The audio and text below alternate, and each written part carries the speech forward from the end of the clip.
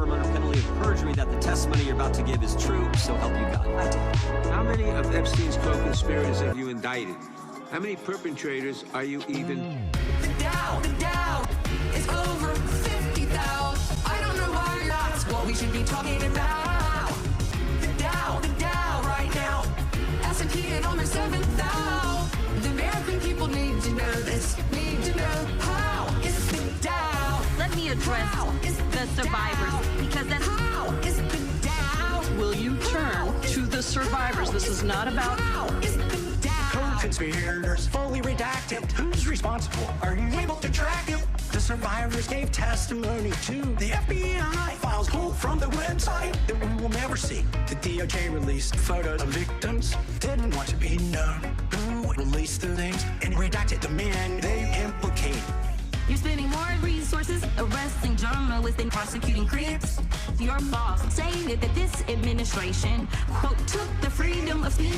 Come on. The Dow right now is over 50,000. I don't know why you're laughing. That's what we should be talking about. The Dow right now. S&P at almost 7,000. The American people need to know this. Need to know how is the Dow. How is the Dow. You're covering up the How is the Dow. the crimes that have taken place. Over 50,000. Secretary Lutnick's ties How to is the Dow? What does the Dow have to do with anything? Are you kidding? That's what they just asked. You sit here and attack, but we have a record smashing NASDAQ. The Dow right now is over 50,000. I don't know why you're laughing. That's what we should be talking about. The Dow right now. S&P at almost 7,000. The American people need to know this. Need to know how is the Dow. How is the Dow. What's going on, everybody? How is the Dow.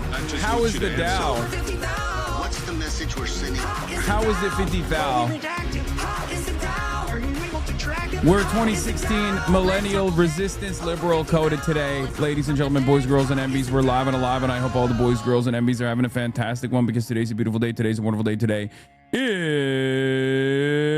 Tuesday. That was Shamoyaho and the Gregory brothers. How is the Dow? Auto-tune the news, wherein Pam Bondi discovers an unsaliable riposte that can know. We're live. We're alive. It is March 10th, Tuesday, March 10th, 2026. Ladies and gentlemen, boys, girls, and MBs, I hope everyone's having a fantastic one. We're coming to you live from Los Angeles, California, stolen land of the Tongva Nation. I hope all the boys, girls, and MBs are having a fantastic one, however. And this is the center of everything that's going on in the world. This is the center of attention of the world. This is where you learn about what's fucking truly happening. We're live. We're alive. Did you lie about the Pedro Sanchez interview? What do you mean? What do you mean lie? Anyway, folks, before I get into the broadcast, obviously this is part of the broadcast where I tell you about my personal news about what's going on in the world of Hassan Hassan Abi Piker, and in between the time period where I press the stop streaming button and press the start streaming button, so help me God. Okay? Someone posted a video of you watching The Night of the Seven Kingdoms. What is this? This is never actually a true statement. But yeah, personal news wise, this is part of the broadcast where I tell you about my personal news about what's going on in the world of Hassan Hassan Abi Piker, in between the time period where I press the stop streaming button and press the start streaming button, so help me God. That's what I'm gonna do. People are talking about Galatasaray winning, and I don't really care necessarily. Yes, I'm wearing a skater hat. Anti-Hero is a skater hat. It's a skater brand, even though I don't skate. But as I was saying, this is where you come to get purposely misunderstood. Yes. Folks, I'm a poser. I'm a nasty poser. You already know I'm a shooby, and I'm a poser. But personal news-wise, edited the broadcast last night. Didn't really do much, except I watched Down to Fuck St. Louis, or St. Paul. Is DTF St. Louis? Sorry, not St. Paul. DTF St. Louis. Okay.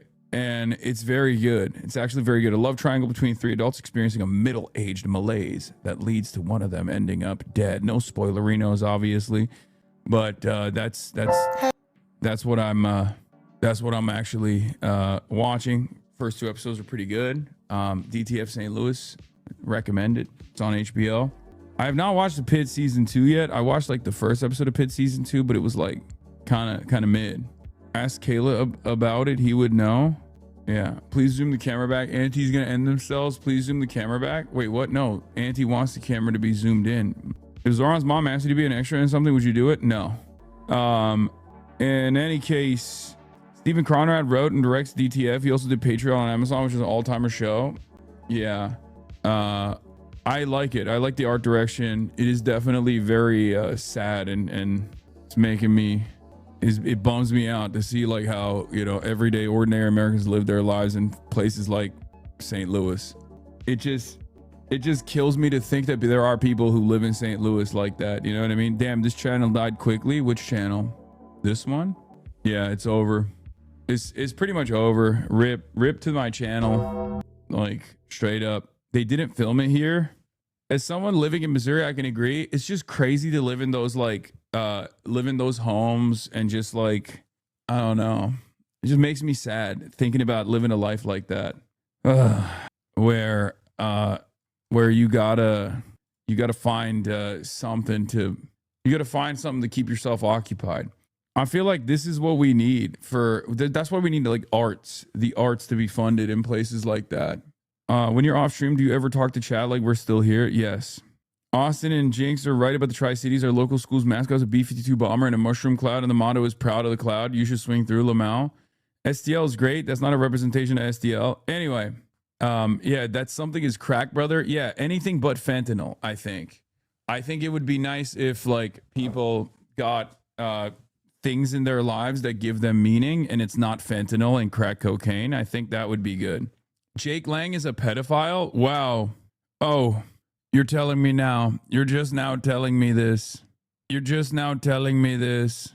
I'm shocked. Shocked, I tell you, that a potential Mossad asset that tailors himself as a white supremacist neo-Nazi who literally hid that he was Jewish initially and then when outed as being Jewish, dropped just doing Islamophobia and started also doing deep anti-Semitism to maintain his cover.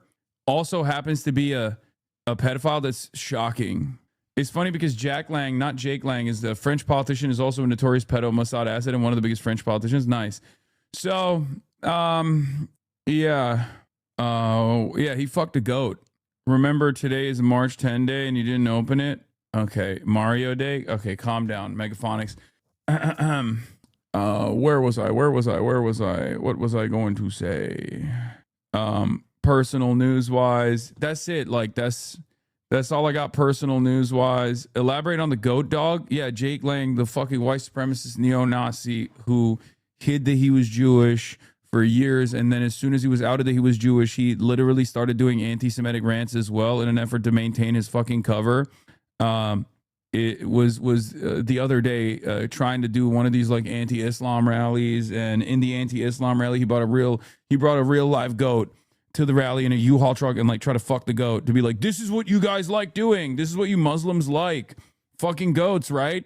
Yeah, it turns out he's also maybe a pedophile, which is like the least shocking turn of events, honestly. What do you say? What do you do? He fucked Messi. Messi is no longer the GOAT. Calm down. Yeah, didn't someone throw a bomb at him? Someone tried to throw, yeah, there's like 2 ISIS assets or something. I don't even know. That shit is so strange, bro. We'll talk about all that today and more. But yeah, personal news-wise, that's pretty much it. You know, that's all that's going on. American century of humiliation is upon us, obviously. You know, M Israel Chai. Hopefully my internet doesn't get cut out. Day 10, Iran, Israel. Day 10, Iran x Amer Israel. Trump declares victory, then says, never mind. Gas crisis, Lebanon getting pummeled, Cuba under threat, anti-Zoran psyops, Burger Reich. Get in now. Wall Street Journal, Iranian hardliners are not interested in a ceasefire. Yeah, I understand why they wouldn't be. Why would they be? They haven't gotten their, they have not gotten their goals across yet. So Iran pulled out the best missiles, apparently. That's such a funny way to talk about that. The best missiles. Iran pulled out their best missiles, apparently. Like we're talking about a fucking we're talking about candy in a candy shop. You know what I mean, bro? They got their like it's like their Pokemon cards. You know what I mean, bro? They got their best. They're like PSA 10s, dude. Yeah, top shelf missile time from Iran. They're lobbing their they're lobbing their PSA 10s, dude. Bayramlıklar. Yeah. Bayramlıkları çıkartmışlar. Oh man. Yeah, White House press briefing as war in the Middle East intensifies. We'll just get started there. Shit is not going too good. Let's be real. That hasn't started yet, so I don't think it's started yet, but we'll get there when it does. Üstüne boncuk koymayı unutmamışlar. Yani nazar saklasın. Nazardan saklasın Allah. Bayramda yoksun, Küba'ya gidiyorsun. Evet. Küba'da yapacağız abi bayram. Yeah, bayramlıklar means like the fancy dress that you wear only during bayram, like a religious holiday. Okay. Which is basically like the American version of your Sunday best, right? Kurbanı unutma. Oğlum biz kurban olacağız bu açıdan. Anyway, no naval escorts yet on Strait of Hormuz. Yeah, we'll get to all of that. Japan Post has suspended all shipping to EU in the Middle East. Yeah, because Japan, brother, if history has taught us anything, okay, you can't have that island experience petroleum an energy crisis, okay? This morning, the Japanese hate not having oil and gas. They hate it. Like more than other countries, as a matter of fact. They sometimes, if they don't have oil and gas, they can't help themselves, they will do stuff, okay? They will do stuff that you don't want to see. So in an effort to avoid, you know, another Pearl Harbor, they have stockpiles upon stockpiles. They have 257 days of oil waiting. They're sitting on top of it, and now they're not gonna trade it any longer. They're gonna keep it for themselves. Last time the Japanese were denied oil, Pearl Harbor happened. Okay? You don't want the Japanese to get mad because they don't have enough oil. We won't be arguing if Taiwan is China anymore. Yeah. Trump said the oil tank should try to go through the strait. Fuck the consequences, including dying. Yeah, it's pretty awesome that the American government has literally decided the best way to get out of this quagmire is by demanding that petrocapitalists just send their people to die. Like, Iran has basically stated that they're going to lob maximum missiles if anyone tries to pass through the Strait of Hormuz. And Donald Trump first said that they would insure up to $20 billion, which the British insurers that have historically been doing this since like the British Empire days said that the number that you would need to insure these petroleum tankers would not be 20 billion, but more like at least 200 billion, right? And not only, oh my God, Reuters exclusive, as many as 150 U.S. troops wounded so far in Iran. 2 war sources tell the matter to Reuters. Bro, I don't understand how like, I don't know what's going on. I never thought that we would see like vindication in a matter of days. I don't understand how we are here now. I told you that they were hiding the real figures. I told you that like the Iranian numbers were far too high. It's not 500, right? But the American numbers are far too low. Okay, judging by the strikes and the possible success of the strikes, I told you. I said the Iranian numbers were at 500. That's way too high. But I told you that the American numbers were way too fucking low. Oh my God. Gulf countries hit army personnel and civilian buildings. I know they did. Oh my God. I fucking told you. Rarely do you ever see vindication take place as fast as possible like this. This is like, it's so strange to me. Now, this means casualties. This means wounded. No, it doesn't mean mentally distraught. It means life-altering TBIs, which is usually the American government's method of sheltering the truth, like sheltering the public from the truth. Life-altering TBIs, you're fucking done, okay? No leg, no arm, or potentially you're fucked up. You're done, okay? You're out. Is it ethical to use your predictions on Polymarket? No, don't do that. And that's just the troops. That doesn't mean the contractors. CIA assets in the region. but it was totally insane that the admin thought they could keep these casualty numbers hidden. TBI means traumatic brain injury, so not just having something amputated. Yes, I know. Just started war with 0 OPSECs.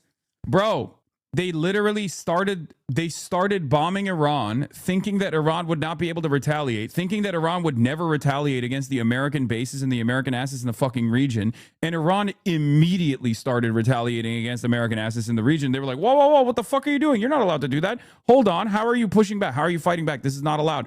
And they were so confident in their force projection capabilities that they literally thought Iran would do the same like strategic restraint that they've demonstrated over and over again. Well, guess what? You shouldn't have fucking killed the Ayatollah. Again, another thing that I mentioned over and over again. The most restrained dude in the Iranian government as far as like wanting to deal with the West was the fucking Ayatollah.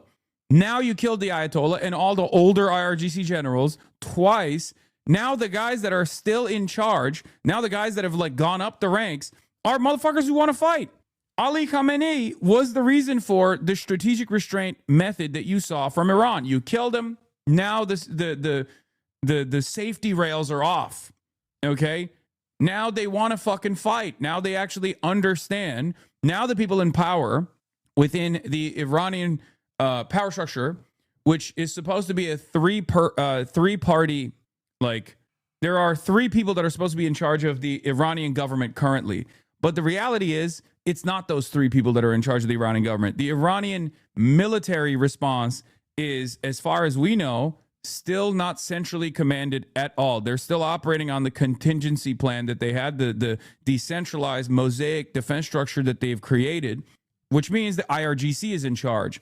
And we don't even know if the IRGC has some kind of centralized control, considering that their strike targets change over time. I suspect that there is some kind of central control, but basically you killed all the old people that were totally fucking invested in dealing with the American government. And now the ones that remain within the IRGC are the hardliners that understandably do not want to deal with the American government because they've seen only death. Why would you ever trust the Americans to negotiate ever again? You did this twice. Here's the thing. The reason why this is happening, the reason why the casualty numbers are so fucking high, and the American government thought that they could hide this, and it was obviously a number that you cannot fucking hide at all. I swear to God, you said this would happen months ago. Yes, of course. The reason why I said that this predictable outcome was going to happen was because when you teach people the lesson that you cannot negotiate with them, that you don't want to do diplomacy at all, that you think you can just do might is right, misinformation, wounded, not casualty.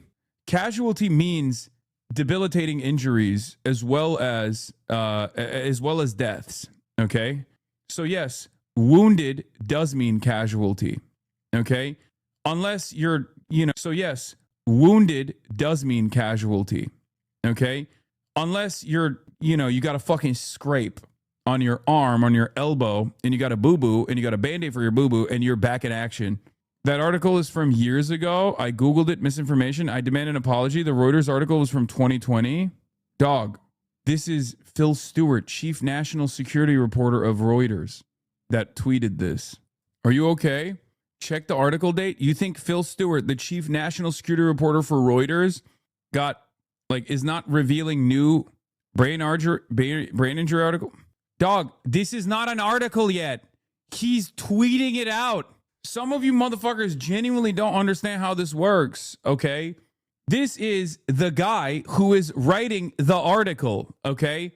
This is the other guy that's writing the article. These are the guys. They haven't posted the article yet. They're basically promoting the article that is about to come out. They're breaking the story. They're breaking the story on Twitter. This is part of the reason why I still stay on Twitter, right? Are you one of the fucking brave reservists that got a traumatic brain injury? What the fuck's wrong with you? I demand an apology, he said. Anyway, calm down, chatter. It's okay. Just think about why you reacted that way, though. What kind of blocks, mental blocks do you have that cause you to react this way to information that actually shocked your conscience so hard that you went, this has to be fake news. I'm going to now dig deeper and try to disprove that it's fucking fake news. Iran Live. Marcus bet that Trump will end war soon despite threats from both sides. U.S. military has not escorted any ships through the Strait of Hormuz, which is another fucking L. Exclusive up to 150 U.S. troops wounded in Iran war, 2 sources tell Reuters. That's another fucking lie. Nothing is going well. Everyone is presenting this as like America's doing incredibly well. The reason why they can't reveal the actual casualty numbers is because they do not want Americans to find out that there's 150 people who have now had life-altering injuries as a direct consequence of going to war for Israel's sake, okay? Because even the dumbest people in this stupid fucking administration understand how insane that looks, okay? That's why.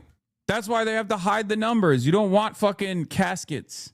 And that's not even counting, I'm telling you right now, that's not even counting contractors, which they can hide the death numbers on. And that's probably not counting CIA assets either. So that number that you're hearing is probably the lowest number of casualties that we have seen so far. The administration had to reveal the deaths initially. I suspect that there are probably a far greater number of wounded in operation, wounded in action, and maybe even a larger number of troops that were killed in action as well. But it's so obvious that they just did not plan for anything because they're so fucking stupid. They literally thought, oh, Iran, we have all the tools. We have the most sophisticated machinery that we can use. We'll destroy Iran. How dare they? No one has ever come after us before. No one has ever destroyed our assets before. No one will even fucking try. I don't trust CBS News' reporting at all. I'm sorry. As far as like mining the Strait of Hormuz. Because I don't even think Iran needs to mine the Strait of Hormuz to stop the Strait of Hormuz from, like, it's not in their best interest to mine the Strait of Hormuz at all. It's in their best interest to keep it open so they can let Chinese ships go through, so they can let potentially Saudi ships go through if they see fit, because they want to reopen it afterwards. So I don't think they're going to mine the Strait of Hormuz. Anyway, let's start here with Trump sending mixed messages about how long the Iran war will last, and then we'll continue from there on. Trump touting successes in the Iran war. We're winning very... Is Caroline live yet? And give remarks. Oh, nice. Okay, let's hear how wonderful we're doing right now, straight from the mouth. First Lady will host a Women's History Month event in the East Room. And on Friday, the president will sign several executive orders, and we will provide more details on those later this week. As President Trump shared with the American people last night, the United States military is making tremendous strides towards achieving our military objectives for Operation Epic Fury. 10 days in, this campaign has been a resounding success thus far, and America's warriors are winning this important fight at an even faster pace than we anticipated. More than 5,000 enemy targets have been struck so far. Iran's ballistic missile attacks are down more than 90%, and their drone attacks are down by approximately 85% since the start of Operation Epic Fury. The United States is also annihilating the Iranian regime's navy, and we have destroyed more than 50 Iranian naval vessels, including a major drone carrier ship. None of the regime's vessels are operating in major regional waterways, and the Iranian navy has been assessed as combat ineffective. The trend is clear. U.S. combat capabilities are increasing and growing more lethal and dominant by the day, while the Iranian terrorist regime's ability to respond has rapidly declined. Now, the U.S. military is moving to dismantle Iran's missile production infrastructure. Our incredible B-2 bombers recently dropped dozens of 2,000-pound penetrator bombs on deeply buried missile sites.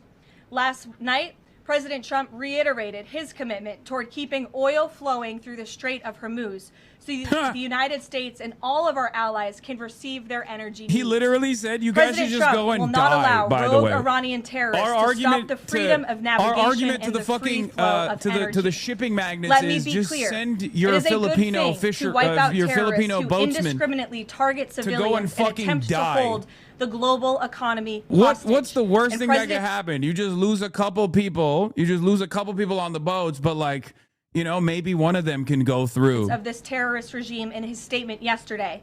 If they do anything to stop the flow of oil or goods within the Strait of Hormuz, they will be hit by the world's most powerful military 20 times harder than they have been hit thus far. Moving forward, the stated objectives for Operation Epic Fury remain the same. Destroy the terrorist regime's ballistic missiles, raise their Iranian missile industry to the ground, ensure their terrorist proxies can no longer destabilize the region, and ensure that Iran never obtains a nuclear weapon. President Trump remains confident these goals will be accomplished in swift fashion. As for the oil, President Trump fully expected the rogue Iranian regime to try and disrupt the global markets. That's why President Trump and his energy team have been planning for How this much of what they're long saying is before true about the Iranians' capabilities is mostly a lie. Thus far, the Trump administration has offered political risk insurance to tankers operating in the Gulf. The Treasury temporarily waived certain oil-related sanctions, and the Commander-in-Chief has offered the U.S. Navy to escort tankers when necessary. The President and his energy team are closely watching the markets, speaking with industry leaders, and the U.S. military is drawing up additional options following the President's directive to continue keeping the Strait of Hormuz open. I will not broadcast what those options look like, but just know the President is not afraid to use them. Rest assured to the American people, the recent increase in oil and gas prices is temporary, and this operation will result in lower gas prices in the long term. Once the national security objectives of Operation Epic Fury are fully achieved, Americans will see oil and gas prices drop rapidly, potentially even lower than they were prior to the start of the operation. And we will live in a world where Iran can no longer threaten the United States or our allies with a nuclear bomb. On another matter here at home, President Trump is urging Congress to pass the Save America Act, one of the most critical pieces of legislation in our nation's history. The Save America Act is overwhelmingly popular with all Americans because each provision is rooted in common sense. The Save America Act has 5 simple requirements as requested by the President of the United States. Number 1, voters have to show ID to cast a ballot in an American election. Very simple. 90% of Americans, including more than 80% of Democrat voters, agree with this. Number 2, the Save America Act will require all voters to show proof of citizenship in order to register to vote in American elections. Again, this is popular and rooted in common sense. Only American citizens have the right to vote in American elections. But after Joe Biden and the Democrats allowed tens of millions of illegal aliens into our country, it's more important than ever to ensure that only American citizens are registering to vote on our nation's voter rolls, and Congress needs to pass this. Number 3, the Save America Act abolishes the incredibly unsecure practice of universal mail-in ballots, which throw the door wide open for fraud. Importantly, the Save America Act maintains exceptions for Americans to use mail-in ballots like for illness, disability, military, or travel reasons. The bipartisan 2005 report of the Commission on Federal Election Reform, chaired by, of all people, former President Jimmy Carter and former Secretary of State James Baker, concluded that, quote, absentee ballots remain the largest source of potential voter fraud, and it is time for Congress to finally address this. Number 4, the Save America Act permanently bans men from competing in women's sports. President Trump signed a landmark executive order upholding the promise of Title IX and ending this dangerous and unfair practice, but now it's time for Congress to codify this into law. Number 5, the Save America Act bans transgender mutilation surgery for children. Again, President Trump signed a common sense executive order to do this and kept his promise to the American people, but now Congress needs to do the same and codify it. It's well past time for Democrats in Congress to stop perpetuating the radical and false claim that you can somehow change a child's sex. You cannot. Passing the Save America Act is the most important thing that Republicans and, frankly, Democrats can do to strengthen election integrity and protect our democracy. It's what the American people elected Republicans to do, and they must deliver on it as soon as possible. The President is calling on Congress to get the job done and send this historic piece of legislation to his desk immediately for signature. So with that today, I will take your questions. Benny, thank you for being here, and why don't you start us off? Thank you, Caroline. So my first question is actually about the Save America Act. So one of the biggest things that the Democrats are saying, the claims that they're making, is that the Save America Act, it would prevent married women from voting in elections. Or kind of surprised that they're even bothering to concede, acknowledge that gas prices are going to go up at the pump. You think they just insist it's not happening and point to some random podunk gas station still offering $10 a gas as evidence? Because again, you can't really, when people's pockets are getting hurt, you can't like out compete that with propaganda. That's it. Like, and the last line of defense for Donald Trump always was the gas pump. He could always just like point the gas buddy and just be like, well, inflation is one thing, but the gas prices are so good.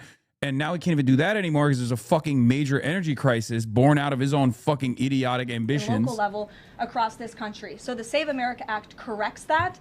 And as far as married women who have changed their name, if they're already registered to vote, they're entirely unaffected by the Save Act. And for the small fraction of individuals who have changed their name or their address, they can still register to vote. Of course, they just have to go through their state processes to update that documentation. And this is something that the American people, married women, and minorities, and chat. people all across this I'm not country gonna rewind. who Democrats Calm are down. insultingly saying cannot do this, they're already doing it every day, going to the Social Security office, going to the DMV. It's so strange. And You're think like, it's I want to frankly hear what she's insulting lying that the about. Democrats are saying that there's certain groups of people in this country who aren't smart enough Yeah, to update Thad's their moved away from documentation South Korea. to allow them to vote. Again, this is a huge myth, and thank you for giving me the opportunity to address it.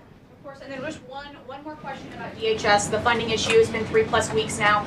I was at the airport this morning in St. Louis, Missouri, and it was early in the morning, and one of the TSA agents, I saw her, she was kind of tearing up, she was crying, and I asked her, I was like, what's wrong? And she was like, I can't make my phone payment, I can barely make my car payment that's coming up. I think a lot in the Beltway, there's so much noise between Democrats, Republicans. It's the Democrats' fault, it's the Republicans' fault. But what is the White House's message to the American people that are struggling because they're not getting that paycheck? It's take away the politics. What do you have to say to those people? President Trump wants the Department of Homeland Security. He wants TSA, he wants FEMA, he wants the brave men and women of our United States Coast Guard to receive their paychecks, and he wants this department to be fully funded and fully reopened. And so to any American out there who is struggling without a paycheck, we know there's more than 100,000 of you across the country. To any American out there who is showing up to an airport and facing incredibly long wait times and lines, call your Democrat member of Congress and tell them to fund the Department of Homeland Security. That's what President Trump wants to do, and it's completely ridiculous that the American people are suffering as a result of these partisan games that are being played by Democrats on Capitol Hill. Thank you. Steve. You said the operation was going faster than anticipated. What is your current timeline for how long the war will last? So look, as you know, Steve, the president and the U.S. military's initial timeline was about 4 to 6 weeks to achieve the full objectives of Operation Epic Fury. Again, to destroy their missiles and their ability Operation to make them, destroy Epstein's their Navy, Fury. permanently deny them nuclear weapons forever, and to, of course, weaken their evil terrorist proxies in the region. We know that the U.S. military and our brave warfighters are quickly and expeditiously executing these objectives well ahead of schedule, but ultimately the operations will end when the commander-in-chief determines the military objectives have been met, fully realized, and that Iran is in a position of complete and unconditional surrender, whether they say it or not. Does the president still want Iran's unconditional surrender? Well, when President Trump says that Iran is in a place of unconditional surrender, he's not claiming the Iranian regime is going to come out and say that themselves. What the president means is that Iran's threats will no longer be backed by a ballistic missile arsenal that protects them from building a nuclear bomb in their country. I could make an empty threat, but if I have no actions to back it up, then this is literally, oh shit, Iran got hands. Like, that's the best way to describe the situation. They're like, oh wait, that's illegal. You can't fight back. What the fuck are you doing? And then, oh shit, Iran got fucking hands. We need an exit ramp. It's all cope. It's maximum cope. Explain why the energy secretary posted and then appeared to have deleted a It is post on X so, saying that the U.S. Navy is like, I talked to people in the region. Some of some Yes, of which I was made are aware of this post. genuinely I haven't shocked had a chance to talk to the at energy how secretary hard about Iran it has directly. fucking hit back. However, I know the post Some was are taken still down pretty quickly, and I can delulu, especially the confirm ones that the in US fucking Navy has not Turkey. escorted a tanker or a vessel at this time, though of course that's an option the president has said he will absolutely utilize if and when necessary at the appropriate time. Turks are so. Turks really are İngilizce. I swear. You know what? I guess. Servants Will of there be the any British, consequences for this? I know you as still they have say to in consult, but just Turkey. generally speaking. Again, I would defer you to the Department of Energy to answer that question. Quickly, Sure. in terms of oil sanctions, the president said that there would be some sanctions. What that would be lifted? Would those be on Venezuela, Russia? Could you give some specifics there, and then timing for that as well? Sure. I know it's something that the Treasury Department and the President's energy team continue to discuss, and they will ultimately consult with the President before decisions are made. I don't have any announcements. This is Iraq on new 2.0 sanctions shit or the excuse lifting for of new invasion, but this sanctions time for you Iraq today. actually fights back. No, Alex. Iraq and Iran are not Reuters has comparable at reported all. that about 150 in any way, US, shape, or form, service dude. members have been injured so far. Can you confirm that number and elaborate on that? I can't confirm the exact number. I know it's within that ballpark, but I would defer you to the Pentagon for a specific number of wounded or injured. Epstein class is now Iranian propaganda. Secondly, Oh. if I can, I wanted to ask about. Bro, these guys don't understand. When the Iranian government hears what they're saying, they're very good at diplomacy. They're very good at doing politics, okay? They're very tuned into American politics. When they repeat Epstein class because we're saying it over here, they're doing that because they want to lean into the anger and resentment that Americans experience towards their elite, right? If you turn around and say, oh, anyone that says Epstein class is doing Iranian propaganda, you're not going to win the public, dumbass. It's not going to cause people to be like, oh, I shouldn't say Epstein class. It's going to have the exact opposite. It's going to make Iran more sympathetic. But these guys are so fucking Israel brained, they can't understand it. It's the same principle behind those who have, for years and years, kept saying, oh, if you criticize Israel, you're an anti-Semite. What ended up happening after 3 years? People started self-identifying as anti-Semites. They did not actually turn around and go, oh my God, I should stop saying things about Israel because, that could be considered an anti-Semite. They just went, nah, I'm a fucking anti-Semite then. This is literally the exact opposite of the intended effect. About this repeatedly. Wisely, he does not rule options out as commander-in-chief. So again, I would hesitate to confirm anything that a Democrat on Capitol Hill says right now about the president's thinking. Garrett. John, you outlined to Steve the military components of what would be involved in ending this war, but it seems like there's a political component too. The president said to Fox earlier today that he doesn't believe the new Ayatollah can live in peace. He made a variety of comments suggesting that he should be involved in picking the new Iranian leader. Is the ending of this war also contingent on Iran selecting a leader that the president finds acceptable? And if so, how is that not the definition of a regime change war?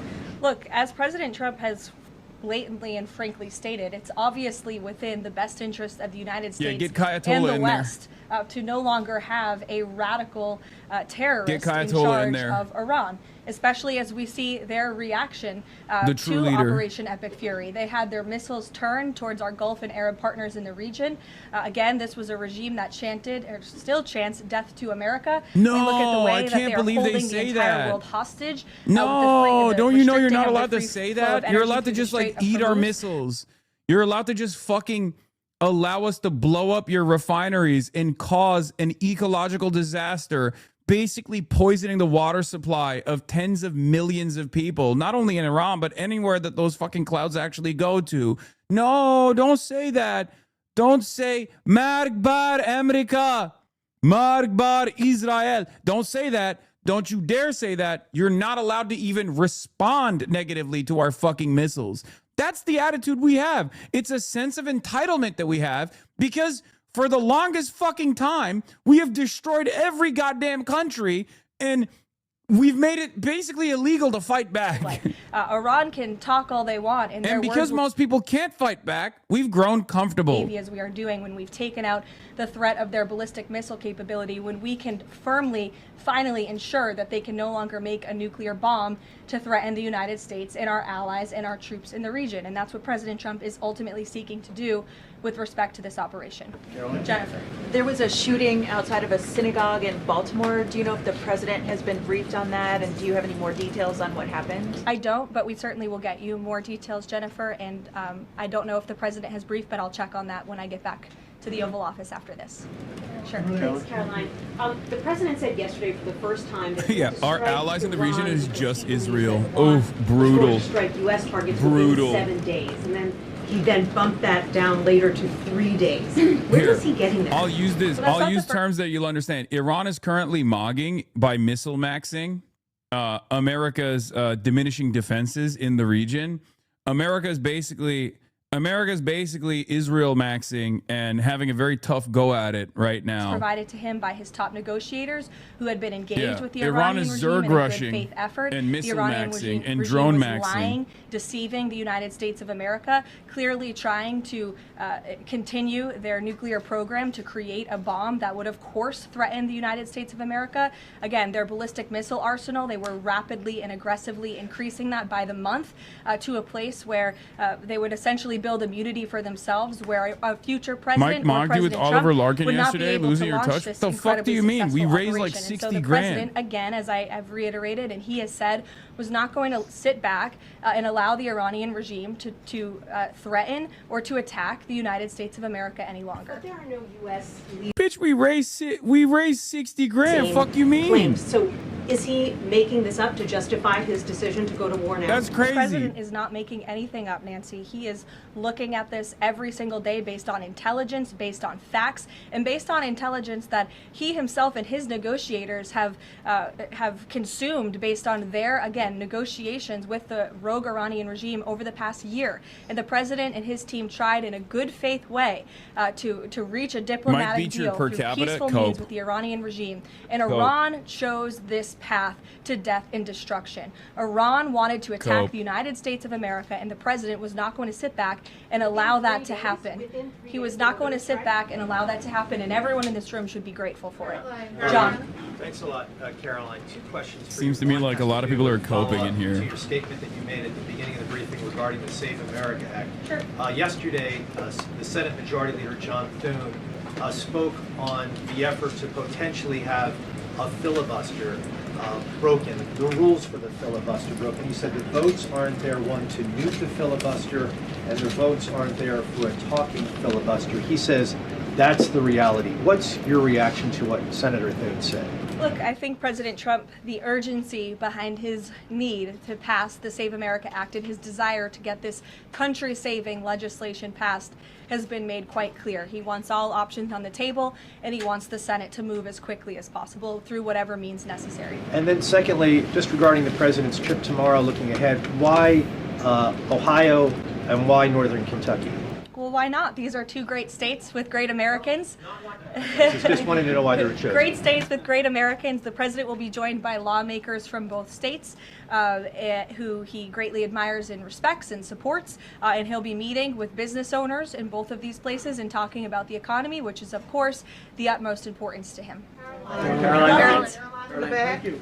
Get this croutonless salad off the screen. We have to hear her. India to get oil, Russian oils during this energy crisis. Yes. Have you spoken to President about it? What's the idea behind this? Have I spoken to the president about it? Yeah. Yes, I have spoken to the president about it. And the president and the Secretary of Treasury and the whole national security team came to this decision because our allies in India, as you know, Lalit, have been good actors and have previously stopped buying sanctioned Russian oil. So as we work to appease this temporary gap of oil supply around the world because of the Iranians, we have temporarily permitted them to accept that Russian oil. And this Russian oil Kind of feels like American imperialism is on the retreat everywhere around the world when you really think about it, right? I mean, this literally, if you look at the proxy that we're waging in Ukraine against Russia, regardless of Russia's unjustifiable invasion, these are two warring factions here. It's a spectacular L for America. It's an even bigger L for Europe, but it kind of feels like everywhere around the world, we are in retreat. Something that has never happened before. Something that has not really happened in American history, especially since the dissolution of the USSR. That's just the reality. A new world is currently being written from the ashes of the old world. This is literally happening in real time. Why are you smiling about that? Wait, what do you mean? Why am I smiling about that? I think by force or by diplomacy, clawing back power from the United States of America and allowing other countries in the periphery to have dignity and sovereignty is objectively a good thing. Okay? Because I'm not someone who has believed in the American propaganda that America must remain the world police. American empire has been devastating for countries. Devastating for countries. I mean, you look at what we're doing. Look at what we did in fucking Gaza. Look at what we're doing in Iran right now. So yes, it absolutely is a good thing. And I will tell you from a selfish perspective, right? From a selfish Amerifat perspective, okay? If you personally think that like the American empire has actually yielded benefits for you, you're also objectively wrong about that. A lot of people were terrified of the USSR's influence, okay, especially in Europe, not realizing that the USSR's existence allowed Europe to thrive as a social democracy for the longest fucking time. Look what has taken place in Europe since the dissolution of the USSR to understand that in the absence of a threat of a positive alternative, a threat of an alternative, right? European capital basically took over and started dominating and turned Europe into America, turned Europe into little America. But of course, because Europe doesn't have the military might of America, they turned Europe into a permanent vassal, way worse than where it was. Periphery isn't getting freedom. They're getting turned into suicide bomber. This is literally objectively untrue in the long term, okay? Because right now they're getting dominated regardless. When America is the world police, they get dominated regardless. Now they can have sovereignty, okay? In the multipolarity, in the multipolar world, like I say, I always stress the importance of this, by diplomacy or by force. I don't want there to be multipolarity through force. I want multipolarity through diplomacy. I want America to chart a very different path forward with the way that we have dealt with these countries in the periphery. Okay? I don't want American imperialism. Yes, but in the short term, that looks like a fucked up plan. Look at China. Whose fault is that? You think it's Iran's fault that they're fighting back and defending themselves? Or do you think it's America and Israel's fault? Who do you think is at fault for what's going on right now? Who do you think is at fault for what's going on in Japan? Okay? Do you think that's America and Israel's fault that they are literally creating this generational energy crisis because they wanted to go in and bomb Iran? Or do you think it was Iran's fault for fighting back and defending themselves to the best of their ability? Because if you personally think, oh, well, they were supposed to not close the Strait of Hormuz, they were just supposed to just eat lead and shut the fuck up and die, you're fucking delusional. Okay? You're delusional. Of course they're going to do that. And they have more tools in the fucking tool belt that they haven't even deployed. They didn't blow up the oil refineries in the region, even after Israel blew up their oil refineries, their oil depots, causing major ecological disaster. That's the whole point. The reason why there is this kind of like global catastrophe is because someone at least had the interest in fighting back for once. Someone with limited capabilities, but as the interest in fighting back. That's the only reason. That's it.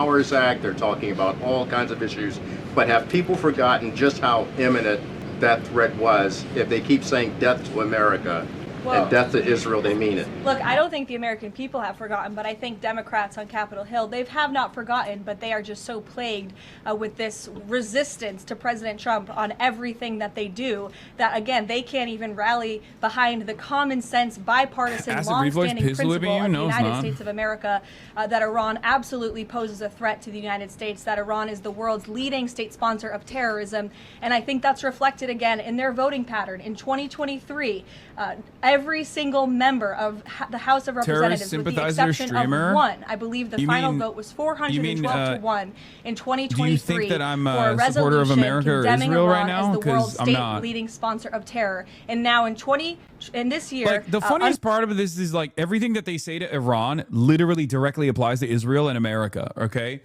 like, oh, we don't want a nuclear, a madman with nukes that is a theocracy that keeps sending armed militants into Syria, into Lebanon, into Palestine. We don't want that, right? And at first glance, you think, oh, wait, are they talking about Iran? But the reality is that applies better to fucking Israel, because Israel is the psychopathic theocracy with nukes that is actually destabilizing the fucking region. Iran is just a regional power that is trying to fight back against that. ground to thwart potential threats to the homeland. This is something the administration obviously takes very seriously.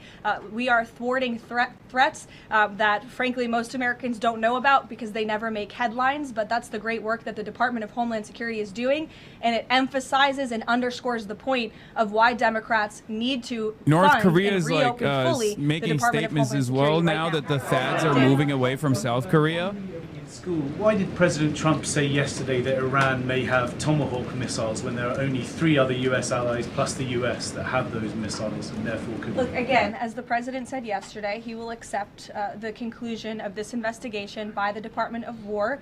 I know there's been a lot of speculation in the media about who may be responsible for this. We're not going to get ahead of the Department of War and the conclusion of that investigation. The president has a right to share his opinions with the American public. I wouldn't readily believe what CBS is saying about the mining of the Strait of Hormuz, okay? CBS is the only outlet that I've seen so far that has reported that Iran is mining the Strait of Hormuz. Wait for Dropside or one of these other outlets that actually does talk directly to the Iranian leadership to hear from them. Unless there's like OSINT, unless there's like satellite imagery or something, like there's like actual reports on the mining of the Strait of Hormuz, I am not going to rely exclusively on CBS. It could be true. Once again, I'm going to repeat it. It could be true, but I need to see it from someone other than CBS because CBS News is unreliable. CBS News is Israel news. Okay. Ever since the Barry Weiss, Larry Ellison takeover, CBS is doing the bidding of Israel. They're not going to give you the best news, the most reliable news on this. You might as well hear that from fucking Barack 8200 Ravid, you know? Sorry. Barry Weiss is not exactly the paragon of truth. Exactly. It's ridiculous. U.S. intelligence assets have begun to see indications that Iran is taking steps to deploy mines in the Strait of Hormuz, shipping land. Iran is using smaller crafts that can carry 2 to 3 mines each. While Iran mine stock isn't publicly known, estimates over the years have ranged from 2,000 to 6,000 naval mines in the Iranian, Chinese, Russian-made variants, Jim Laporta reports. Now, that could be the case. That could actually be the case, but it's CBS, so I need to hear more. I need like additional evidence. Department that just went out moments ago. Nearly 63.5 million tax returns have been processed thus far. 45% of the anticipated total number of tax returns by April 15th. So don't forget to file your taxes, people. And the average. But I heard they have no Navy. Yeah, isn't that strange? That America was like, we destroyed their older naval assets already. You mentioned Ravid and he hath appeared on the timeline. Damn, crazy. He keeps getting these scoops that subtly distance the White House from these unpopular wars that help Israel's interests. Yeah. I simply can't take another 700 Barack Ravid fake U.S.-Israel tension stories. We did this for 15 months with Biden. Ravid published 30 plus of these and no policy ever changed. They're curated by White House officials / Ravid to create artificial distance between the president and unpopular wars. Yeah, Barack Ravid is like literally a bridge between the Israeli government and the American government, okay? Every time he comes out and is like, Biden is really mad at Benjamin Netanyahu, I'm like, come on, dude, shut the fuck up. Who believes this? Who believes this? I hope nobody believes this shit. Damn, crazy he keeps getting these scoops that subtly distance the White House from these unpopular wars that helps Israel's interests. Barack 8200 Ravid was also the first to market on the Kurd stuff, too. Oh, the Kurds are going to rise up. The Kurds are going to rise up. I wonder where he got that scoop from. Okay? It's bullshit. It's fucking bullshit. Anyway, things are going really well because guess what?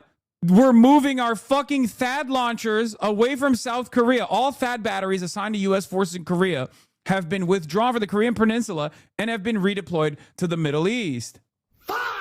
Now, having said that, and I talked about this the other day. I said that they were probably going to start deploying their THAAD missile, anti-missile defense systems away from places that they have them. Okay. Yes. All of them. All of them. The U.S. Department of Defense has begun relocating air defense systems, including the MIM-104 Patriot surface-to-air missile and terminal high-altitude area defense THAAD batteries with the U.S. Army from Osan Air Base and other sites in South Korea and Middle East. Now, they're doing that because they've depleted their fucking THAAD batteries. They've depleted them. Iran has successfully depleted their shit, and we don't have anything else. Now, why is that significant? Well, the South Korean leadership literally has no say in this. It's not. Remember the withdrawal that the American military had from the Gulf region America is not just showing that they're a paper tiger here against Iran, but they're basically telling other countries that we have given security guarantees to, you're on your fucking own. Do you understand? It's just Israel, Am Israel High, and nothing else. In an effort to defend Israel, we are withdrawing our defenses from all of these other fucking security cooperative agreements that we potentially had with places like South Korea. These are long-standing security arrangements that we have, right? For years and years, we have talked about how scary North Korea is. Yeah, South Korean President Lee Jae-myung said he cannot stop the U.S. from redeploying some weapons based in his country to the U.S.-Israel war on Iran. As reports emerge, U.S. Patriot missile systems are being sent to the Middle East. He just straight up fucking came out and was like, I can't stop them. He also, amidst this back and forth, because I suspect that they literally told him ahead of time, if you recall last week, he reached out to North Korea ahead of time.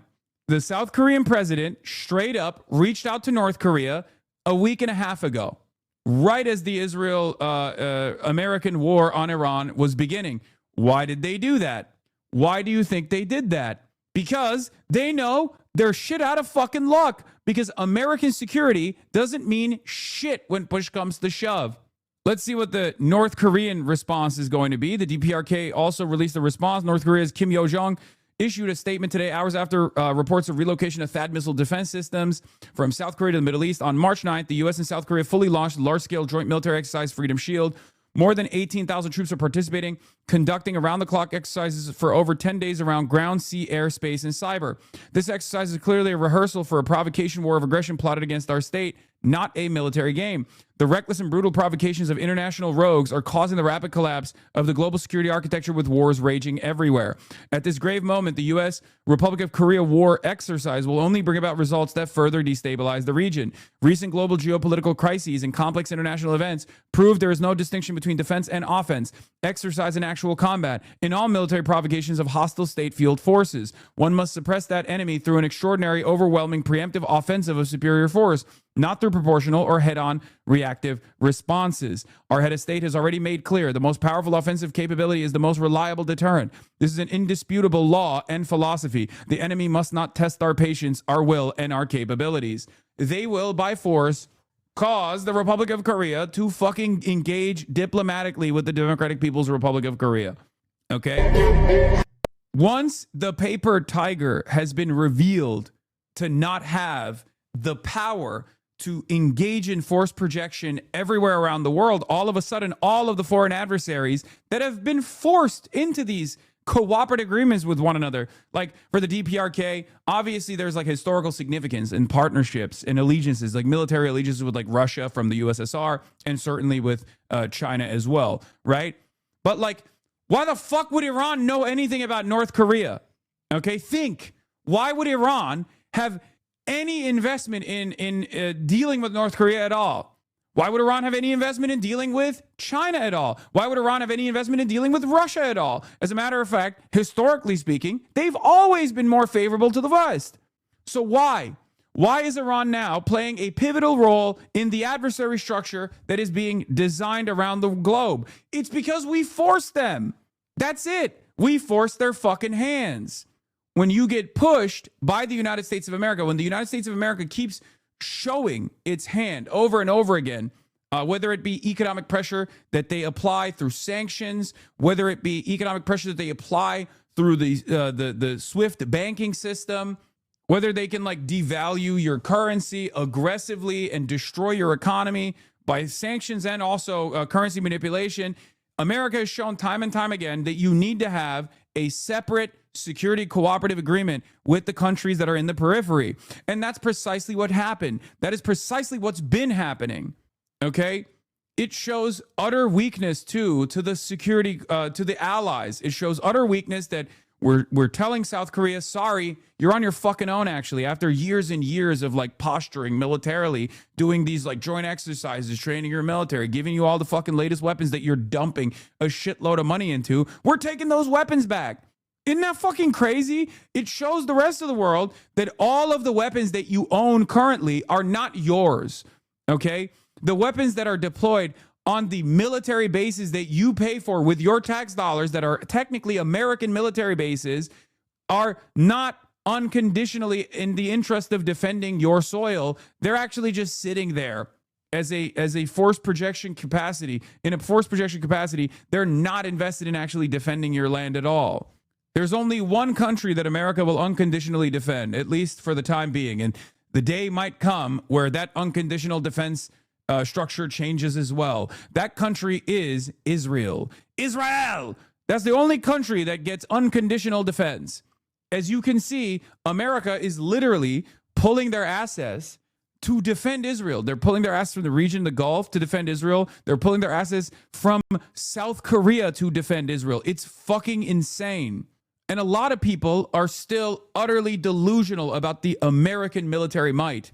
They're delusional about America's capabilities, and therefore they are not seeing the writing on the wall. Our enemies, on the other hand, our foreign adversaries, on the other hand, are totally tuned into what's going on.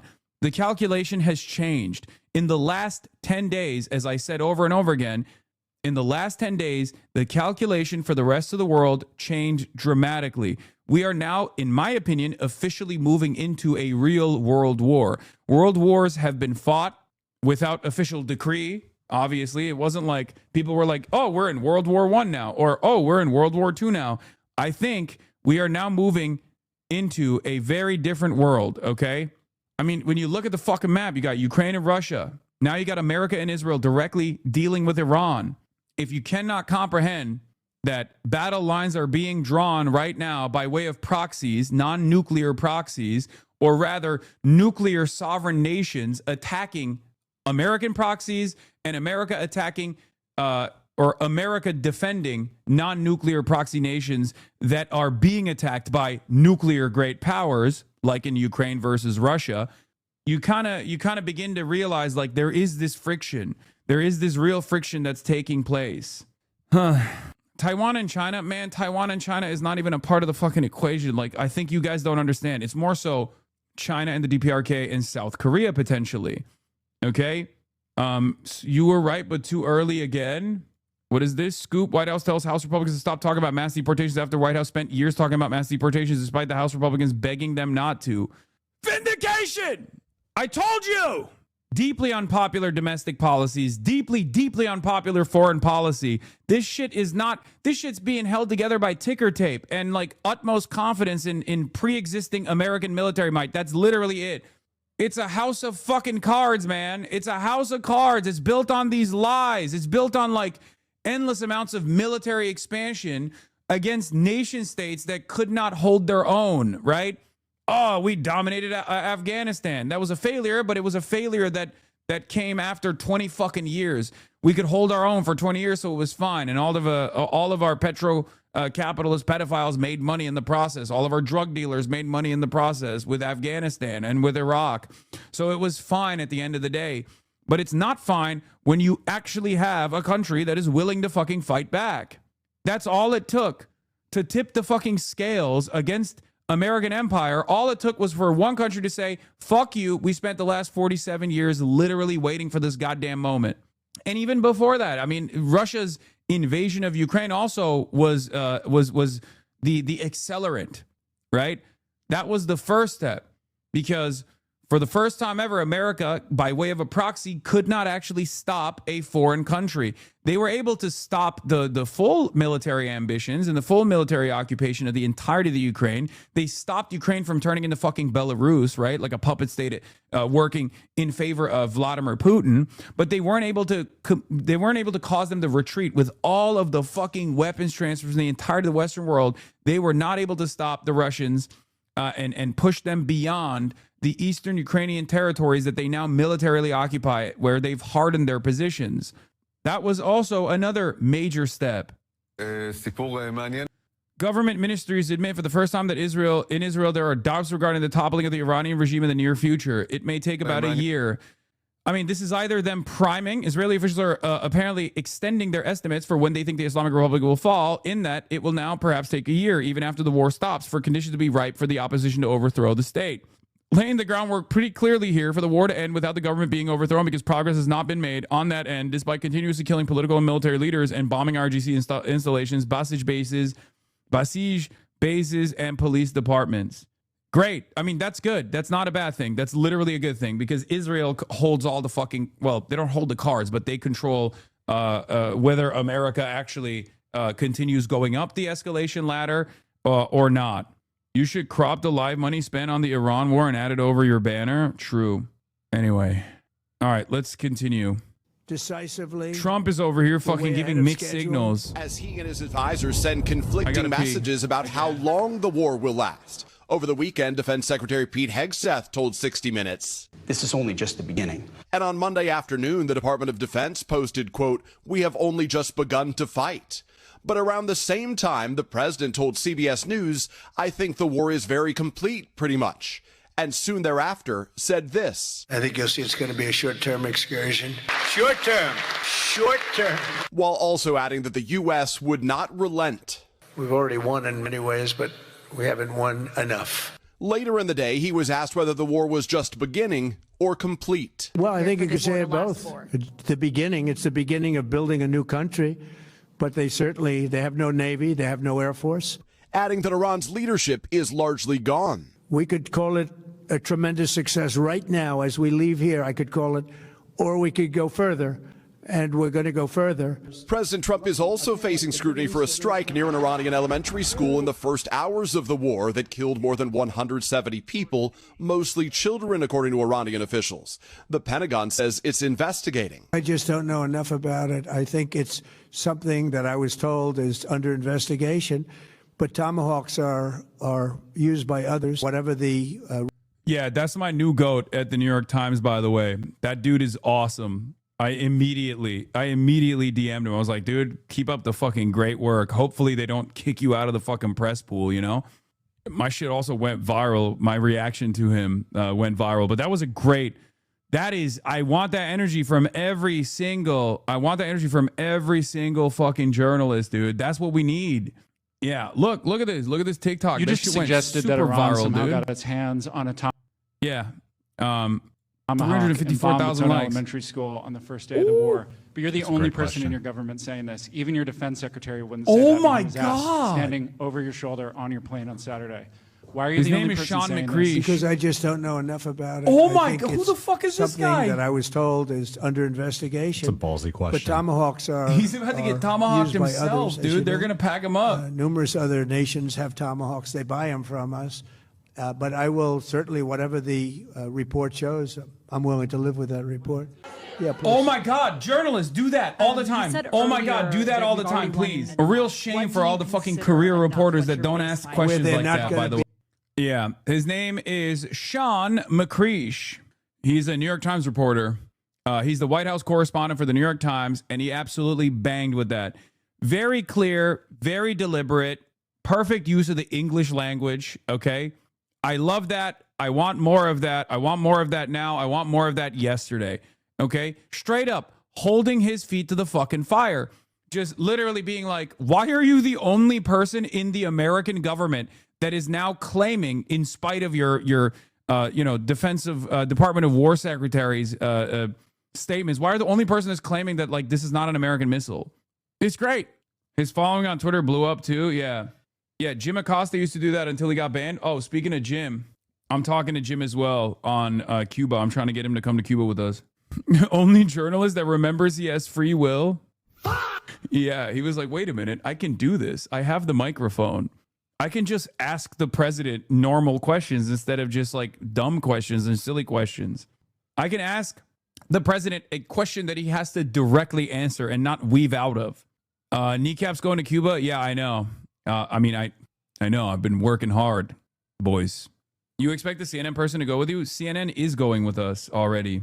Yeah, we have Boy's going. I Did a Thing is going. We have a major, dude. More people will be revealed in the upcoming days. I've been working on this no, it's not Donnie, unfortunately. I forgot to literally invite Donnie. It was such a mistake on my part. It's another CNN reporter that'll be on board. But I've been working for the last 2 months on like organizing this major flotilla trip. Like, shouts out to Progressive International. They've been doing all the logistics, obviously, but I've been trying to get as many people as possible to come. So are you bringing aid? What are y'all doing there? Yes, we're bringing medical aid. Not only are we bringing medical aid and, you know, solar panels, because like the Answer Coalition and like the PSL Front orgs are bringing a lot of solar panels and stuff like that. But then on top of that, like the goal there is to just like show Americans like what the, you know, regular experiences for regular Cuban folks actually look like on the island, because there's obviously somewhat of a communication blackout from American media as far as like their everyday existence of Cubans. You can just go to Cuba. Like, even right now, you could just go to fucking Cuba. Okay. And people don't even know that. Invite I show speed. Genuinely, I asked. He did not respond. It would have been great. No, he going on vacation as a gentrifying colonizer. Yes, that's what I'm doing. Yeah. Exactly. How does End Wokeness find himself defending Mamdani against CNN, who downplayed the bomb throwers? End Wokeness is a woke defender now. Bring medical aid as Dr. Jihad. Oh my God, this shit is so funny. This guy's one of my favorite. This guy, unironically, I think is the best in Israeli comedy. Rabbi Avraham Baruch. He does this thing where he's like, Goy! He has like a ranking system where it's like, you know, Jew or Goy, right? And I guess he has another ranking system where Arab is like, here, let's just watch.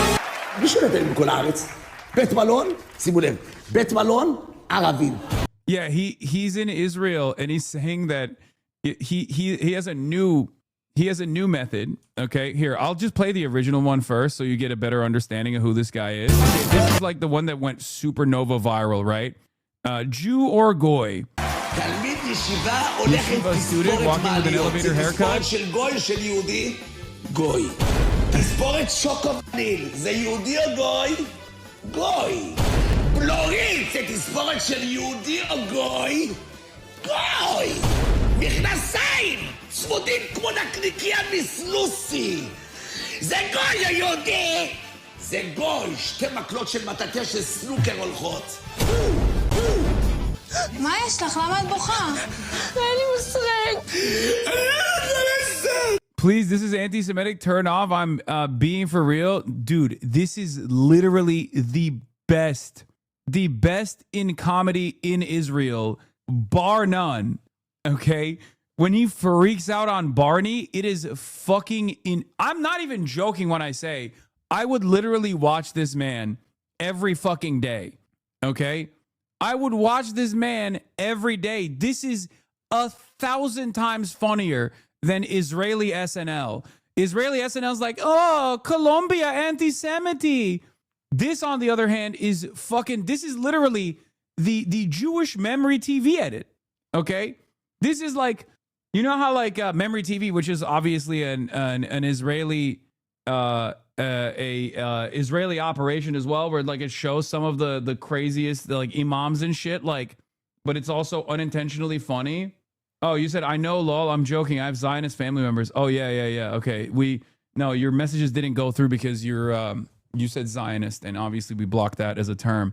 Is he ironic or unironic? No, he's unironic. That's what makes it funny. מה יש לך? גרביונים? גרביונים? שמעתי פעם כוכבים, חשבתי רק בשמיים. הם ירדו לגרביונים.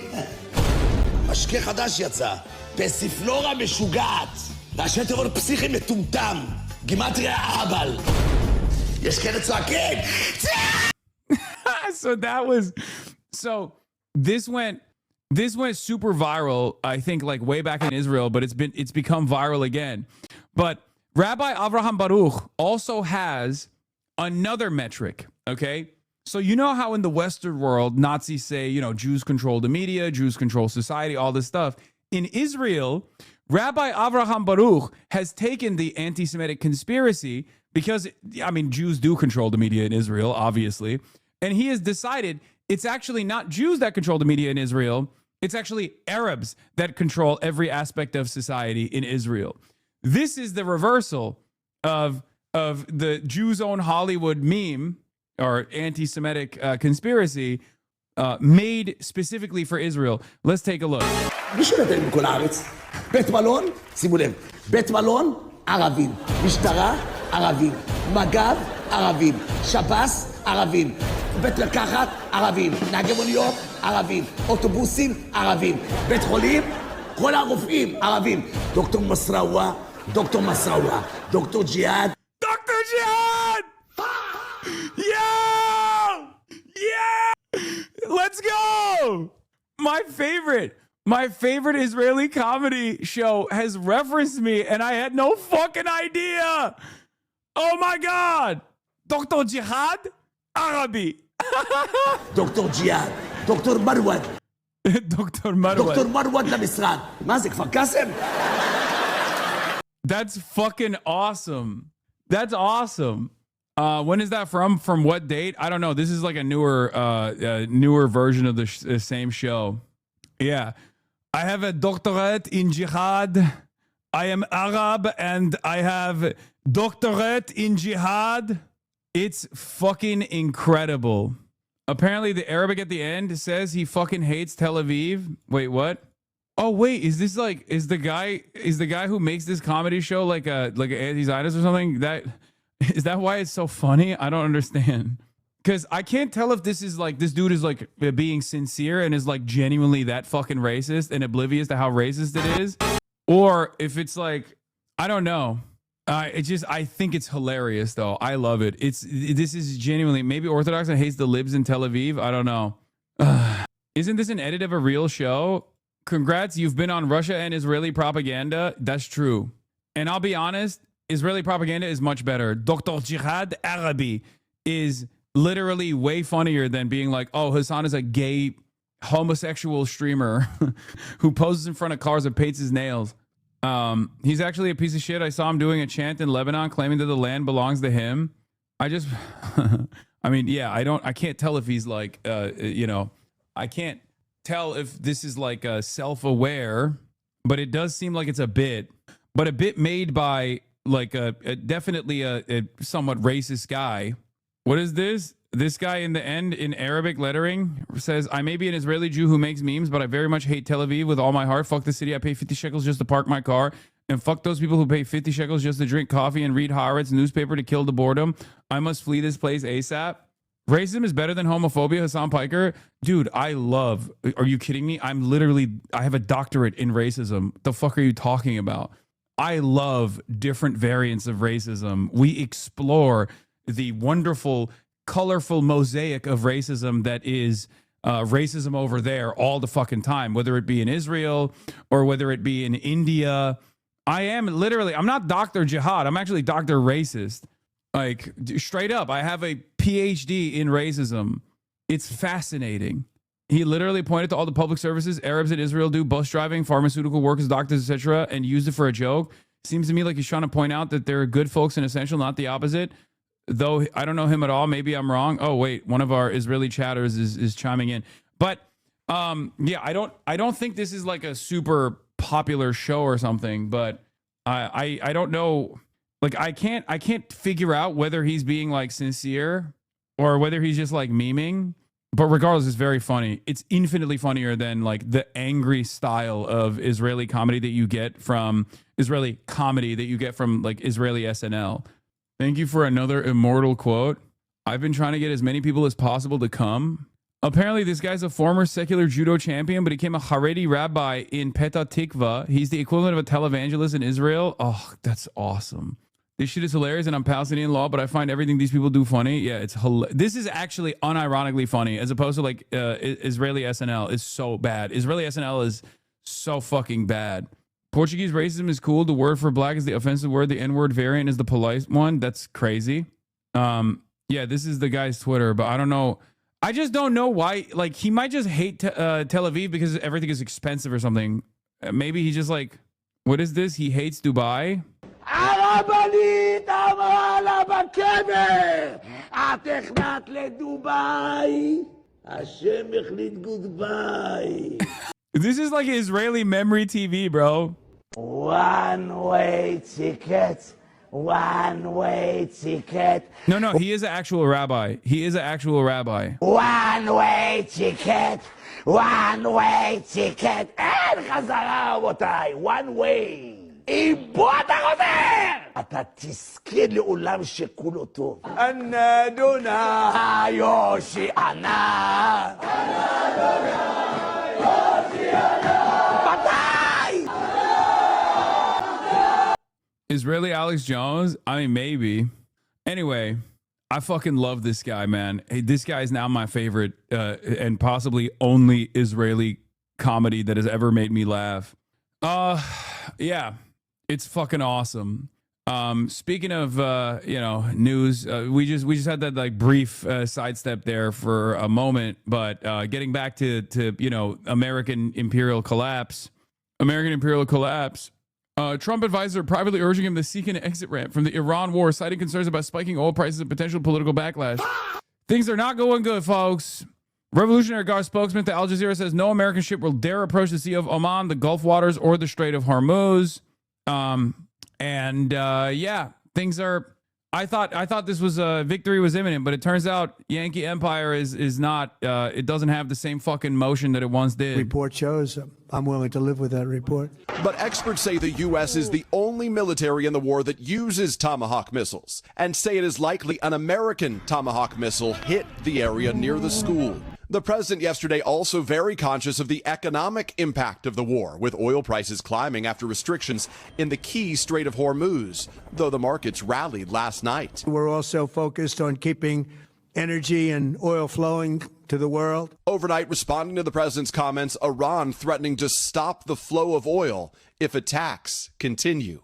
The president later posting that if Iran's leaders did so, quote, death, fire, and fury will rain upon them. And amid reports that Russia is providing intelligence to help Iran target U.S. forces in the region, President Trump said Monday that he had a good call with Russian President Vladimir Putin, urging Putin to help end the war in Ukraine. And in the fighting in the Middle East, the president said Putin wants to be, in his words, quote, very constructive. Craig. Peter Alexander from the White House. Peter, thank you. Hey, thanks for watching. And don't forget, you can catch the Today Show every morning on NBC or take Today.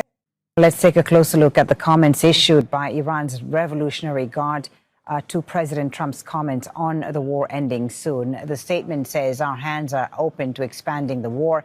Security will be for all and insecurity for all. We are the ones who will determine the end of the war. The statement goes on to say the regional equations and the future situation of the region. The Venezuela comp is a common one, but the Yemen one is also a noteworthy lesson in Trumpian policy. Yeah, the Israeli goal of each round has not necessarily been to finish off Iran, but to keep the option open for the next round. Conversely, the Iranian goal is not just to survive, but to ensure that there won't be a next round. There's a lot of attention to Trump's lessons from the Venezuelan campaign, which is that some enemies crumble at the first punch, and less to his lesson on the Yemeni campaign, which is that you can just taco when it starts to drag on. The problem here, however, is that Trump's capabilities of pulling out in Yemen is not as dependent on like Israeli goals, because Yemen can reach Israel, but it's not as significant of a threat as Iran, right? Iran is the main prize, because if Iran falls, then Yemen is easier to deal with. That's the reason why he can't pull out of Iran, not because he doesn't want to pull out. If it was up to him, I think he could look for an alternative off ramp here and just try to find like a modest W for himself, to just like pat himself on the back, to be like, oh, well, we severely diminished their capabilities, blah, blah, blah, all this shit. And maybe even like pull out of the Gulf, right? And turn around and say that they pulled out of the Gulf because they wanted to, because like the Gulf partners are unreliable, something along those lines, right? Like there's always propaganda that the administration can deploy when they're leaning into the demands being made by Iran, because Iran's goals here are not like the complete destruction of Israel, right? Like that's not going to happen. Let's be real. America has a fuck ton of they still have room to grow in the escalation ladder. They can still hit the nuclear option, for example. That's always, especially for Israel, that's most likely what the outcome would be before they allowed Iran to like destroy Tel Aviv, right? So Iran is aware of that as well. The reason why I'm bringing up Yemen versus Iran here, however, is that America can pull out of Yemen because Yemen is not as severe of a threat to Israel, but Iran is a severe threat to Israel's existence, right? And therefore, it's Israel that controls this this bout. Israel is the one that's, calling the shots. Israel is the one that's saying, we're going to escalate, we're going to shoot the oil refineries, we're going to blow up desalination plants, or we're going to tell America to blow up desalination plants, and they'll blow up the desalination plants, right? The real way to get out of this for Trump is to cut Netanyahu out, is to, for the first time since the Obama administration, to tell Israel to fucking stand down. American presidents used to do that all the time. It's very common practice, as a matter of fact. Virtually every American president has done so, both privately and also publicly. Trump 1 changed that. Trump 1 absolutely gave Israel the reins of our MENA policy, right? This is something that I bring up all the time. We just stopped saying no to Israel. Completely stopped saying no to Israel. Ronald Reagan had done so. George H.W. Bush had done so. George W. Bush, and even Biden in 2021 had, at a certain point, told Israel, enough, stand down. Now, that was a little bit different, obviously. That was not a post-October 7th situation. That was more so just telling Israel to cut the mowing the lawn operations short. The reason why I'm mentioning this is because Donald Trump has never told Israel to stand down. Like, you can maybe point to the end of the 12-day war where he told the jets to turn back around, but that was because they didn't have enough munitions to defend Israel, right? And now we're in this long-standing quagmire, an imminent gas crisis, an imminent energy crisis all around the fucking world, right? And there is a lot of political pressure at the domestic level for Donald Trump. Dr. Jihad, thank you. Arab, Dr. Jihad, Goy. I'm a double major in racism and jihad, okay? But as I was saying, Trump cannot simply pull out of Iran. He can't find an off-ramp to pull out of Iran for 2 reasons. 1, because Iran is currently punishing the American assets in the region, right? Iran is showing the rest of the world and all the foreign adversaries that America is a little bit of a paper tiger. And in order to restore confidence in American imperialism and American military might, Donald Trump can't just chicken out of this, and he can't just pull out of this, right? Because there will be devastating consequences. That, stop sending me Scott Ritter analysis, please. Oh my fucking God. Oh my fucking God. Stop. And cranks in this goddamn community. Jesus Christ, dude. Stop! At least Professor Jiang is somewhat interesting. He's a crank too, but I want to have Professor Jiang on the show. But with Scott Ritter, it's that's just a full crank. Jesus Christ. So many of you guys are so desperate for someone who is seemingly on the opposing side of American military adventurism that you find yourself in the throes of maximalist cranks. Jiang is apparently a Holocaust denier, so maybe hold off on that. No, of course I'm not going to hold off on that. Are you fucking kidding me? I'm going to ask him about that shit. He also said Jews invented Islam. Jiang is a crank too? I know! Shut up! I'm not a fucking baby, okay? You are a baby. In comparison to me, you are the baby here, okay? Stop trying to baby a 34-year-old man. Yes, I'm totally aware of all the stuff that predictive history, aka Professor Jiang, has put forward, okay? I know. Where were we? Let's continue. Now in the hands of the Islamic Republic's armed forces, and that the American forces will not be the ones to end the war. For more on this, let's bring in Tauhid Asadi in Tehran. So Iran remaining very defiant there, Tauhid. Yes, indeed. According to the statement that we heard, not just from the IRGC, but also when it comes to diplomatic sources and the Iranian foreign minister himself in particular, we hear this very strong message that the question of how war is going to be ended, when it's going to be ended, and how long it's going to be taking is something that Tehran says the question remains for it to answer, not for the Americans or the Israelis. And this is actually a strong message of defiance that we heard. Also, the Iranian armed forces are constantly saying that they are ready for a war of attrition, for a long-time confrontation, and there is this readiness militarily speaking in that regard. Also, we see as the reality on the ground that retaliatory strikes by IRGC, one wave after another, is continued, and they are coming every time with the strong messages, that the latest of which they said that they are using +1-ton warheads in the recent and next waves of their retaliatory strikes, which is quite indicative of the very fact that the situation looks far from any point of de-escalation. And also, related to that conversation, we had the spokesperson for the Ministry of Foreign Affairs, Esmail Baghai, in his press conference yesterday to say that, quote unquote, as long as military aggression continues, talking about anything other than crushing answer is not relevant. Iranians right now, we hear from different officials in Tehran, including the Supreme National Security Council, including the foreign minister, a spokesperson for the foreign ministry, the Iranian president. They're all saying that right now, as long as the aggressions, the attacks continue, talking about any negotiation or ceasefire is not going to be on the agenda. So they have sort of conditioned any potential de-escalation to halting of these strikes, which we have been witnessing up until the moment. All right. A lot of you literally see some videos of people saying things that you agree with and instantly assume that these guys have always been fucking valid, have always provided sound analysis. Okay? It's very frustrating. Like, exercise a little bit of fucking discipline in your media diet. Like, this is how you fall for the likes of Jimmy Dore. This is how you fall for the likes of fucking Tucker Carlson. This is how you fall for the likes of, like sometimes people have different reasons for why they are saying things that are, that come across as agreeable to you. Okay?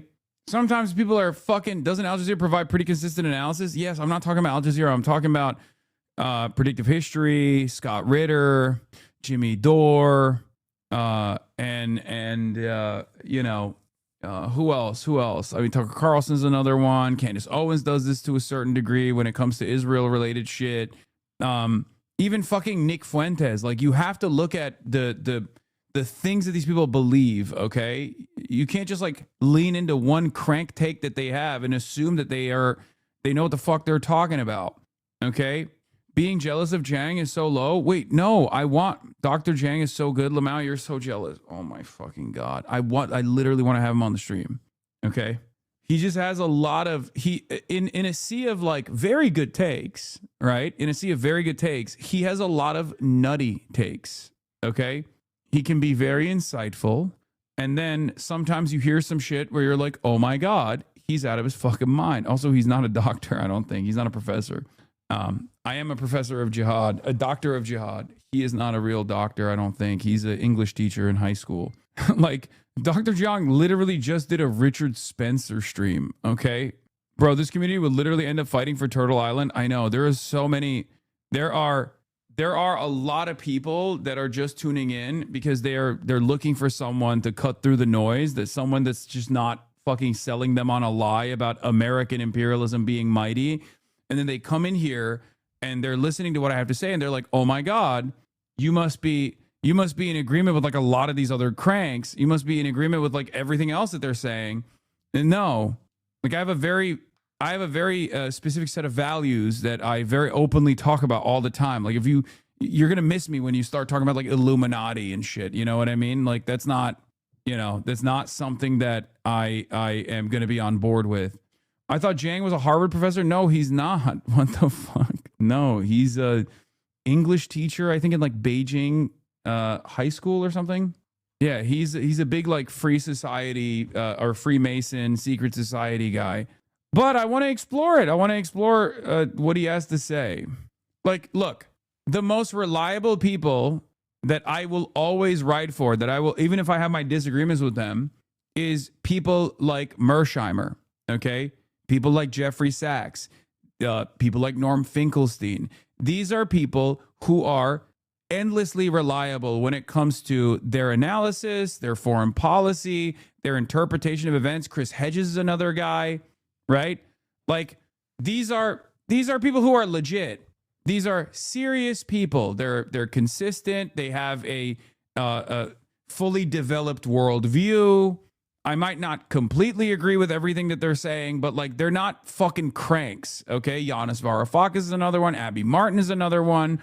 You know, they have a body of work that you can lean into, that you can learn from, that you can actually that you can actually fucking listen to.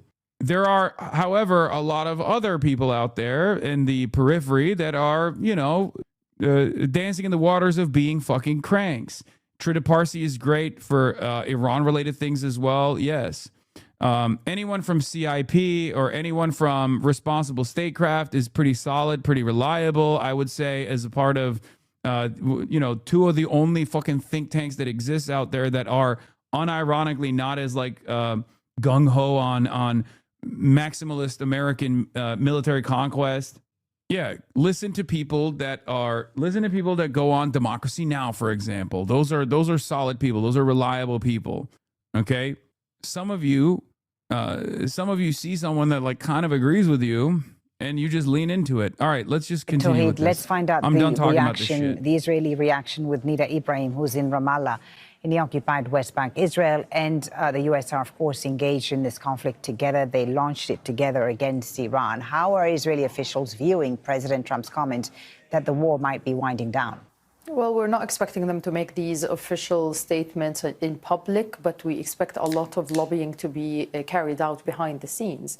Let's not forget that today we were supposed to see the U.S. Middle East envoy, Steve Witkoff, as well as Jared Kushner, Trump's son-in-law, come into Israel, but that visit has been cancelled.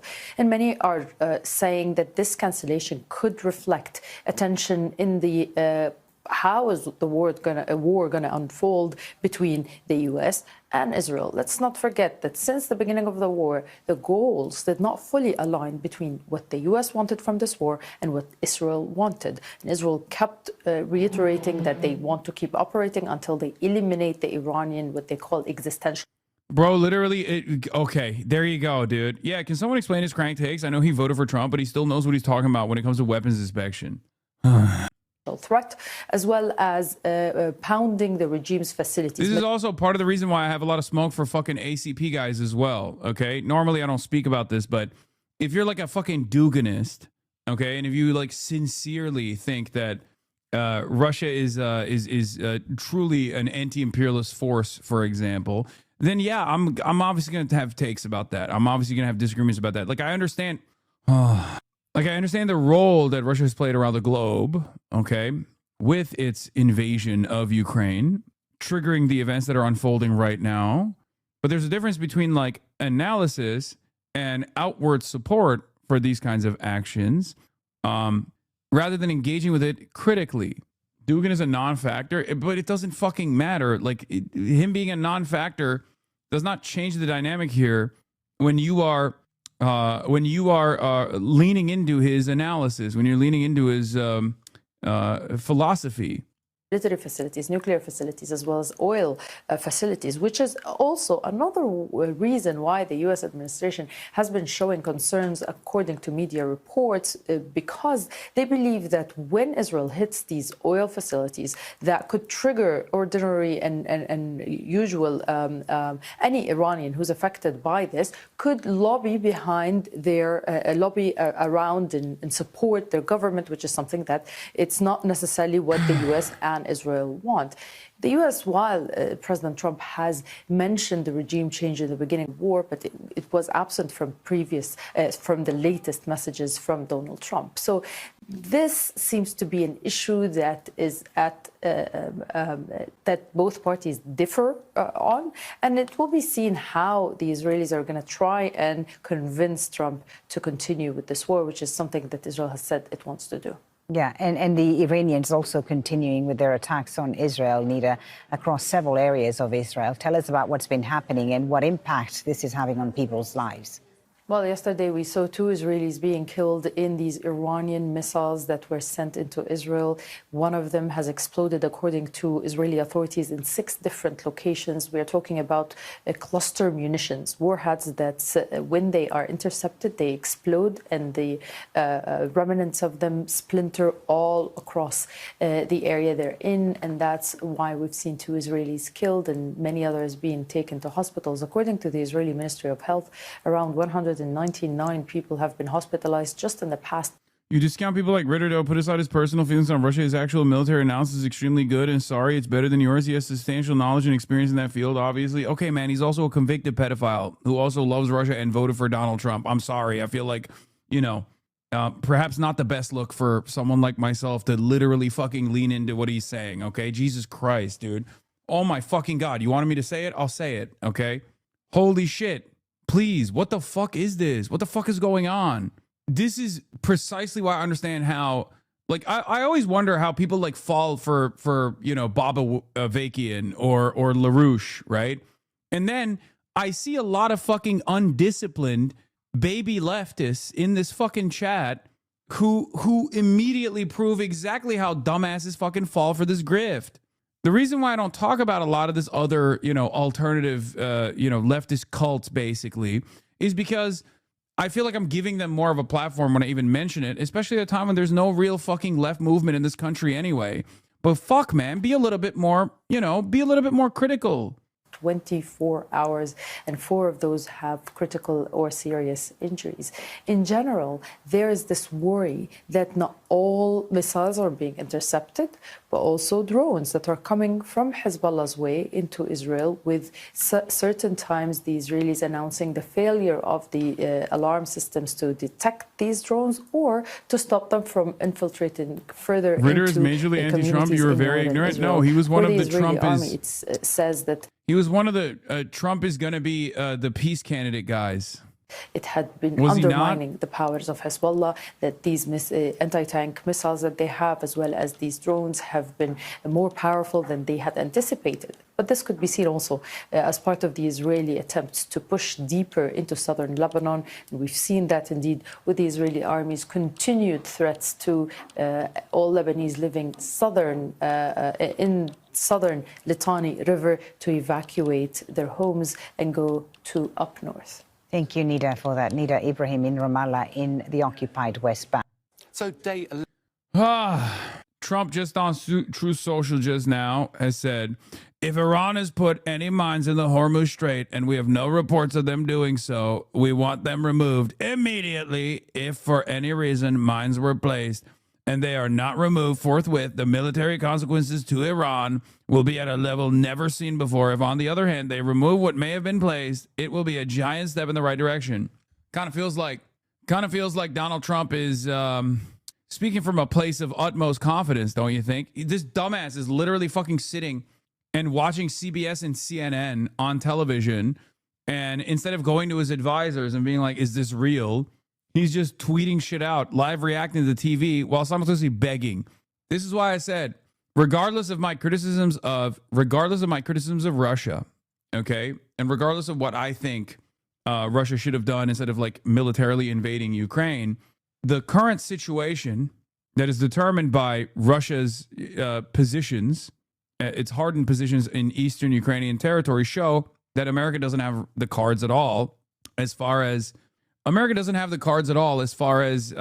dealing with Russia, right?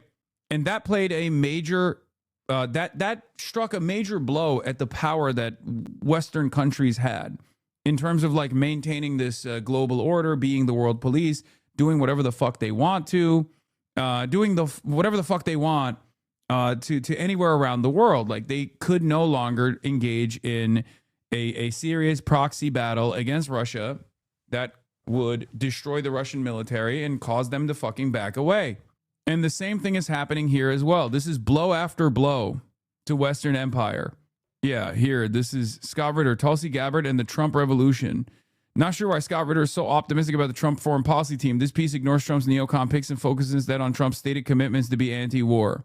No one gives a fuck in the global south about that. Their output is good for the world. I know. That's partially why I've always talked about how like the The third world's position unironically is pro-Russia and pro-Palestine. And a lot of people in the first world don't understand why. And I've tried to explain exactly why a lot of guys that live in developing nations don't give a fuck about Russia invading Ukraine militarily. And people get mad at me and they think, oh, well, how dare you say that? Ukrainians are suffering. I understand that. Okay.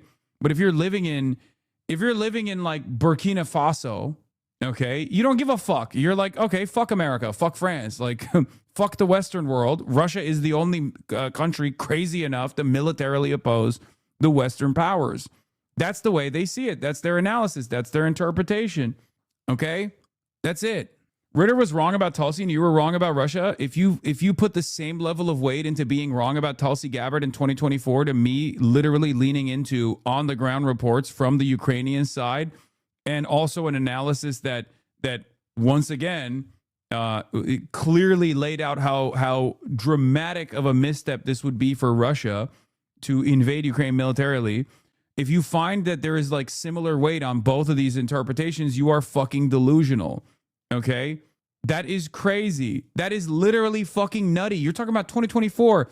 I clocked Tulsi Gabbard as a fucking crank in like 2016. I clocked Tulsi Gabbard as a fucking crank when even Kyle was like riding for Tulsi Gabbard. Go back and watch our conversations from like 2018, 2019, and you will hear me say, Tulsi Gabbard's a fucking crank. Jimmy Dore's a fucking crank. You guys are stupid for believing these people. It was the most obvious thing. This is not the same as assuming that Russia wouldn't be wild enough to fucking invade Ukraine militarily, a country with 40 million people, whose entire nationalist project is quite literally designed around not being Russian. Anyway, people's opinions change with new info. Don't you think that there was plenty of information in November 2024 to indicate that Tulsi Gabbard was not anti-war at all? This is after she participated in psychological operations in Africa for like a year. Don't you think? And she has never shied away from her Islamophobia in general. Don't you feel like that's a clear indication that she was not an anti-imperialist pick at all, an anti-imperialist choice at all? She was literally a fucking CIA agent. What the hell's wrong with you? Shut up. There's not new information at that point. If you're saying that in November 2024, you're delusional. And I'm going to obviously mistrust your analysis. 11 of the Iranian war. U.S. military dominance continues, with the U.S. claiming they've conducted over 5,000 target strikes since the start of the war. Even Defense Secretary Pete Hegseth has claimed that today Iran has fired the fewest missiles across. I'm asking how you knew Tulsi was a crank back in whenever you said like 2017, just her voting record or nah? No, her sentiment about Islam, dangers of Islam. A lot of people thought Tulsi Gabbard was anti-war, anti-imperialist because she was like pro-Bashar al-Assad. There's no other way to put it. She literally was communicating as though she was pro-Bashar al-Assad. She literally went to Syria. She hung out with Assad. A lot of people thought, oh, she's like anti-interventionist. She's anti-interventionist for that reason. No, the reason why she was literally pro-Assad was because she was insanely Islamophobic. She openly said that she doesn't want to engage in unnecessary interventions. Whenever someone says that, Glenn Greenwald does that every now and then too, but not as much right now. Glenn Greenwald's analysis is a lot more sound nowadays, even though he also was the Trump is the anti-war candidate as opposed to the Democrats guy. Okay. But even before she like fully leaned into Donald the Dove nonsense, her close ties to BJP and Hindutva fascists and her unimaginably maximalist anti-Islamist position, anti-Islam position, not anti-Islamist position, caused me to obviously identify her as a crank and someone who was not sincere about presenting herself as a fucking anti-war pig. She literally had no issue with drone warfare. She talked about how she loves drone warfare and how we should actually do more drone warfare, as a matter of fact. By 2024, she had already participated in psychological operations in Africa, in the African continent regardless. So at that point, you definitely knew that she was an agent of empire. So it's even beyond that point. Like it's past the point of her becoming an associate with Donald Trump and basically like switching sides. It's ridiculous. It's ridiculous at that point to still think like she's actually anti-war. You're out of your mind. Anyway, let's continue. At America since the start of the war, and by contrast, it's been the busiest day for America targeting Iran. which has led to President Trump. Democrats aren't anti-war either. The fuck? When have I said the Democrats are not not pro-war? I understand that. My assessment on this is if you don't have the same level of smoke for both fucking parties, it's not crazy for me to assume that you're kind of on board with one of the two parties. I have the same analysis for both parties. And I will even talk about like what marginal differences exist between two parties. A lot of people will then turn around and say, I'm a fucking sheepdog for the Democrats for that reason. It's very frustrating. Okay? It's very, very frustrating. I want to move the needle in the appropriate direction to the best of my ability with the limited confines that I'm working with. Okay? No, we're not being raided by Asmongold. This is a natural process of having a consistent anti-imperialist position. There will always be some cranks that people lean into without realizing that these guys are like conspiracy theorists or cranks. It's fine. To not only talk about this. Is the difference between anti-imperialism and like campism, maybe? Even though if you're a campus, you're like right 99% of the fucking time, so it doesn't even matter for the most part. But that 1% is significant because that if your analysis is, if you're leaning into ridiculous idealism in your analysis, then you're gonna have faulty analysis and you're gonna go down weird rabbit holes. This is the reason why we always oppose Nick Fuentes' interpretation of events, because Nick Fuentes is operating on an anti-Semitic level. His care and consideration for like America's militarism in the region is literally around like Jewish control, the international Jewry, all this shit. Okay, it's ridiculous. It's nonsensical. It's crazy fucking conspiracy theories. Being very close to winning, but also saying this could be an absolute victory. The challenge, of course, is this realistic based on what we're seeing from a military perspective on the ground? There's no doubt at all that America and Israeli focus at the moment is on the offense, but it's really clear that you also have to look after the defense, not only to make sure you limit casualties on your own side, but also to protect the infrastructure, not only your own air bases, but also that of the Middle East partners. At the start of the war, it was believed that Iran had about 1,500 ballistic missiles, about 100 launchers, potentially more than 80,000 drones. But it's also believed that since the start of the war, they've used up about 500 of their ballistic missiles and about 2,000 of the drones. There's no clear-cut number on how many drones exist in the Iranian stockpiles, but the estimates are around 50,000, just so you understand. And also they have the capabilities to consistently manufacture these drones in underground facilities. % of those being targeted against Israel and 60% against the US. So what is the US doing about this? Well, the US has some very, very capable missiles. These are the main three. Well, most of us will have heard of the Patriot missile system. It's used very widely across Europe, but also in Ukraine. Large stocks of the missile, it's about 4 million a time and a pretty significant production rate each year. But I draw your attention to the SM-3, the Aegis SM-3, 28 million pounds a time and very, very low production rate. If you look overall, the total number of missiles here is about 2,000 missiles. Worth remembering that with Patriot, you normally fire 2 missiles because they don't have 100% probability of kill. And therefore, although these replacements looks a big number, the harsh reality, that's about 17 a week. America is using far more than that, so it cannot keep pace with the utilization rate. And even allowing for American companies, defense companies, saying they'll quadruple production, there's no chance of them keeping pace with demand. By contrast, if we look at the Shahed drones, which is the centerpiece of the Iranians, 80,000, probably more than that available. But look at the cost. I thought it was like 50,000. Shit. Western News is saying 80,000. That's crazy. The production. The cost is about 1% of the cost of the missiles going up against them. And they can produce these things over 100 times faster than America can actually produce their own missiles. Remember, it's because Iran is producing out of necessity. America is producing for capitalism. That's why there is a major difference in the cost. Okay? If your goal is to make money for your defense contractors, you're not going to have a lean operation. You're not going to have an efficient operation. You don't give a fuck about doing any of those things because you care about burning American money. You care about the unlimited funds that you can get from the Pentagon. Okay?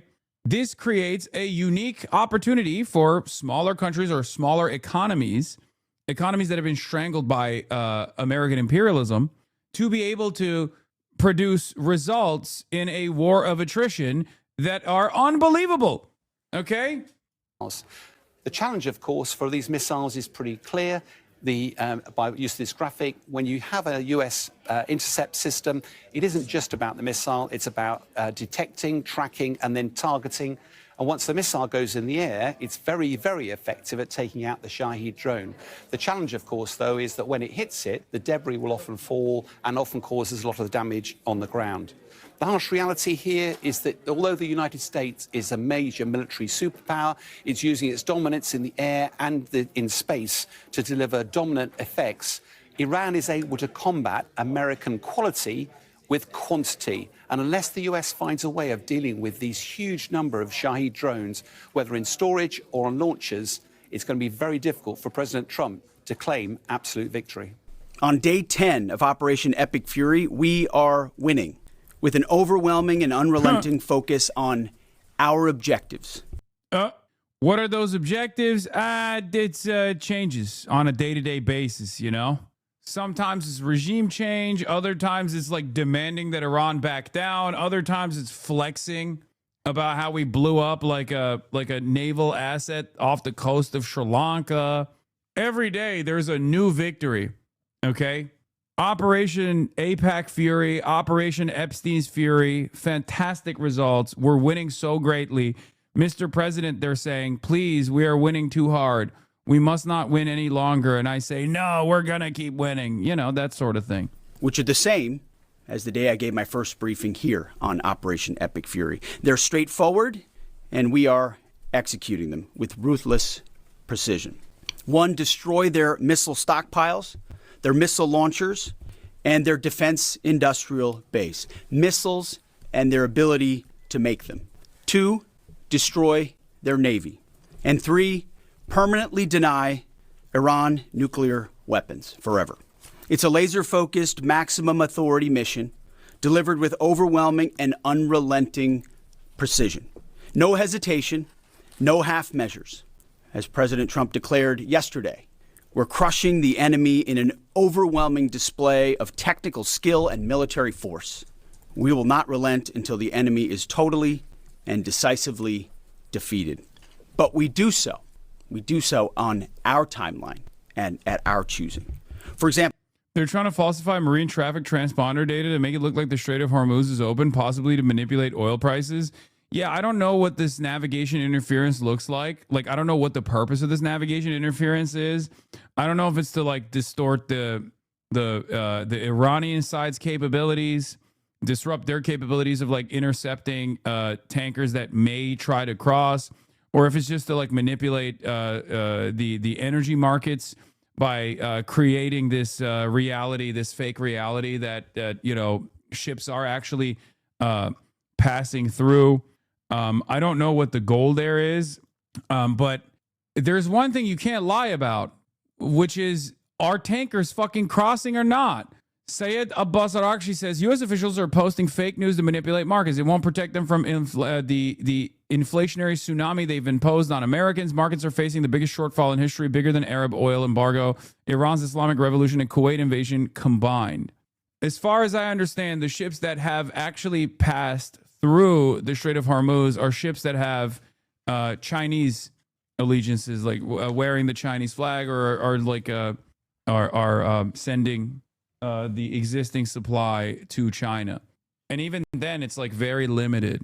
I don't know if it's I don't know if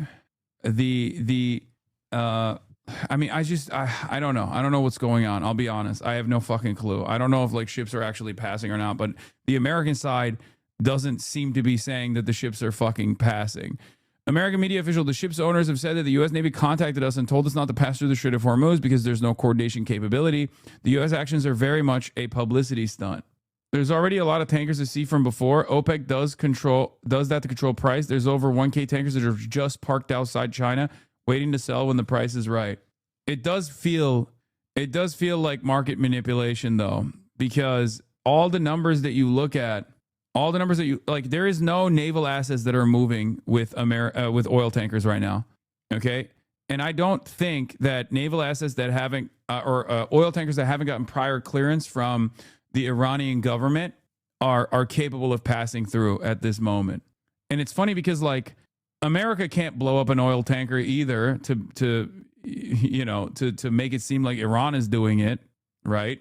Even if it's like a Chinese bound ship, China bound ship, because then it will further collapse the markets. That's the reason why they're not passing through. U.S. can't hit the ship without risking war with China. China's Liu Wang-1 spy ship is in the Gulf of Oman, tracking U.S. forces reportedly feeding intel to Iran. Iran used this plus version. I don't know if that's correct or not.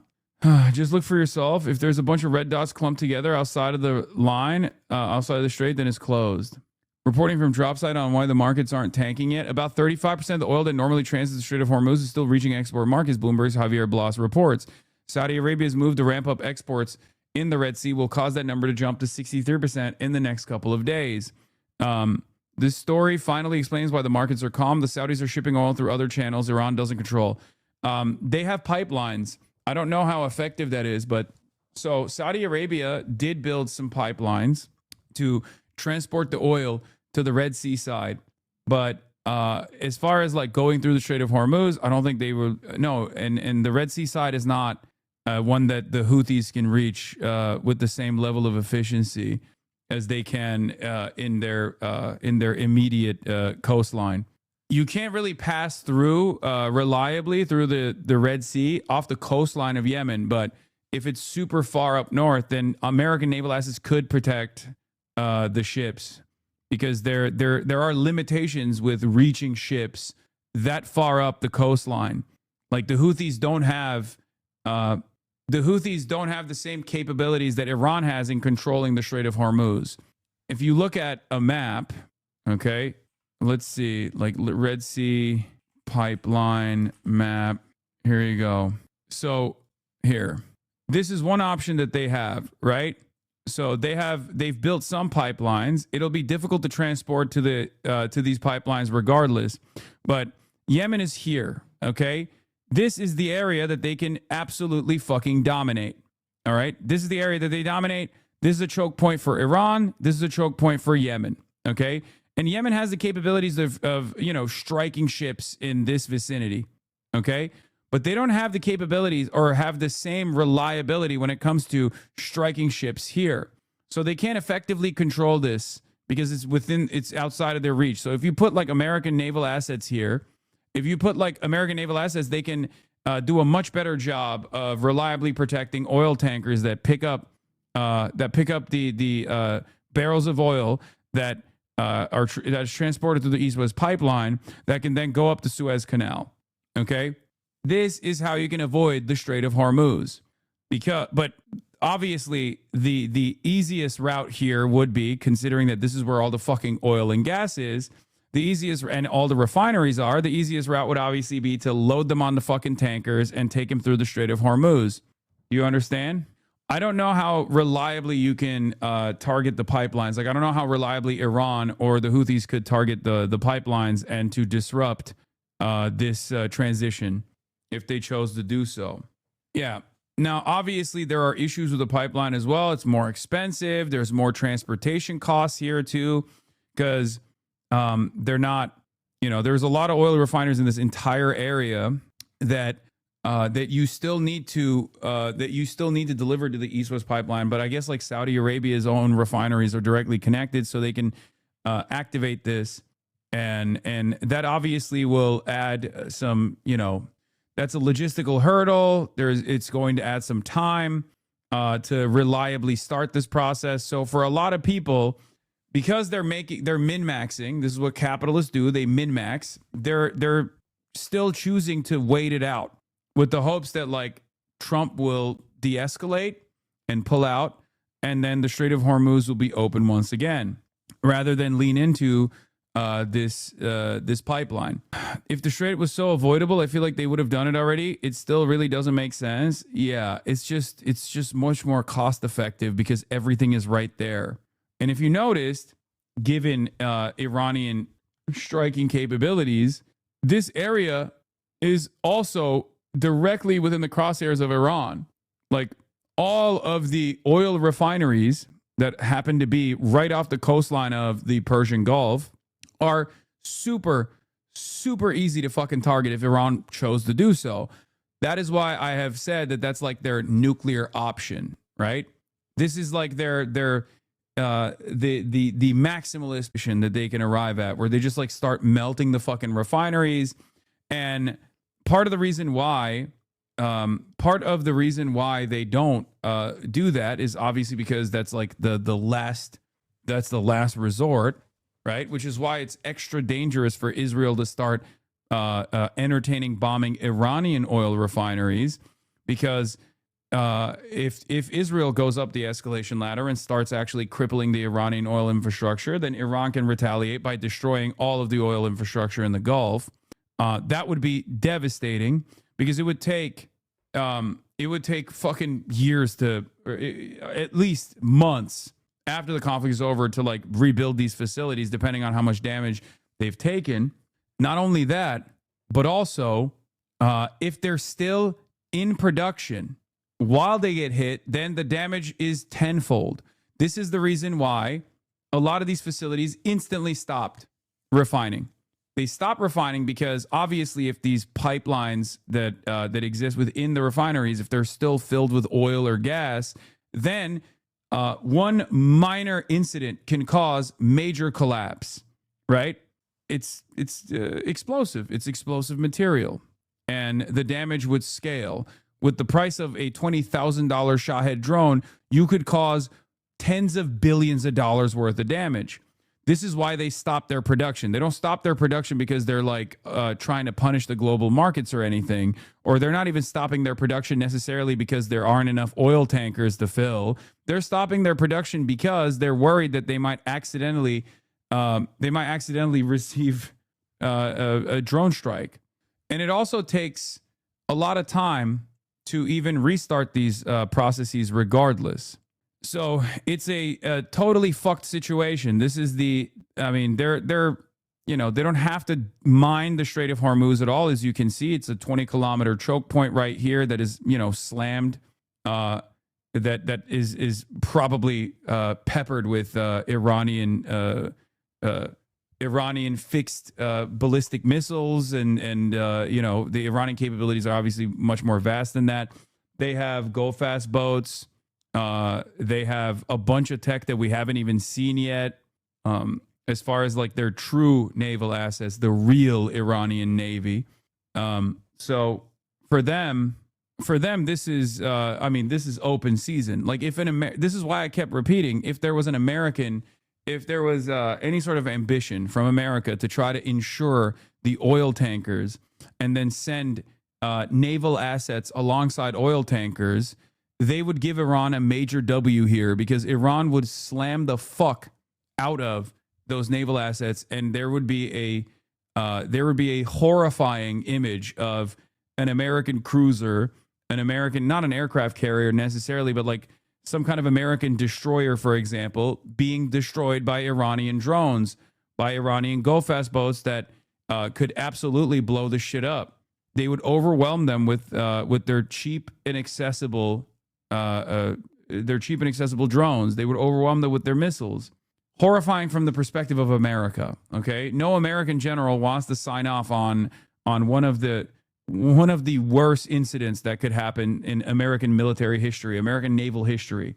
Okay, the other option that they have is to take Karg Island, or it's not necessarily an option, but it's like the American nuclear option, up the escalation ladder. That would require boots on the ground. That would mean a fuck ton of American military dying in the process, for the record. And it seems like that's what they're actually petitioning for here. That's what the American Enterprise Institute wanted to do, a suicide mission, a Battlefield 3 map, many of you have probably seen. Okay, Karg Island is where 90% of Iranian oil passes through. Okay, it's this tiny island where 90% of the Iranian oil passes through. America wants to take it over militarily. That would require boots on the ground. You can't do that with fucking special forces. You need Like any kind of military action in this region requires a logistical supply chain that you simply cannot create. Why can you not create it? Because America has military bases all around this region, right? Let's look at a map again. Let's look at another map. I'm fucking turning into predictive history here, but U.S. Gulf military bases, okay?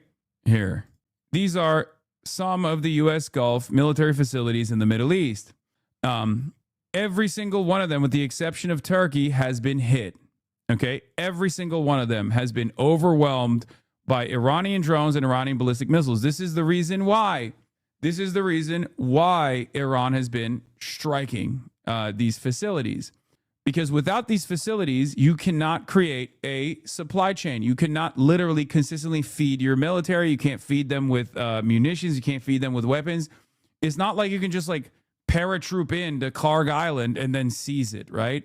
Especially a heavily guarded area like Karg Island is going to require a shit ton of support. You need satellites. You need communication systems. You need bases that you can actually send troops through. You can't do that right now if Iran has shown that, you know, they have the capability of cratering fucking American military bases, as they have done so in Bahrain. You can't really do that if Iran is straight up destroying a lot of these facilities for the past 9 days. It's going to be a lot more difficult. It is going to be a lot more difficult to... Who remembers the Battlefield 3 map? The Karg Island resembling Iran's seaport for oil exports? Crazy that we might actually see strikes on it a decade in real life. In the real world, and this was a major issue for Russia as well, in the real world, when you have a steady military operation with boots on the ground, you need to constantly refuel those boots. You need to give them, you need to send in munitions. You need to send in additional troops if necessary. You need to send them weapons. You need to send them food. If you can't create a direct line between the front line and all these other bases, which you currently can't because Iran is consistently pummeling these bases, then you can't do a military operation at all. This is the reason why, and medical supply too. This is the reason why Iran has been steadily pummeling the American military bases. That's why it was so fucking stupid for a lot of the American commentators to be like, why is Iran attacking all of their fucking neighbors? I wonder why. This is the reason. This is the reason why they have been effectively neutering American military bases in the region. All right? High-resolution sat images of Iran's attacks on U.S. bases in Kuwait. Oh, my lordy. It wasn't a real question. They were just peddling propaganda like Jon Stewart. Yeah. Why are some of the Iranian people celebrating the war? What do you mean? Like celebrating Iran's response or celebrating the fact that Iran is getting bombed? Karg Island is up the Gulf. So... someone said Karg Island is up the Gulf near Kuwait, so an invasion fleet will have to pass through the strait and travel some 500 miles alongside Iran's coast. They're not doing that. That's not happening. There is no shot that that's happening. Okay? That would be insane. What they can try to do is invade through Iraq. But the problem is Iraq has a fairly large Shia population, and Iraq has been consistently also both on the ground and through rockets from Iran blowing up American military bases anyway. So you can't even create a direct line here. You can't do it through Kuwait. You can't do it through Iraq. That was the purpose. That was the reason why Iran was blowing up the American military bases, to render them unusable. The long-term goals of Iran here, obviously, are to cause America to retreat. They've said it openly. The IRGC has said that if Gulf nations want their oil to go through the Strait of Hormuz, we are willing to bargain with them. Our only condition is you tell America and Israeli assets to leave your countries, right? That's it. So if they say yes, which, you know, for the time being, they're not going to do that, obviously. But if they were to say yes to that, if they were to agree to that, and you know, pull their troops out, and completely leave those bases unguarded, then Iran would allow safe passage for their oil tankers, for their gas tankers. Yeah, I heard from Colonel Wilkerson that Kuwait base was very important for ground deployment of troops in Iran. Yes, the Kuwait base is also very important. It's the one that is like directly across from Karg Island. Kuwait is important and Iraq is very important. But Iraq, I think, has like larger bases than Kuwait, if I'm not mistaken. I might be wrong about that though. This is in 2021. These numbers are not correct any longer. I don't think Iran is mining the Strait of Hormuz. The only place that I've heard that from is CBS News, and then CNN is reporting on CBS's original reporting. I don't have any reason to believe CBS News. Okay, I don't have any reason to believe CBS News at all. CBS News is Israel News, and CNN is increasingly becoming Israel News as well. So until I see some real news, until I see something real, something that's tangible, something that I can fucking look at, or reporting from a more reliable outlet, I don't believe in the mining of the Strait of Hormuz, especially considering that you don't have to mine the Strait of Hormuz to shut off the Strait of Hormuz. It's very clear. The last couple of days proves this reality. I am pleased to report that within the last few hours, we have hit and completely destroyed 10 inactive mine-laying boats and or ships with more to follow. President Donald J. Trump. Yeah, I think that there are... Okay, maybe they did do that. And we'll see if they actually did that. By the way, they said inactive. So clearly they weren't, I guess, mining. But if they did actually do that, we'll see. However... this also calls into question the previous reporting from the American side. I thought their naval assets were destroyed. That's number one. Turns out it wasn't, as we know. Number two, I think they're faking it. I think they're just straight up saying, oh, they were going to mine it, but we stopped it from happening by blowing up their mining operations just so they can lean into any fucking discernible W they possibly can lean into. We shall find out soon enough if that is the case. Okay. Brian Kilmeade says that he would love for America to take Karg Island. But we don't want that kind of disruption for our own citizens. We want our families to I would love to see him take Karg Island, that oil island. He'd be just like Venezuela. We control their oil. 90% of their oil goes to this little island. It's not just like Venezuela, you fucking idiot, because in Venezuela, you did not have a serious military defense mounting against your troops. It was clear that there was some kind of side deal that was cut ahead of time, an early retirement for Maduro, maybe even Maduro falling on his own sword in an effort to save the Venezuelan population. That's probably the most charitable estimation of events. The least charitable one would be Delcy Rodriguez fucking cooked them. Okay? Venezuela looked at the situation and realized they don't have the capabilities of defending the country. Iran is very different than Venezuela. Trying to go after Karg Island is not going to look like a Battlefield 3 mission, okay? Trying to go after Karg Island is going to be a suicide mission for the reasons that I just mentioned earlier, because there is no supply line that you can set up effectively. It is so fucking stupid. The president talked about it in a 1988 interview, and I think he should grab it. Wouldn't that portend stability? Says a man who never even heard of Karg Island a few weeks ago, but somehow he thinks he's entitled to its oil. Yeah. Can Iran mine the Strait and also at the same time allow Chinese boats to go through it? No, they can't. That's part of the reason why I don't think they're mining the Strait of Hormuz. That's why I don't think they're mining the Strait of Hormuz, because I think that they want to have leverage. Like they want to be able to bargain with the closure of the Strait of Hormuz. Okay?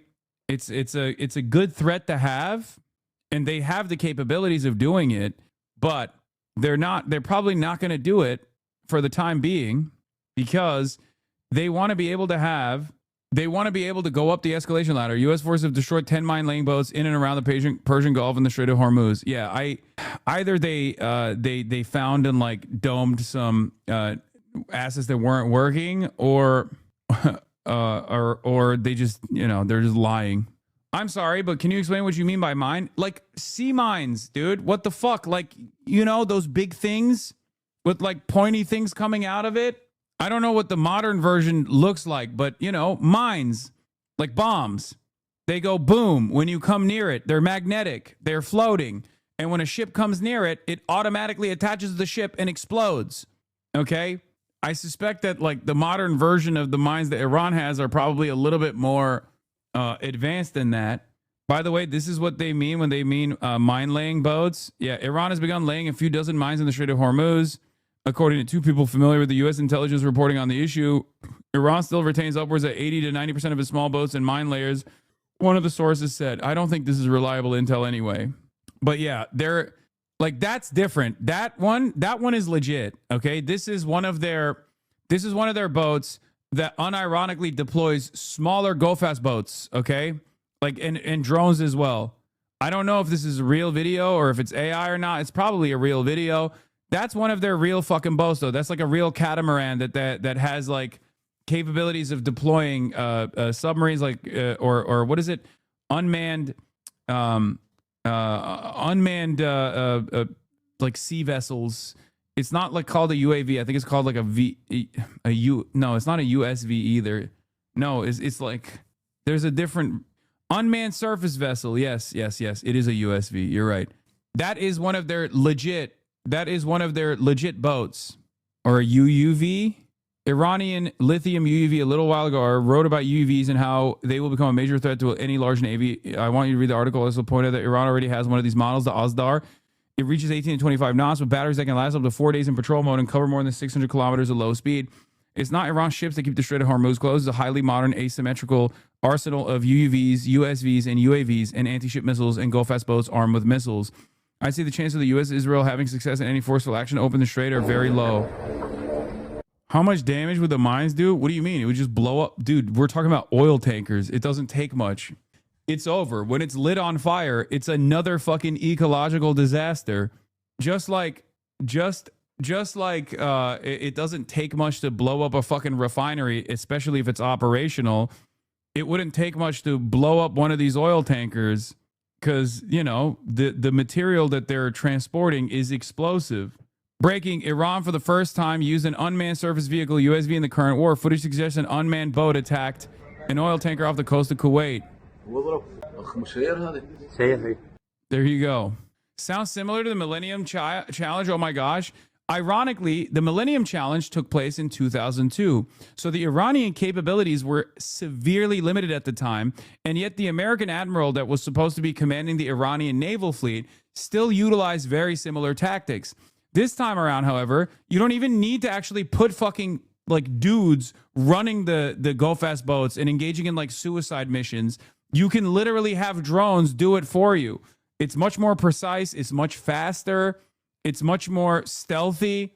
It is impossible to deal with this shit, okay? Which is precisely the reason why America has not moved any fucking oil tankers through the Strait of Hormuz. This is it. In memory of the victims of Epstein Island. That's crazy. I don't know if this is real or not. Yeah. 90% of Iran's oil also flows through the Strait of Hormuz and 40% of China's. Yes, exactly. What is this? Mimic future capabilities. That was the point of the war game, but Iran's now lapped even the most cutting edge of the exercise. Yeah. The third photo in this article shows modern sea mines that China uses that loiter around autonomously and target ships. They're basically patrolling and loitering torpedoes. China's torpedoes, new sea mine, make military parade debut, expert highlights, and maritime blockade capabilities. Multiple types of underwater equipment. You see all that new ICE morons trying to get their bonus signed themselves up to get drafted first? Wait, really? That would be fucking hilarious. My mom says this has to do with China more than we think. What does that mean? I mean, it's not wrong. Everything that America does, it does with China in mind. China is the major op here in the current iteration of the Cold War. Having said that, is this actually bad for China? No, it's not. It's actually still very good for China because American military capabilities diminishing literally in China's backyard in South Korea as a direct consequence of America trying to use all their THAAD batteries in Israel is insane for China. These last 10 days basically showed the rest of the world, and especially China, that America cannot actually engage China in a proxy. If they can't engage Iran, if they cannot engage Iran militarily, they cannot engage China. If China were to go to an island like the Philippines, right?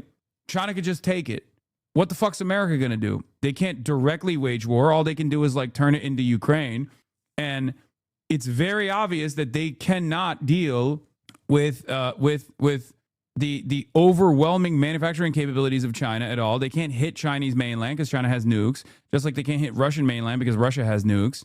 Any sort of proxy situation for China, any sort of proxy war situation for China favors China tenfold now. America should be very excited at the fact that the Chinese foreign policy has revolved around trade maxing and not bullet maxing, okay?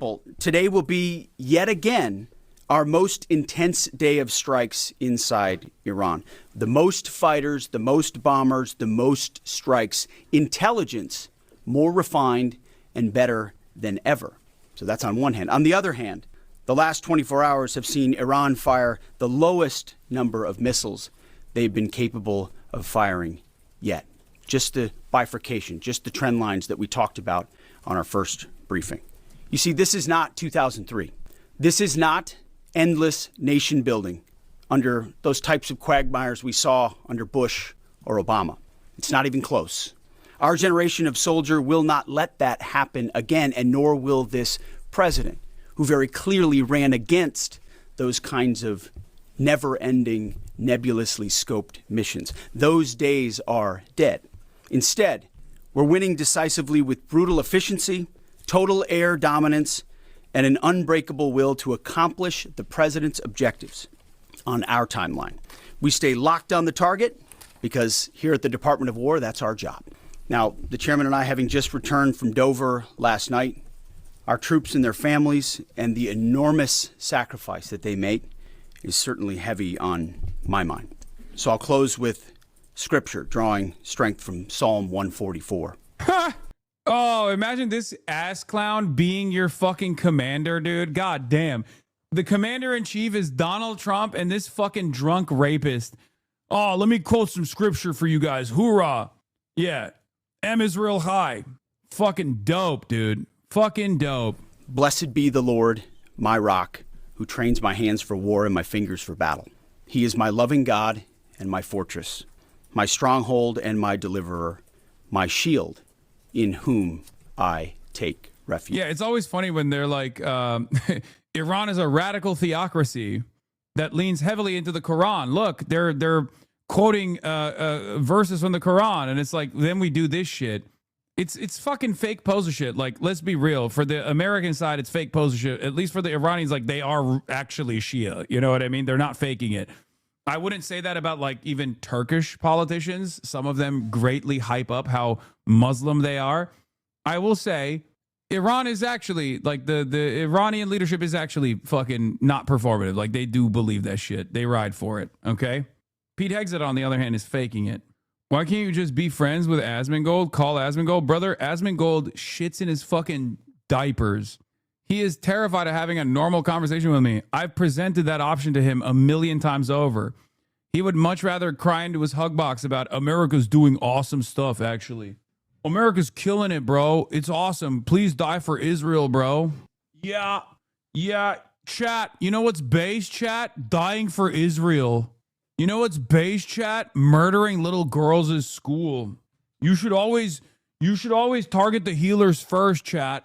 You should always do war crimes first. What's up? What's up? What's up, little lady? What's up, little lady? Hi. What do you want? No, you can't come up here and... Oh, no. No. Anyway, yeah, based. Oh, they're blowing up these fucking... Okay. Naval assets. Oh, my God. Iran doesn't want a ceasefire. Speaker from the parliament.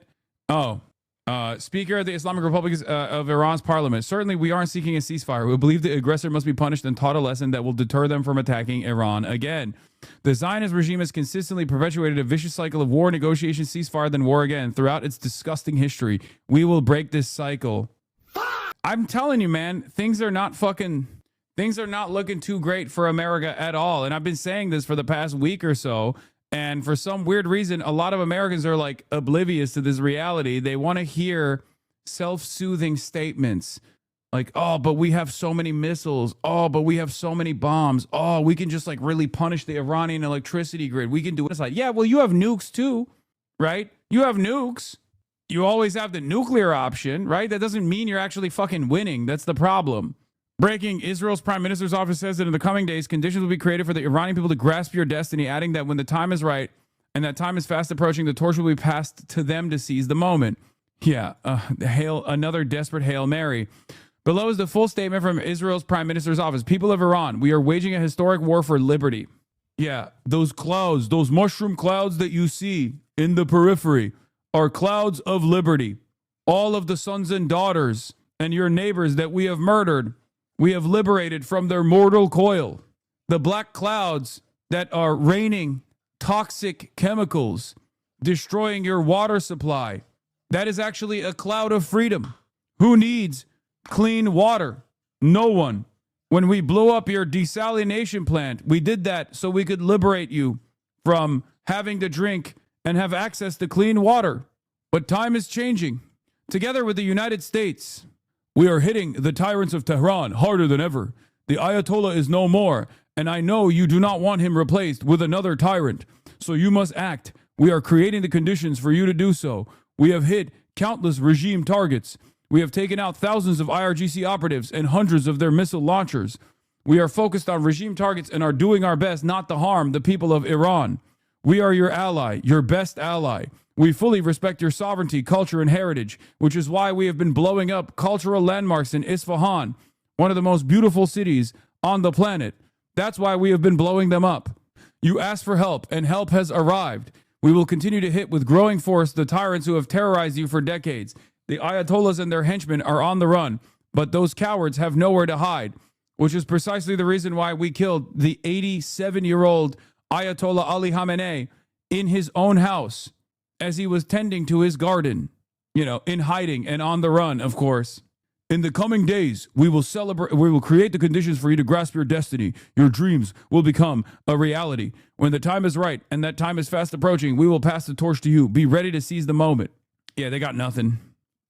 I can't read this as anything but a fucking desperate Hail Mary, Boeing has won a $289 million contract to supply Israel with up to 5,000 small diameter bombs capable of striking targets from more than 40 miles away, sources tell Bloomberg. Oh, my Lord. Oh, great. Netanyahu has done several speeches trying to get the Iranian people to start protesting and overthrow the government amidst the war, and the message keeps feeling more and more desperate as nothing happens.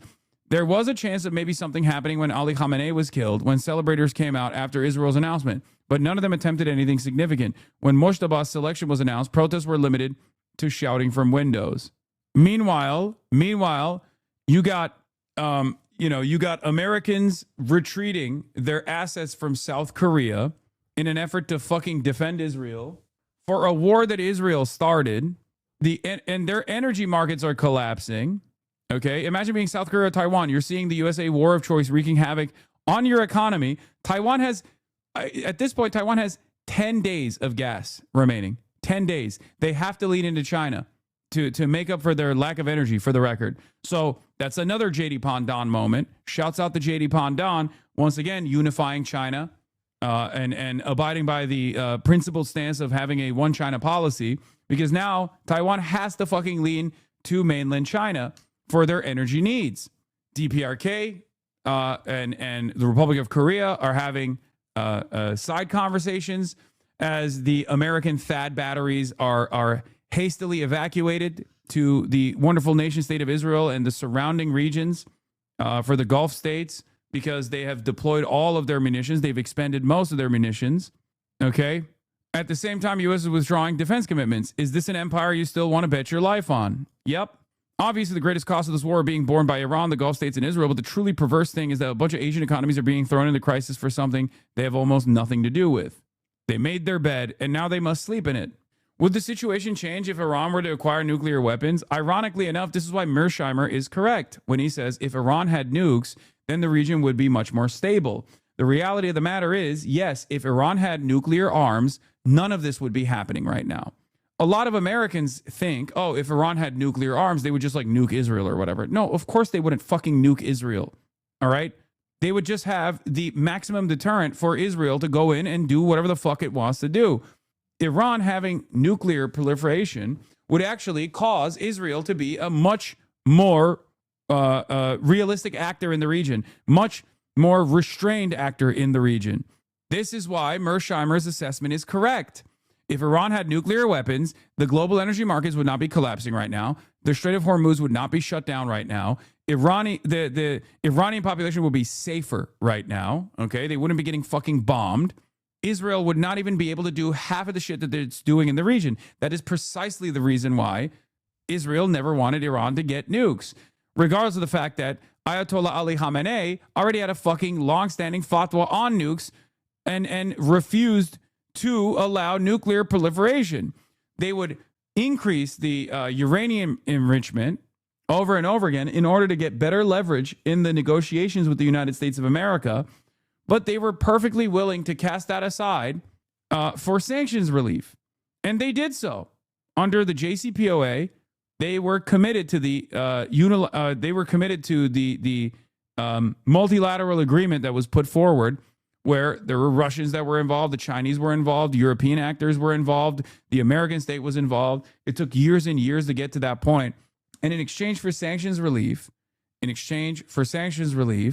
Iran was committed to denuclearization. But then Donald Trump came in. Donald Trump came in and fucking destroyed that deal. It was a disaster. Yeah, also, I'm not alone in this. Look at the end of history. Mr. Francis Fukuyama. North Korea was right about nuclear weapons, dude. Many people are saying this. First, it was Ian Bremmer. Now you got fucking Fukuyama saying it. Yeah. Iran also capped their missiles at 2,000 kilometers in order not to reach Western Europe. I limited the range of our Ali Khamenei. I limited the range of our missiles to 2,000 kilometers despite requests to increase the range. That's another fucking L. That is an L. You don't have a delivery mechanism for nukes, then it doesn't even matter that you have nukes, right? Once you have nukes, you also have to develop, like North Korea did. North Korea first developed its artillery capabilities, directly targeting Seoul as the maximum deterrent, okay? In the absence of nukes, North Korea first developed its artillery capabilities. They lined up the other side of the demilitarized zone with artillery, okay? They built their manufacturing processes to withstand American bombing campaigns. North Korea is the OG Iran in terms of like underground manufacturing. So they first did that. After they had significant deterrence against South Korea and against all of the global allies that might fuck around with North Korea once again in the aftermath of the Korean War, which was a genocide, okay? They went and engaged in nuclear proliferation. They developed nukes. And then after they developed nukes, they developed the delivery mechanism for nukes. Because just having nukes alone is not enough.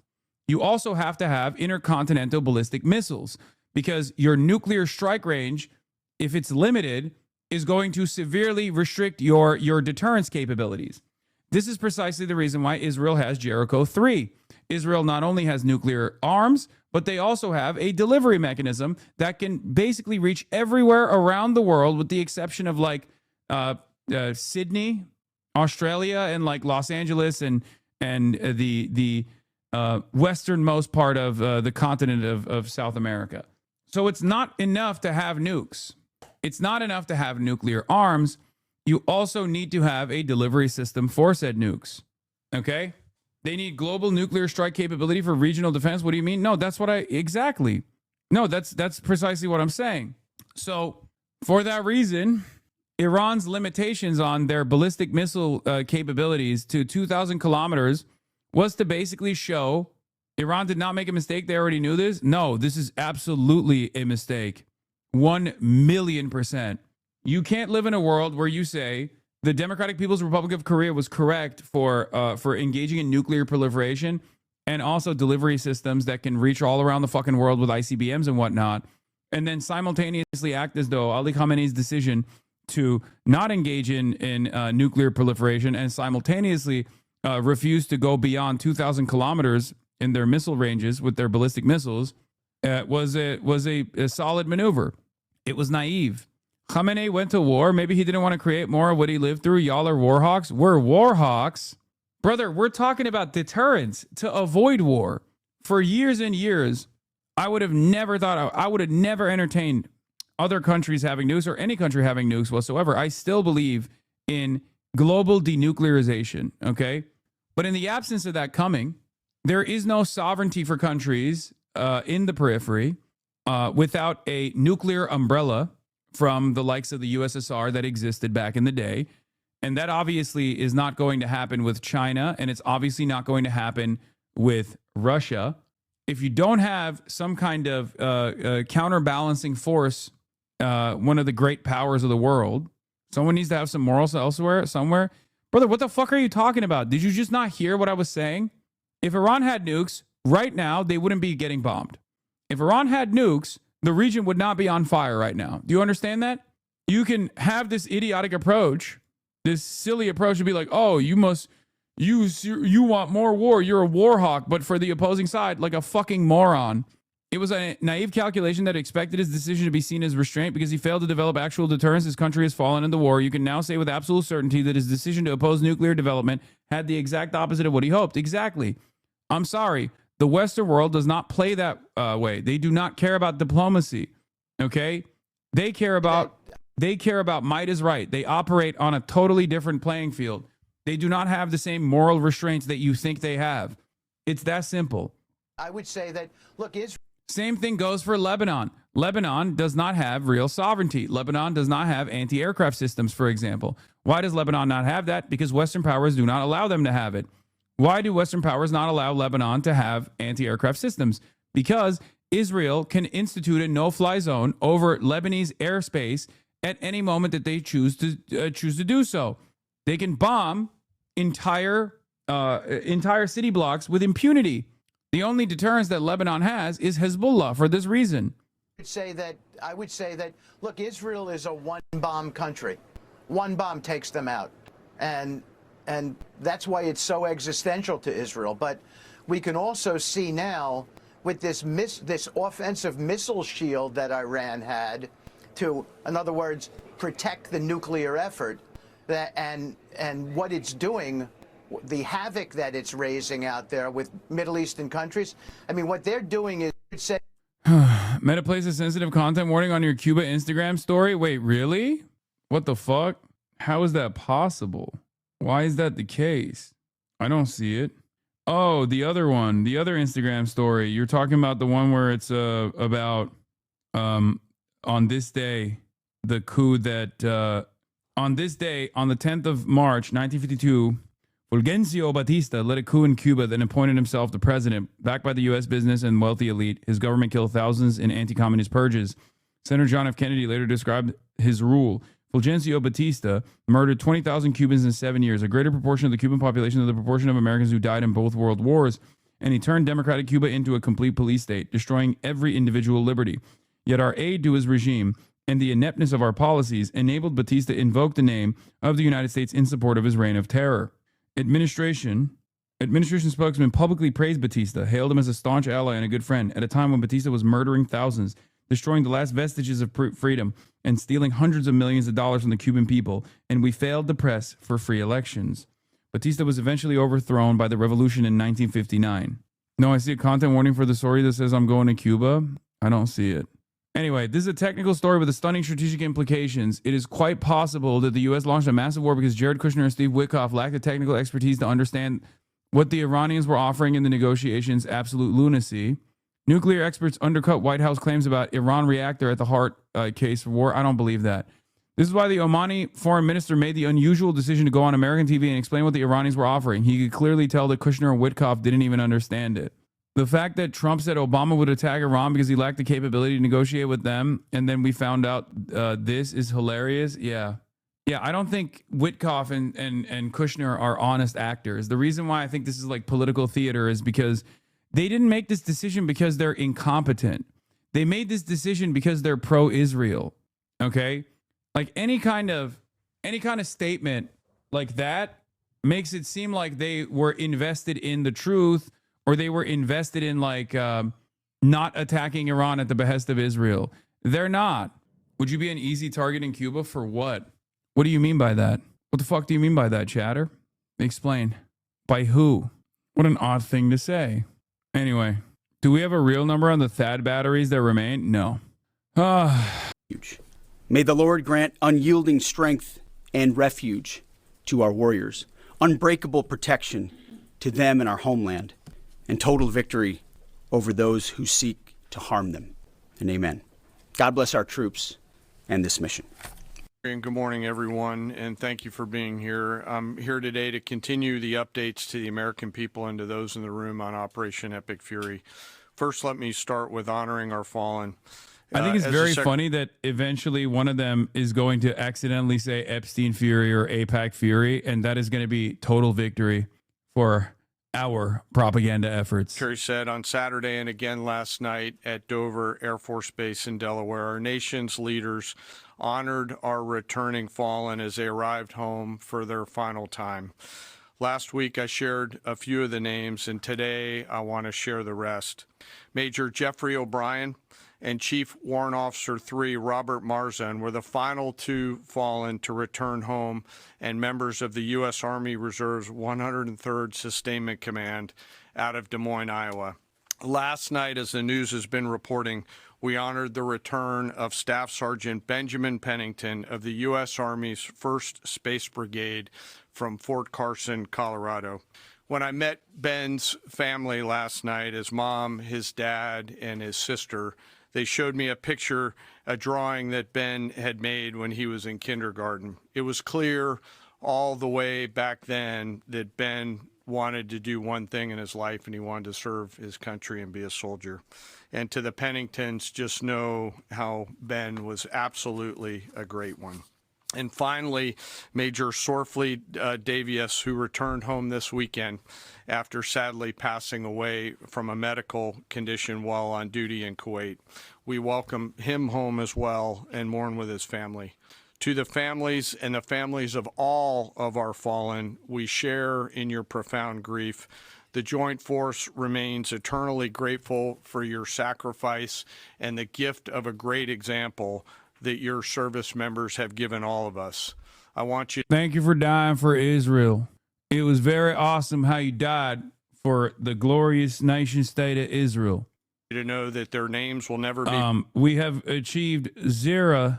We have achieved zero of our military ambitions in Iran, but you have died for the state of Israel, so your death will not be in vain. Breaking. No, this is Douglas McGregor, please. This is another one of those guys, man. This is another one of those guys. They might be right, okay? But they're not basing this fucking analysis off of anything tangible. This is another one of those guys that's just like totally makes shit up half the time. Forgotten, and you and your family are part of our Joint Force family forever. I would trust Blumenthal before I would trust that guy. And at this point, it's just still... At this point, it's just still speculation. Let me talk a little bit about the progress thus far, acknowledging that Admiral Cooper will likely continue to give updates from CENTCOM. As the Secretary said, we're in the 10th, moving into the 11th day of Operation Epic Fury. The Joint Force remains focused on 3 military objectives.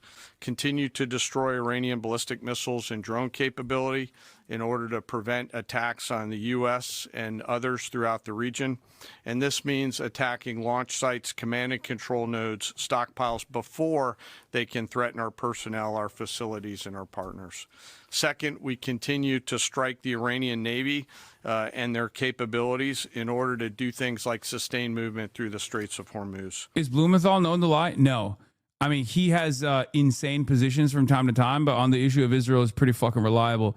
On the issue of when it comes to Iran, I mean, he's literally gone to Iran, maybe even done a little bit of coverage that might come across like, Iranian government propaganda, if I do say so myself. But like, it's probably similar to like how people say I do Chinese propaganda, but he is like, he's pretty decent when it comes to Israel stuff. He's kind of like, he's almost like Glenn Greenwald that way. A lot of these guys have their like specific issues that they're very solid on. And, and Max Blumenthal is very good on Israel. And third, we continue to start working on. You do Chinese propaganda, though? Yeah, Chinese propaganda like fucking high-speed rail is awesome. I know.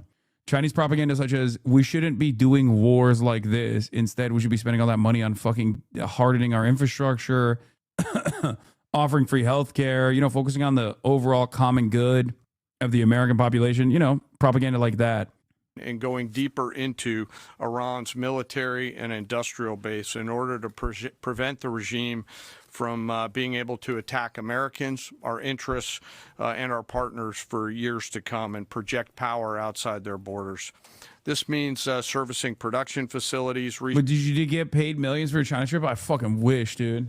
China, I am open. I am ready. I am available. If you would like to give me $1 billion to do propaganda, I will do full spectrum propaganda. I understand the mind of the Americans in a way that you cannot, okay? You cannot comprehend it. I understand how to do soft power. China, give me $1 billion now. President Xi, if you can hear me, I will do pro-Chinese propaganda.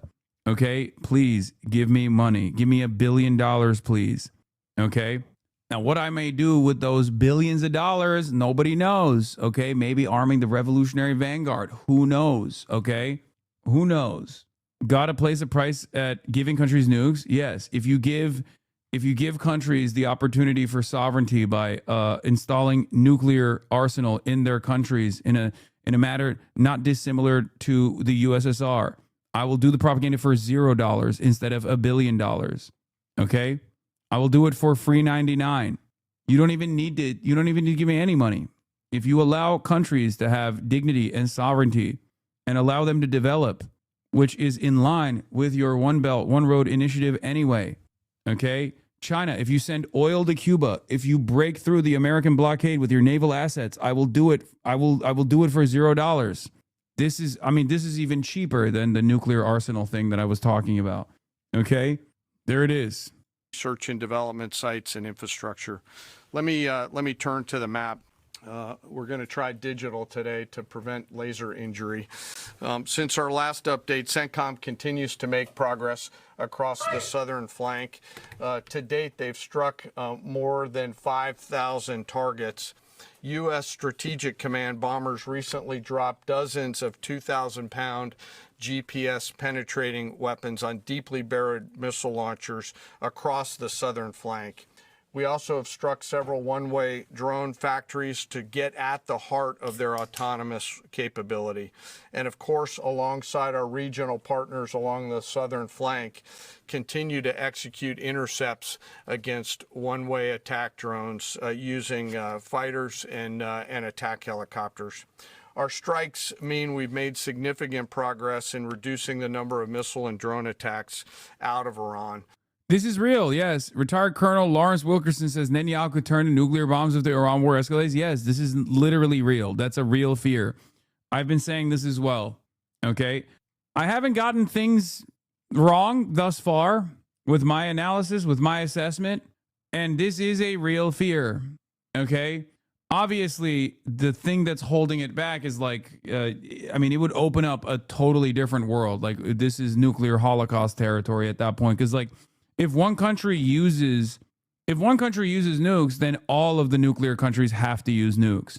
Otherwise, it's over. Then there's no more MAD, right? There's no more mutually assured destruction. There's no more nuclear deterrent. This is what sets back countries from deploying the nuclear option. But if there's one country that's fucking insane enough, it's Israel. Don't say nuclear holocaust. That's anti-Semitic. Shut the fuck up. You've been reserved when you haven't seen all the info. It's much appreciated. Yes. Lawrence Wilkerson says a lot of stuff that no one else will. Famously, he said that going into Afghanistan was an anti-China preemptive strike and a way to sponsor Uyghur separatists better. I mean, yeah. It turns out Syria was also pretty fucking reliable for that. Shouts out to Turkey. Just trained the fuck out of the Uyghur militants in Syria. Anyway. Oh, speaking of anti-Semitism, Washington Post reports that referring to the U.S. war against Iran as Operation Epstein, Epic Epstein fail, Operation Epstein Fury is anti-Semitism. The conflict has also sparked a sharp rise in anti-Semitic content, according to research from the ADL, a Jewish civil rights organization, some of it seeking to link Epstein, who is Jewish, to the conflict. Pretty quickly after the conflict began, this conspiratorial rebranding of Operation Epstein Epic Fury, the U.S. military's official name, into Operation Epstein Fury, started circulating on social media platforms, said Oren Segal, the ADL senior vice president of counter-extremism and intelligence. An ADL report found the phrase Epstein Fury was mentioned more than 90,000 times by some 60,000 different accounts on X within the conflict's first 3 days. it's pretty funny that this is the only tool that they got in the fucking tool belt. Okay, they can't do anything. So they're like, this is anti-Semitic, don't say it, which is only going to cause people to say it more. Yeah. It's also pretty funny to be like, wow, I don't know if you guys know this, but Jeffrey Epstein was Jewish. If I'm the ADL and I don't want, if I don't want to foment more anti-Semitism, I'm probably shying away from connecting Jeffrey Epstein back to Judaism in any way, shape, or form. So that's wonderful that they did that. Operation Epstein's Fury is to remind people that Epstein is Jewish and then demand they stop. Epstein Wars, World War Epstein, Return to the Pedo. Yeah, it's awesome. The dam is breaking. I don't think the Israelis are ready. I don't think the Israelis give a fuck about anti-Semitism in the United States of America. Okay? If they did, they wouldn't behave in the ways that they fucking do. Like, they live in a totally separate reality. One where there is a crack in the dam for sure, especially with like Israel's defenses diminishing. Israelis for the first time ever are having to sit in for the last 10 days, and I've been talking to people in Israel. For the last 10 days, they've been mostly bunkered in, right? They've mostly been in shelters. It's obviously nowhere near as bad as the way that like fucking dumbasses on the timeline are presenting it, where they're like, oh, look at this image of like clearly Beirut. And then they're like, this is actually Israel. That's not the case, right? Or, they keep posting over and over again, like older imagery from the 12-day war of like successful strikes from the Iranian side. All this stuff is ridiculous, right? But by and large, Israeli society has been disrupted, okay? Israeli society has been disrupted, especially with the cluster munitions that the Iranians are using. Oruç tutuyor musun? Hayır amına koyayım. Tutmuyorum. Allah Allah. Yeter be. 10 kere sordun amına koyayım. Al görmüyor musun? İçiyorum. Tövbe tövbe. Amma sordun ya. Sakin la. Abi tutmuyorum. Belli değil mi? Bak gözlerini kullan amına koyayım. Turkish chatters keep asking me if I'm fasting over and over again. Very clearly I'm not, you know? I just came from a 2-hour closed-door classified briefing on the war. It just confirmed to me it's totally incoherent. We are not going to be able to achieve any of our stated objectives. But I mention it because it's another closed-door briefing. We have still not yet heard a full explanation as to why this is necessary. We still have had no hearings in front of Congress that the public can see. And I think that's pretty simple, because if the president did what the Constitution says, come to Congress to get authorization for this war, he wouldn't get it.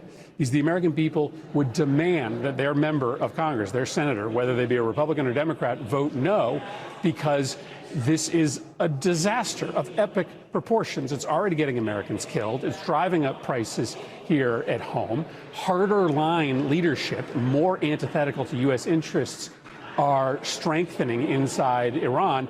And there's really no way that we're going to be able to destroy their nuclear program, because most of it is buried underground, unless we mount a ground invasion, which would be even more disastrous and more unpopular. This has just been a debacle, a 10-day debacle. And we're going to use whatever leverage we have in the Senate to try to prompt those hearings, to try to prompt that vote, and to get this administration to start paying attention to the Constitution. Yeah, I mean, this means that there is no firm commitment to troop deployment, at least. Blumenthal spoke after the briefing, too. I emerged from this briefing as dissatisfied and angry, frankly, as I have from any past briefing in my 15 years in the Senate. I am left with more questions than answers, especially about the cost of the war.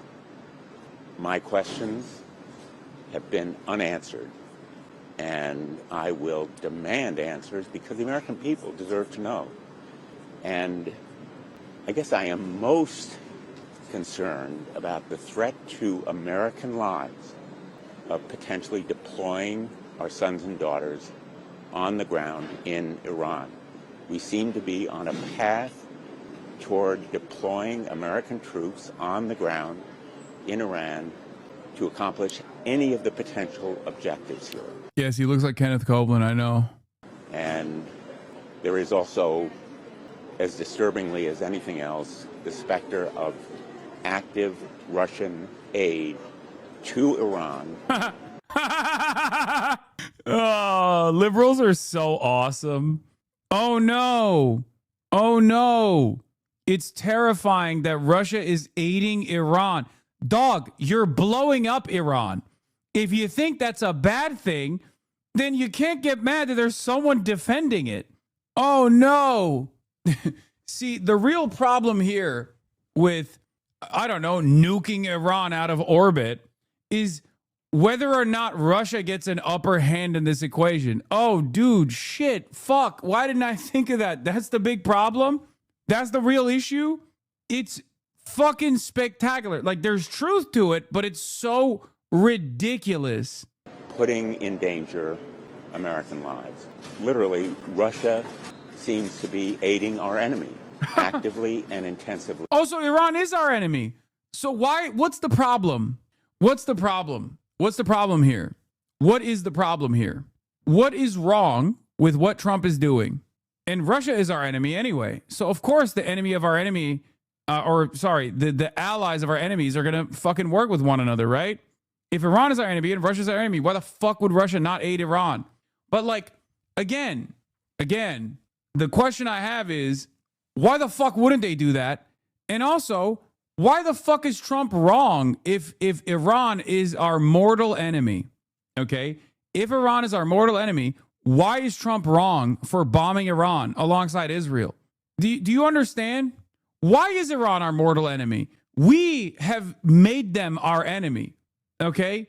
That's just the truth. The idea that, like, oh, it's because of, like, Iranian governance and domestic repression is bullshit. We know that, like, worse domestic repression exists in fucking places like Saudi Arabia, right? And they're our ally, a very important ally, as a matter of fact. They've had the opportunity to even liberalize, to become more Western adjacent. Who's to say Iran wouldn't have a similar opinion and similar interest in you know, sports washing or becoming more open to the Western world? They've always tried to fucking negotiate with us. Why is Iran our enemy? And if Iran is our fucking enemy, why are we not bombing them? Why do you have an issue with bombing them? This doesn't make sense. This doesn't make sense at all. With intelligence. And speaking of groups that literally were our quote-unquote enemies, look at Syria. Look at Syria. Jolani literally an al-Qaeda leader, and now he is the leader of Syria. So it turns out we don't have a real problem with, like, dangerous Islamist fundamentalists or whatever the fuck, right? I mean, clearly. And perhaps with other means. And China also may be assisting Iran. So the American people deserve to know much more than this administration has told them about the cost of the war, the danger to our sons and daughters in uniform, and the potential. Luckily, and I can't believe I'm saying this, Israel blew out all of Syria's defenses and its military capabilities. So the fucking Syrian military can't just, like, go and invade Lebanon at the behest of Israel now, ironically enough. I swear to God, those sons of bitches would fucking invade Lebanon if they had the capabilities to do so at the behest of Israel. I swear to fucking God. For further escalation and widening of this war, a war of choice made by this president, not chosen by the American people, with potentially huge consequences to American lives. I mean, they still might. Because your most liberal leader you think of is worse than a terrorist? Wait, what? I mean, make no mistake. My most liberal leader in the United States of America is supportive of sometimes people that we have declared terrorists. You and Zateo are completely wrong about Syria? Okay, dude. Dude. Jelani defenders literally have two speeds. What could they do? They have to be servile to Israel to build the country. Or they're not doing that at all. They're actually developing sovereignty. Literally two speeds in the chat. Every single fucking time I talk about this. Every single time. Not a charade defender. Okay. It is Goylani. Oh, Jesus. Okay. Yeah. Syrian Zelensky, dude. Come on. Goylani is so stupid. Okay. Jelani is Israel's buffer zone against Shia militias that make it easier to attack Iran. Listen. Jolani is whatever America and Israel want him to be, and sometimes whatever Turkey wants him to be. Okay, that's it. He's not like a real. He's not a real person. He's just a vehicle for Western imperialism in Syria, and it sucks because the alternative is also Assad, who also sucked and was very violent and very repressive. I am not one of those guys who's like, Assad was a champion. He was a fucking lion or whatever. You know what I mean? I'm not like one of those dudes who's like, Assad was obviously an incredibly capable leader. Like, of course not. But let's be fucking real. The goal there was to defang the IRGC and defang Hezbollah, destroy the logistical supply chain between Iran and the Lebanese Hezbollah, Hezbollah in Lebanon. And they successfully did that. And then Israel thanked them for doing that by invading Syria, like further militarily occupying additional Syrian territory. That was wonderful. And then it doesn't even matter. It didn't even stop there. They fucking bombed Damascus. Israel literally bombed Damascus. And Goylani was like, thank you, sir. Please. Can I have some more bombs? These are wonderful bombs. We are fans of these bombs. Keep bombing the capital, please. See? Boom. What are they supposed to do? What are they supposed to do? What is the limit to your criticisms? Like what is the step that the current Syrian government could take that would unironically go, okay, that would make you go, all right, they are literally servants of empire and it's completely unacceptable. Is there a step? I'm not even asking this as like a gotcha. I'm literally trying to figure out what would be your okay, I'm out moment, right? Okay, Sharks, I'm out. What's your red line? Invading Lebanon, would that be a red line for you? Yeah. Israel bombs Damascus. IDF raids another Syrian village. IDF occupies another Syrian province. My fellow Sunnis, Iran killed 6 bazillion. This guy said Goylani. I don't know who this guy is before you yell at me, okay? He might have been like an Assad supporter. I know you're going to use it as a gotcha or something. What is the red line? Why would the fuck would we invade Lebanon? We Syrians all hate Israel as much as you do. Brother, as a Syrian, you have no say in this process. What the fuck? That's my point, okay? You think your democratic wishes are being factored into this consideration? We don't have democracy in America. What the fuck makes you think you have democracy as a Syrian? What is happening? You are occupied by an American vessel, okay? We are occupied by the Epstein class. None of us have a say in this process. Welcome to the Hasanabi broadcast. This is kind of the point that I try to make every fucking day, okay? Like you're doubly occupied in that situation, or maybe triply occupied. You got Turkey in your north that's also making decisions about what happens in Syrian territory. You have Israel that's further and further occupying the country militarily. And you have a pliant puppet state that was put in power by the American forces in the region. The question is, what's the red line? Welcome to Hasanabi 101. I am your professor, Dr. Jihad.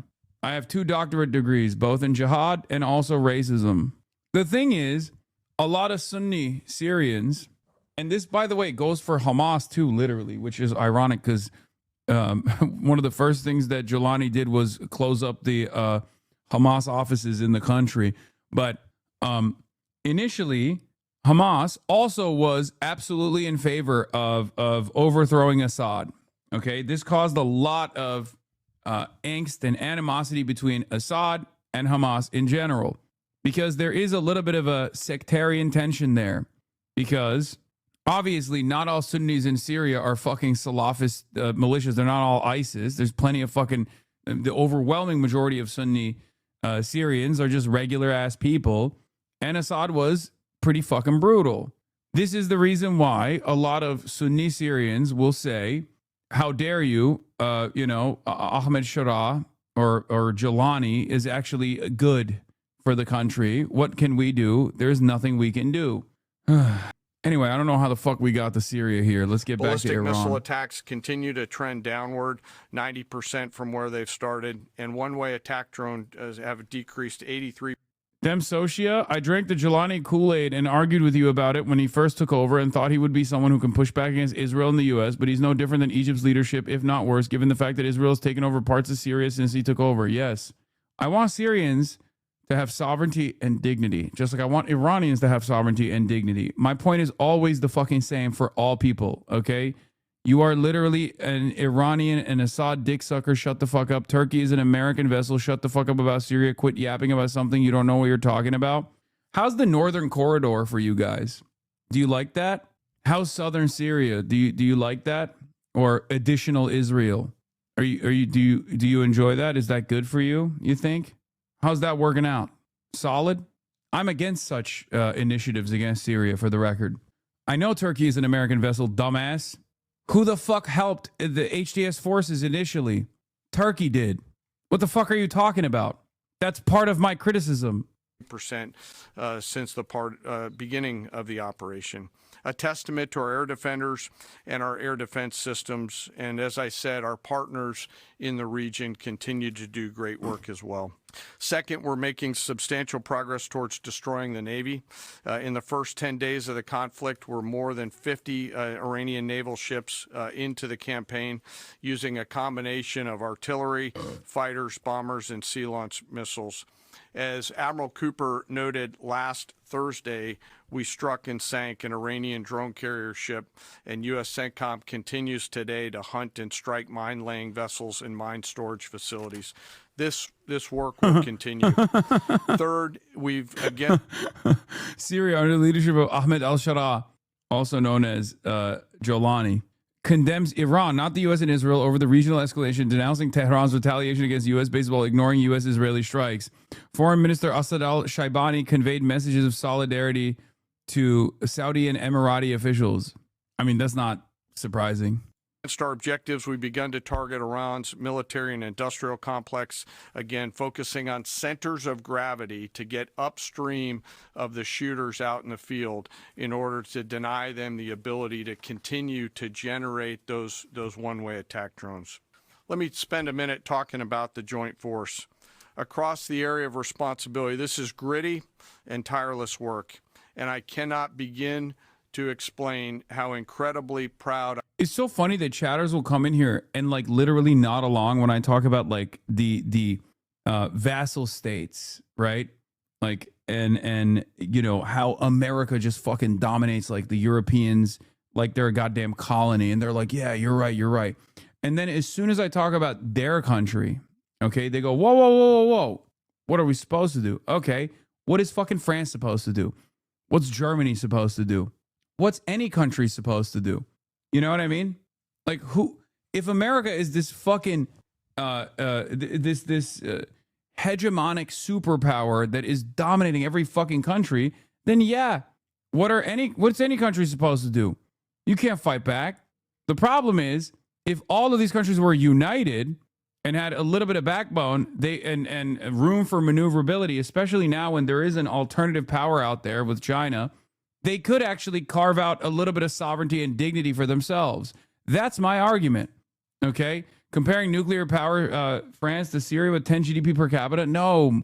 My point is, it's okay. What about Iran? What are you talking about? Is Iran a nuclear power? No. Iran has been fucking crippled and sanctioned into oblivion. They're fighting back.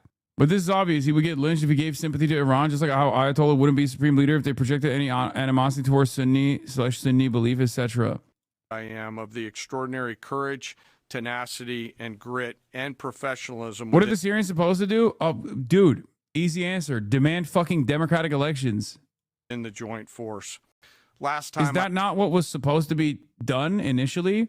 Wasn't Jolani supposed to be an interim leader to set up elections? Do a democratic election. Are you tripping? He is the interim leader. Oh, okay. Remind me in 5 fucking years when he's still the interim leader. I had a chance to talk about the Army's incredible logisticians who are out there sustaining the fight.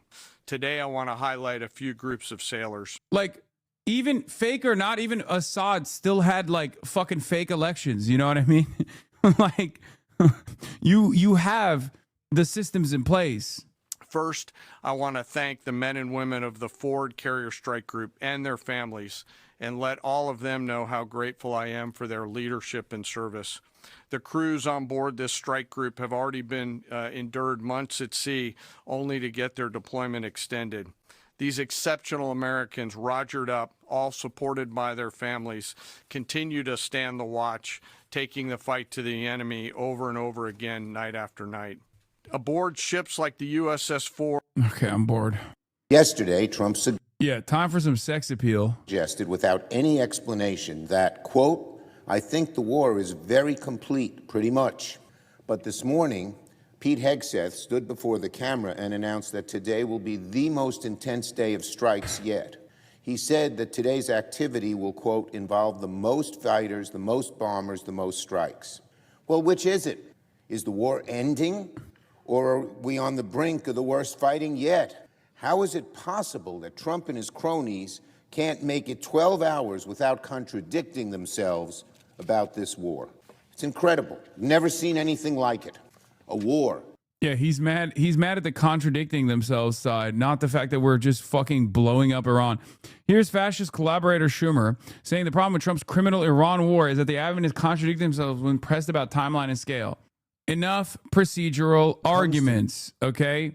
Like, this gave the game away. Chuck Schumer's only response to Donald Trump before the 12-day war was that he might chicken out of bombing Iran. When it comes to negotiating with the terrorist government of Iran, Trump's all over the lot. One day he sounds tough, the next day he's backing off. And now, all of a sudden, we find out that Witkoff and Rubio are negotiating a secret side deal with Iran. What kind of bull is this? They're going to sound tough in public and then have a side deal that lets Iran get away with everything? That's outrageous. We need to make that side deal public. Any side deal should be before Congress and, most importantly, the American people. If Trump is already folding, the American public should know about it. That's it, bro. That's it. That's the argument he has against Trump, is that he wasn't going hard enough against Iran. Now he's going super hard.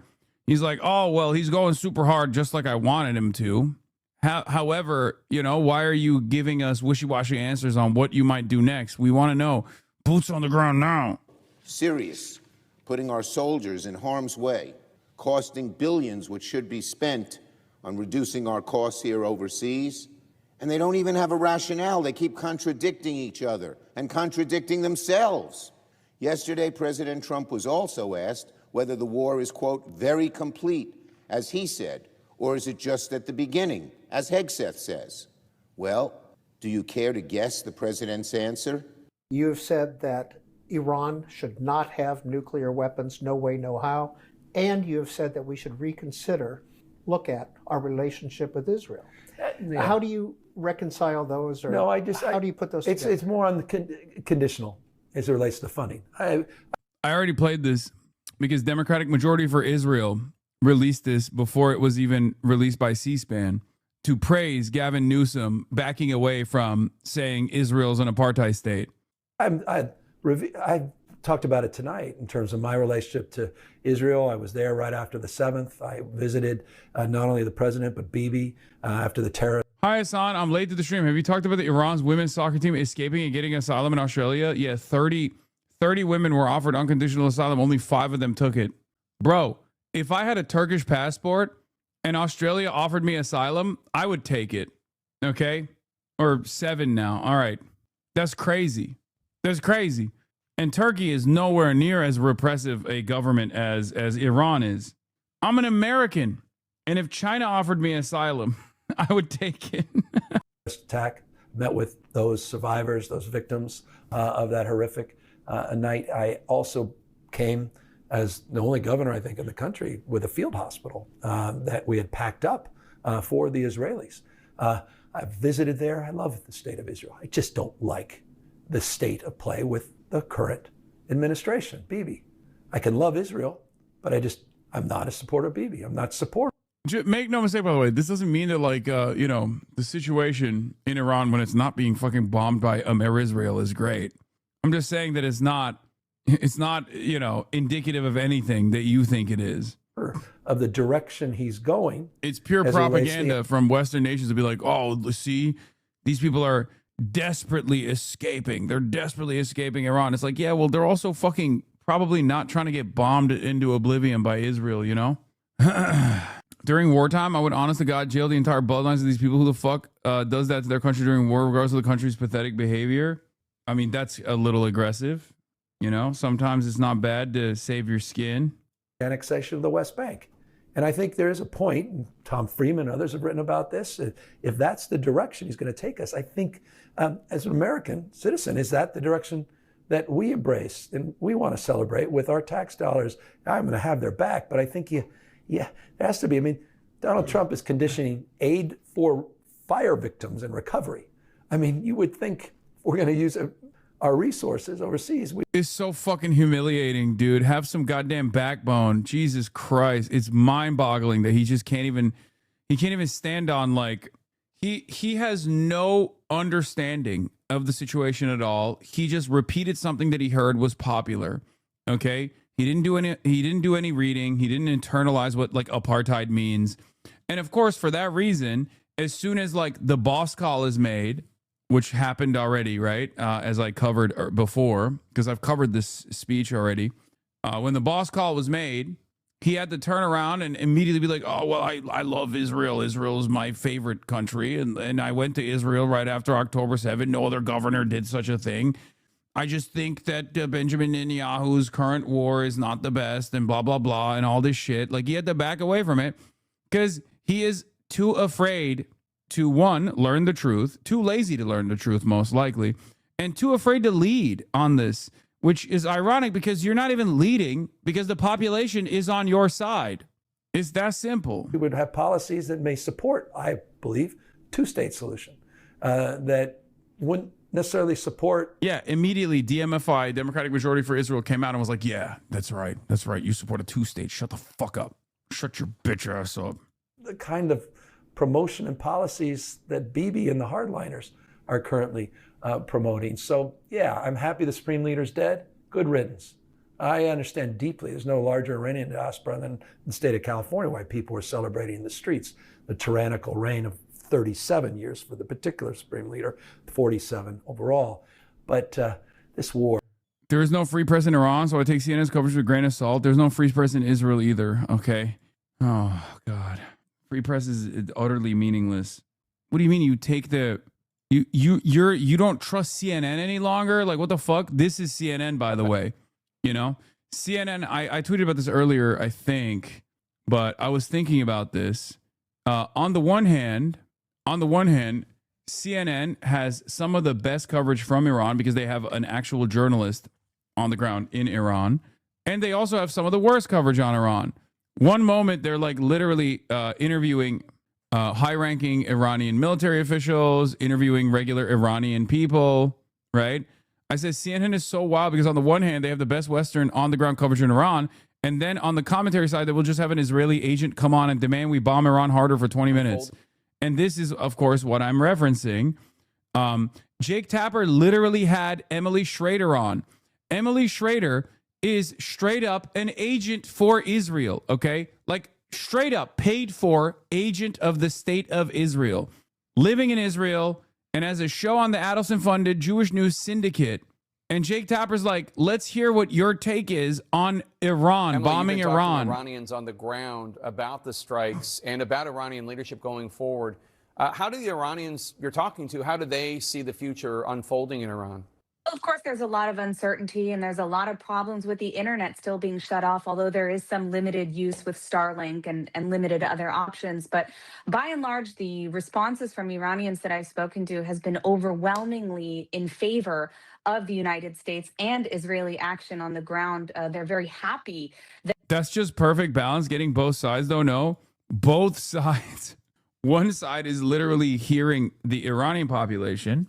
The other side is hearing a random Israeli agent. that regime targets, many of them, the centers of suppression of the Iranian people. Many of these besieged IRGC bases and forces are, in fact, being targeted. So they're happy about that.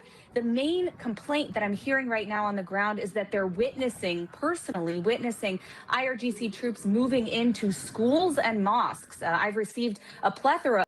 Oh my God, bro. Literally, they're literally targeting schools and mosques. This is Israel calling the shot ahead of time. Before the war, they had a CNN journalist in Iran covering the aftermath, and he was like, yeah, everything's calm and good. That's what I mean. It's heavily monitored. No, that was during. That was during the bombing campaigns. And yes, that wasn't fucking propaganda. That was just an accurate reflection of what he was seeing. Jesus. Also, the reason why I tuned into CNN after you said, oh, I don't trust CNN's reporting because they are doing regime propaganda is, yeah, they are doing regime propaganda. They're doing propaganda for a theocratic regime. Except it's not the Islamic Republic. It's fucking Israel. And this is the worst, most dangerous type of propaganda. When an Israeli agent says, oh, the IRGC is moving its troops into mosques and schools, why do you think they're saying that? I ask you sincerely, why do you not fear what comes next when you hear stuff like this? This is pretext to go and blow up schools and mosques in your country. And perhaps you don't give a fuck about the mosque being blown up because you think that they're, you know, the oppressive forces that are dominating the lives of your families. But what about the fucking schools?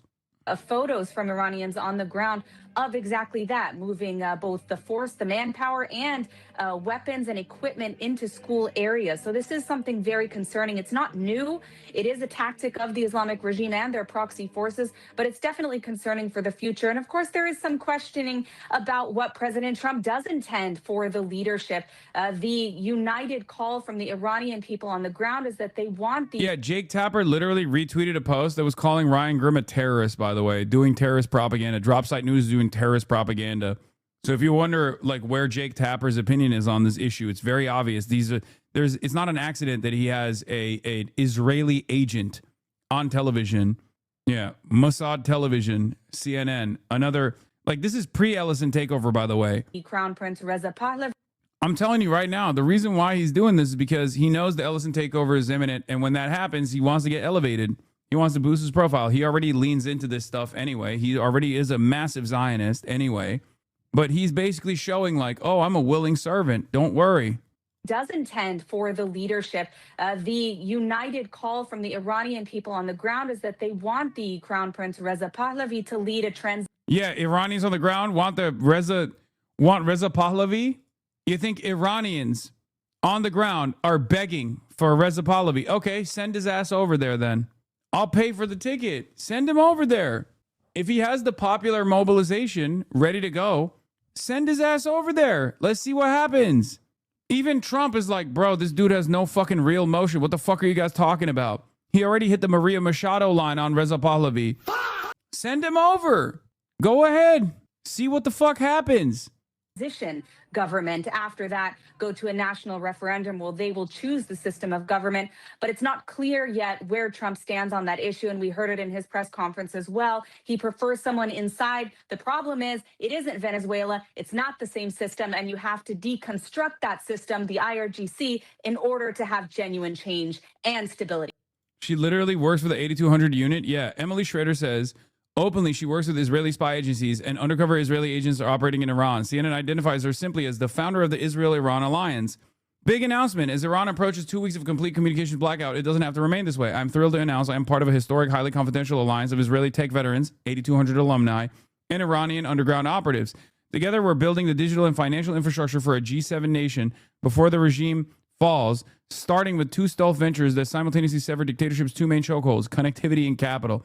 Now we want you to be involved. If you're an angel investor who wants to take part in this opportunity, fill out this form. Where you at, Samira? Where you at? That's who Jake Tapper thinks is a wonderful voice to communicate the fucking desires of the regular Iranian folks. Do you think she is a little bit biased, maybe? Yeah, he retweeted AG Hamilton. On the left is a 10-7 Nova survivor, Yuval Sharvit, who lost her husband that day, describing the rape she witnessed. On the right is Ryan Grim's terror propaganda and fake news site, denying that there were any rapes on October 7. Jake Tapper reposted this. Here's Ryan Grim's response. I don't know why, but Jake Tapper has never corrected his now demonstrably false reporting on 10-7 sexual violence. Instead, he's out here sharing a ludicrous post that calls drop site terror propaganda and a fake news site denying that there were any rapes on 10-7. First of all, we don't say there were definitively 0. We say there's no credible evidence of any. Not a single independent investigation has turned up a single instance. If one eventually does, we will, of course, report it. Tapper himself led the charge on some of the worst reporting in a generation, reporting that was used to launch a genocide before falling apart under scrutiny. Tapper, for instance, gave prominent voice to a first responder who claimed to have seen 2 sexual assaults in Kibbutz Be'eri. Those high-profile allegations, as we reported at Dropsite News, have since been conclusively shown to have been false, and even the Israeli government and the New York Times have retracted them. But Tapper has never corrected his piece or even addressed it. It's fundamental to journalism that if we make a mistake, we correct the record transparently. He refuses to do so, and once Barry Weiss is his boss, if the Gulf countries don't back out of that deal, he won't ever have to. He also heavily relied in his influential 2023 report on Shari Mendez, a volunteer at a morgue who infamously fabricated a horrifying crime saying a baby was cut out of a pregnant woman and beheaded, and then the mother was beheaded. There is no dispute. That did not happen. She also made all manner of lurid claims to Tapper and others that were shown to be false later. He has never addressed this. The case he's citing here below has no corroboration and on the face of it stretches credulity. Tapper is sharing a post from a witness who claims several militants pulled a woman out of a car and the terrorists sounded like they were drinking cocktail at the beach. When they were finished, they fired an RPG at her car and burned her. So according to Tapper here, the victim was put back in a car. After that, they fired an RPG at the car and burned it. Think about that. It's utterly preposterous. They fired an RPG at a woman in a car at point blank range. Wouldn't that also blow them up too? And they did all this with IDF helicopters bearing down on them. It's an impossibly absurd scenario. But the Tapper, it's conclusive proof. Tapper finds that not just credible, but credible enough to call another news outlet fake news and terror propaganda. It's one thing for Jake to never correct his now debunked reporting. It's another entirely to call us terror propaganda merely for honestly reporting on these claims. I assume he's just salty that the Free Press scooped him on the story of the century, Mamdani's wife's Instagram likes, but not too late to host a segment on her. Yeah, Tapper also routinely shares posts. The fact that Jake Tapper is out here signal boosting a never not lying baboon like E.L. Jacoby should be a genuine scandal, but between him and Dana Fash, laundering pro-Israel propaganda is pretty much all CNN cable news exists to do at this point. Which stated, Hassan Piker, star of Amazon's Twitch, says the attack sure looks like a perfect false flag. Tapper pretty routinely shares posts from E.L. Jacoby, whose entire existence revolves around monetizing flagrant lies and baiting rage interactions. Jake Tapper also had Stop Anti-Semitism's Leora Reznichenko on his show as an expert/commentator, even though Stop Anti-Semitism regularly posts fake and wrong information they refuse to correct. It's also a doxing operation.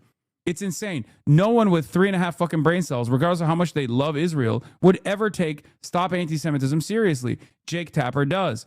One must ask the question, why? Because Jake Tapper is a propagandist. Jake Tapper absolutely fucking loves the state of Israel and will lie at the behest of the state of Israel. It's that simple, okay? That's it. And he knows that we know this about him, and he fucking hates it. He can't openly talk about it. He can't openly, defend his position in most circumstances. You are vindicated. Remember when you had Ryan Grimm on and he was defending Tapper, but you were shitting on him? Yes, of course. Jake Tapper is an opportunist. He's a grifter. He has his own personal convictions on the state of Israel, and he will defend the state of Israel this way. I think it's disastrous for the state of mainstream journalism and mainstream reporting in this country that Jake Tapper is one of the most known names in American news right now, especially on an issue that is unimaginably unpopular in the eyes of many because they know the truth. The cat's out of the bag. The toothpaste is out of the tube. You cannot put the toothpaste back in the tube. Jake Tapper tries and actually destroys what remains of the credibility of CNN. Of course, nothing will ever happen to him, especially after the Ellison takeover. He will probably be elevated into a higher position of prominence. What that will do to the credibility of CNN that's already diminished year after year after year, who knows? Jake Tapper is also a massive Islamophobe, but I'm not even going to get into that part. But it's that if you're wondering like why Jake Tapper does this crazy reporting, in air quotes, this is why. Here's Matt Duss. The dramatic decline of U.S. public support for Israel is all the more remarkable when you consider that mainstream U.S. news is still dominated by pro-Israel propaganda. Americans are rightly tuning this stuff out. It doesn't reflect the reality they can see for themselves. Yeah. Jake Tapper was going to do a Zohran Mamdani's wife's Instagram-like segment, but it was actually bumped so that he could do this segment with the Israeli agent Emily Schrader instead. It's always projection, too, when they say, like, we're doing state propaganda, like we're doing terrorism propaganda. I'm an agent of CCP. It's fucking bullshit. I have my opinions. I have my criticisms. Okay. I'm pretty open about all of that. It's fucking ridiculous. Okay. Same with the IRGC. I'm doing IRGC propaganda. Like, yeah, dude, totally. I have a very open ideological position here. I'm an anti-imperialist. I'm an anti-fascist. I'm anti-Zionist. Okay. It's not a secret. Cat's out of the fucking bag for that one too. I have been this way for the last 12 fucking years of my professional media career. I've been saying these things for years and years and years. Okay? It's not a secret. If my worldview sometimes makes it seem as though I'm defending the IRGC or the Ayatollah, that's your fault. That is your failure to understand the nuanced position that I hold on this stuff. So you're anti-Semitic and homophobic? Got it. Exactly. Yes, I'm also anti-gamer. Anyway, yes, Jake Tapper has called me a misogynist in the past because I called everyone at CNN the C word. Anyway, Netanyahu doesn't want you to see how Iran's powerful armed forces are punishing Israel for its aggression. Here's what our men and women on the ground report. Utter destruction caused by our missiles, panicked leaders, and air defenses in disarray. And we're just getting started. France 24, the army has banned live broadcasts of the Israeli skyline when alarms have been sounded to warn of incoming missiles or drones. Images of air defenses intercepting incoming missiles had been a major part of the coverage at the start of the war and was a feature in the coverage of the June 2025 war between Israel and Iran.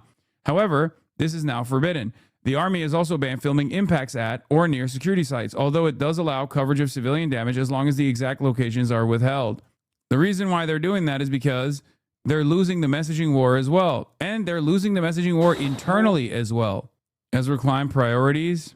Behold the intellectual might of the conservative legal movement. I asked a former Trump official to justify this war. Oh, there's a clip. Let's see this fucking clip. If you're getting cooked by Ezra Klein, it's over for you, by the way. You should just fucking pack it up. You know what I mean?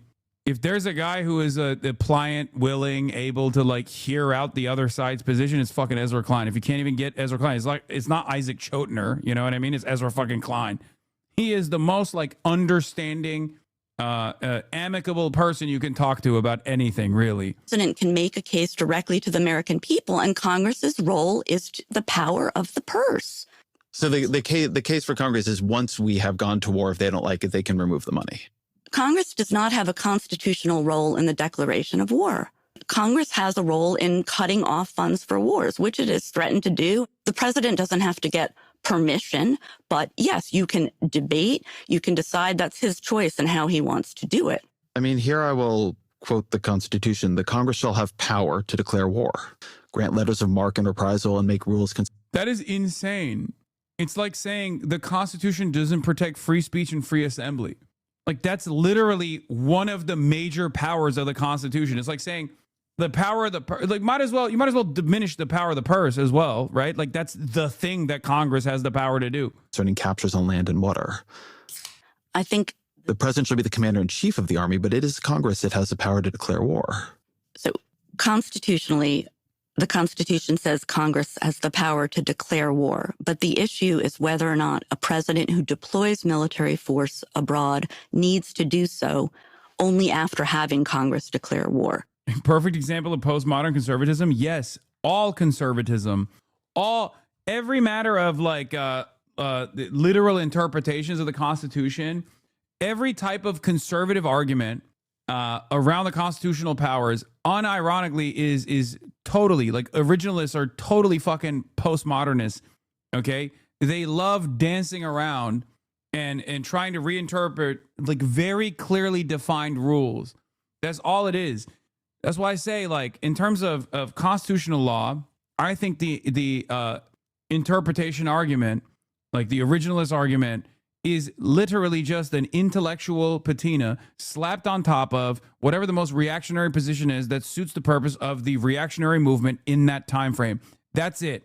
They just want to be able to make it seem like there's an intellectual argument so they can still fucking go to the same cocktail parties while simultaneously being outward fascist. That's all it is. No, bro. What? Bro, what? Excuse me. What, bro? No, bro. What? Deployment is not the same as declaration, therefore I'm correct. The lady, yeah, it's fucking insane. Okay, so if we deploy without declare, it's not a war. It's like Vladimir Putin's special military operation, you know? The argument that supposed constitutional conservatives would have you believe is that declaring war is basically an act that has nothing to do with sending federal government military forces to go fight other countries' armies in battle, but rather some undefined other thing. It's so fucking stupid. It's all a semantics game for these fucking clowns. It doesn't matter. It's not even a real conversation. It's like having to deal with anti-Semites, okay? What's that famous Sartre quote where it's like an anti-Semite knows they're lying. When you engage an anti-Semite, they know they're fucking lying. It's the very act of you engaging with them is why they're doing it. You know what I mean? It's just to have breathing room for their lies. That's the whole point. And this is precisely what the same method is. It's just basically moving the conversation and occupying space, like just having some space to say those words out loud. You know that you have no you have no room. You have no real legal argument. Yeah, you're the only one that needs words. The anti-Semite gets to play. It's exactly the same thing. Yeah. It's the same shit. It's the same shit. You know that your opposition is lying. Like, you know that you have no legal argument whatsoever, but you just play that role anyway. You're like, yeah, well, here's why it's different. You're just wasting time. It's not really a war until boots are on the ground, unfortunately. Sorry, not sorry. Them's the facts. Yeah, that's bullshit. And that's a total and utter cope. And it's precisely the reason why every American president has been able to fucking wage wars while claiming that they're not real wars at all, like bombing Yemen and shit. Good rebuttal. Okay, chatter. China nukes this fucking country. Do you think we're in war with China? Pearl Harbor wasn't a war? Yes, that's a nuke. Great rebuttal from you. Oh my God, what a fucking idiot. Yeah, Pearl Harbor is technically not the start of a war. It's not really comparable. Why? Why is it not really comparable? Why? Let me tell you why it's not really comparable. Because as a dumb fuck, Amerifat, you can't contend with a large military force ever fucking with you on the home front. That's why it's not comparable, because it escapes your imagination.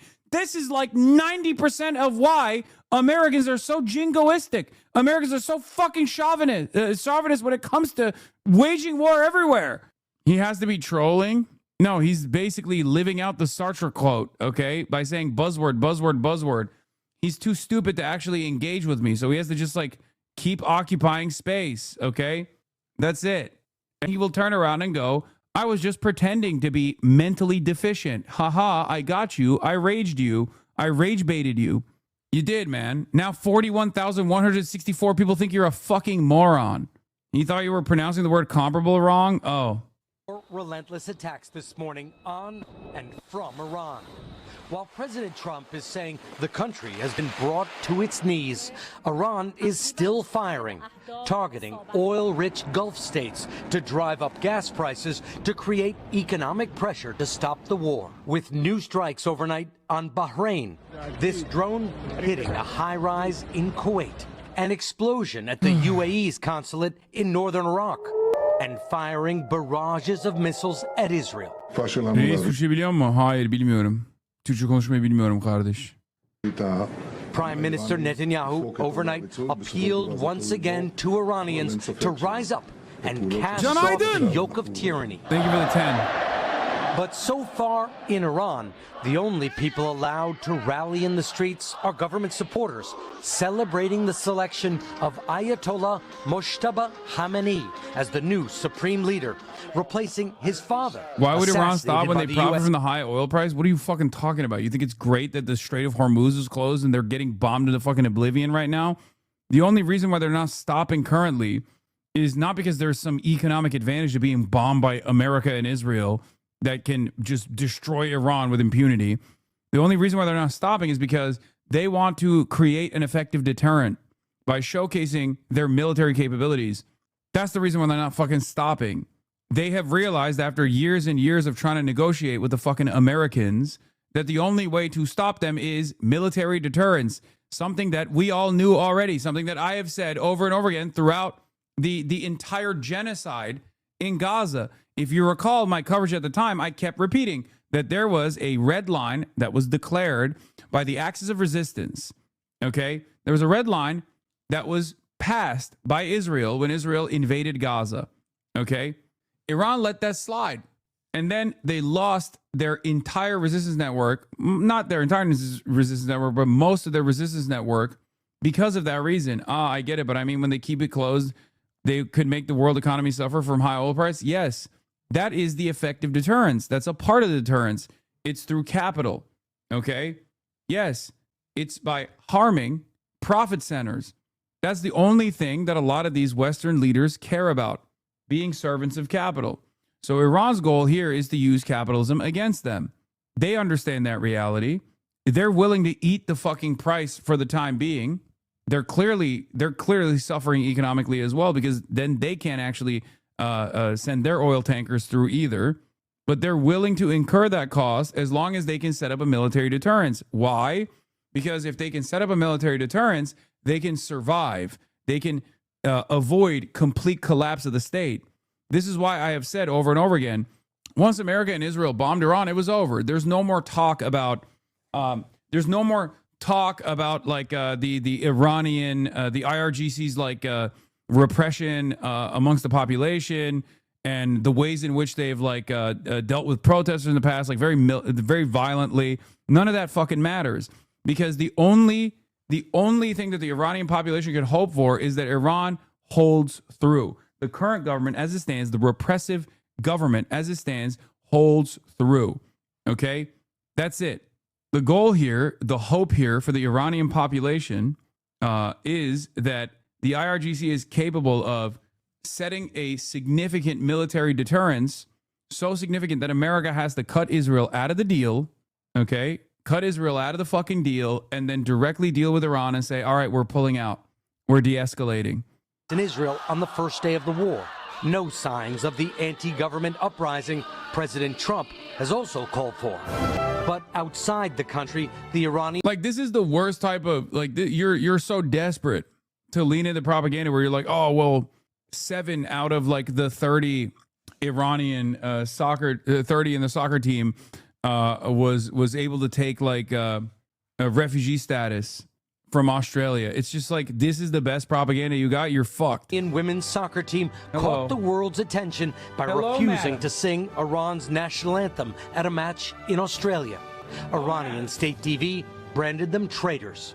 On the team bus, they were seen flashing the universal sign for help.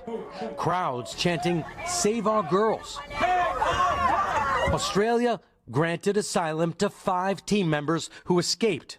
Others are returning to Iran, worried their families could face repercussions.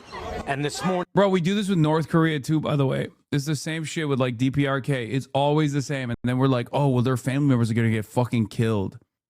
Supporters tried to stop them from reaching the airport. But in Lebanon, no help is being offered. Only more attacks that continue to escalate. Israel and Hezbollah are trading fire, killing hundreds so far and displacing 500,000 people, nearly 10% of the country's population. Iran's attorney general this morning said that the returning members of Iran's women's soccer team have nothing. I'm sorry, doing this when your capital's being bombed is insane. I have zero sympathy for those traitors. Really? Would you want them to go and fucking die under American and Israeli bombs? Get the fuck out of here. You've never had to sacrifice anything in your life. You have no understanding of how this shit works. There could be a million different reasons as to why they took that decision.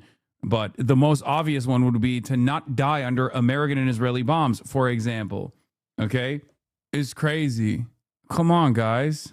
Thing to worry about, that the government understands the circumstances and that they will be welcomed home.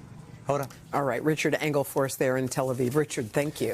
Hey, thanks for watching. And don't forget, you can catch the Today Show every morning on NBC or take Today when you're on the... A war that spread to multiple countries, thousands of targets hit, but now the focus is on one tiny 24-mile stretch of water, the Strait of Hormuz, and the giant implications it has for the global economy. What the fuck? Iran is saying, expel Israeli American ambassadors, you can use the straits. Donald Trump says that ships should just show a bit of guts and go through it. I love that. I love that Trump's position. I love that Trump's fucking position here is just die. He's like telling the oil tanker, the tankers to just like eat some bullets. Why? So I don't look bad. insanity. But we've been charting the ships that have been doing just that, the surprising tactics they're using and who Iran is letting through. Before the war, this was a super highway for cargo and oil tankers. Mein Führer, Iran has almost 10,000 naval mines. There are over 100,000 ships in the global merchant fleet. If we send ships through the strait at a steady pace, it will clear eventually. It's a mathematical certainty. Yeah, think about all the wonderful new jobs that will be created for the ship manufacturing industry, you know? Yeah, this was the other one this was really funny. Hey, I know you're a purely mercenary businessman, only really concerned with your bottom line, but I'm going to need you to go ahead and stand directly in the path of an anti-ship cruise missile and get obliterated into nothing to achieve a political goal so ambiguous it's impossible for me to even articulate what it is. I love this one. Yeah.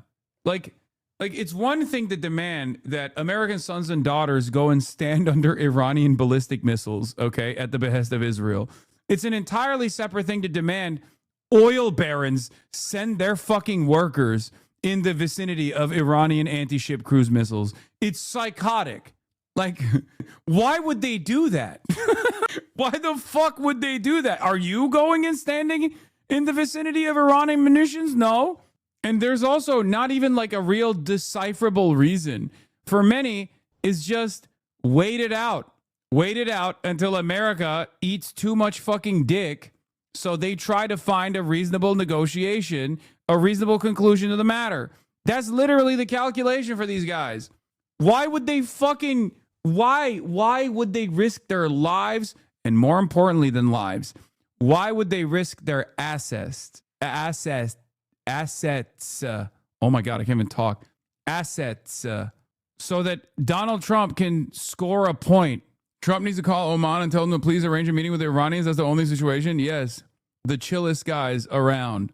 Wait, Danny Dunham was on with Jeffrey Sachs? No way. Oh, I might watch this. I know I don't normally watch Piers Morgan, but Jeffrey Sachs is my goat.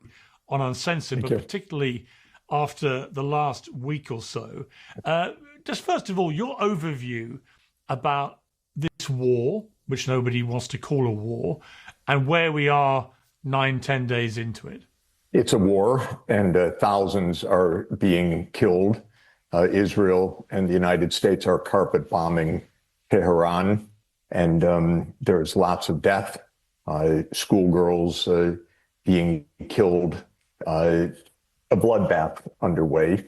At the same time, the world economy is about to go into one of the biggest crises in the modern period, driven by the complete collapse of oil supplies coming from this region, a predictable consequence of the Israeli-U.S. aggression. So this is a calamity. This was a war of choice. Benjamin Netanyahu told us in a tweet last week, this fulfills a dream of 40 years. This is a war not caused only by Israel. This is a joint Israel-U.S. madness. The U.S. wants to... I've reached out to Jeffrey Sachs to have him on the broadcast, by the way, for those of you who are wondering. Rule the world, and Israel wants to rule its region, the Middle East, and they partner together. So it's not really right to say that Israel determined this or the U.S. determined this. This is a partnership.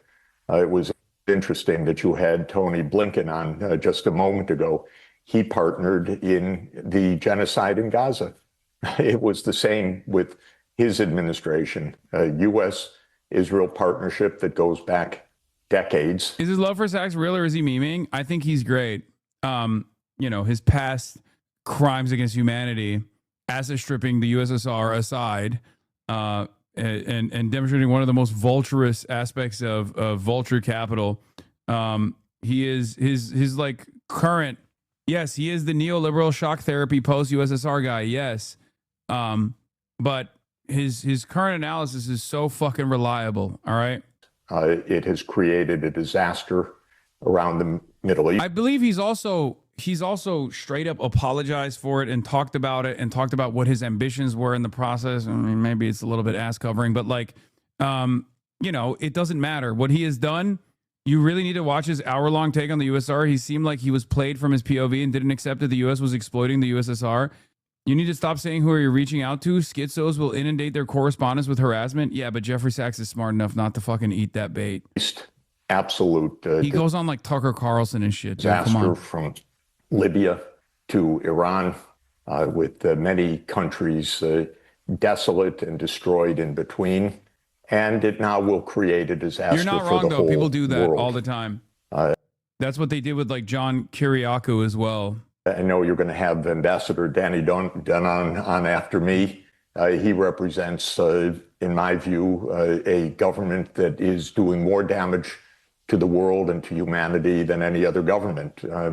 He doesn't like my saying that, but that is actually the point, together with his partner, the United States. Both of them are rogue nations led by megalomaniacs creating havoc for the world completely unnecessarily. Well, you actually confronted Danny Danon at the UN. Let's take a look. You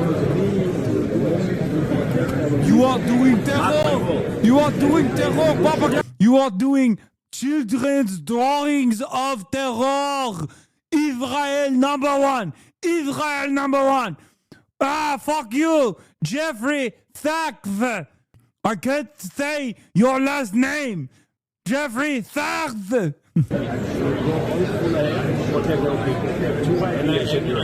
doing Astor and Auschwitz, those are your two ideas. Very clever. And you can join a suicide. Suicide. You're welcome. No, it's suicide. You're welcome to follow the line. Destroying Hamas and Hezbollah. Either if you want. Yes. Well, it was an extraordinary encounter. What were you actually saying to him? I was saying that Israel is committing suicide because it is destroying any remnant of sympathy or empathy in the United States and all over the world. So I said that suicide was tragic. We have polls, Pierce, that show that for decades, U.S. sympathy ran 60 to 70% for Israel, 15% for Palestine. Now they run 41% for Palestine, 36% for Israel. In other words, the American public is on the side of Palestine, and that's going to grow dramatically. What's going to happen, whether Mr. Danon or his colleagues like it or not, the world is going into a profound economic crisis in the coming weeks and months. And this is Israel's choice. Israel set this off together with the United States. The world will pay a fearsome price for this delusion. And Oh my God. Yes, dude. Yes, he did shock doctrine. Jesus Christ. Let it go, man. Let it go. Let it go. What do you want? Is his current analysis right or not? Okay.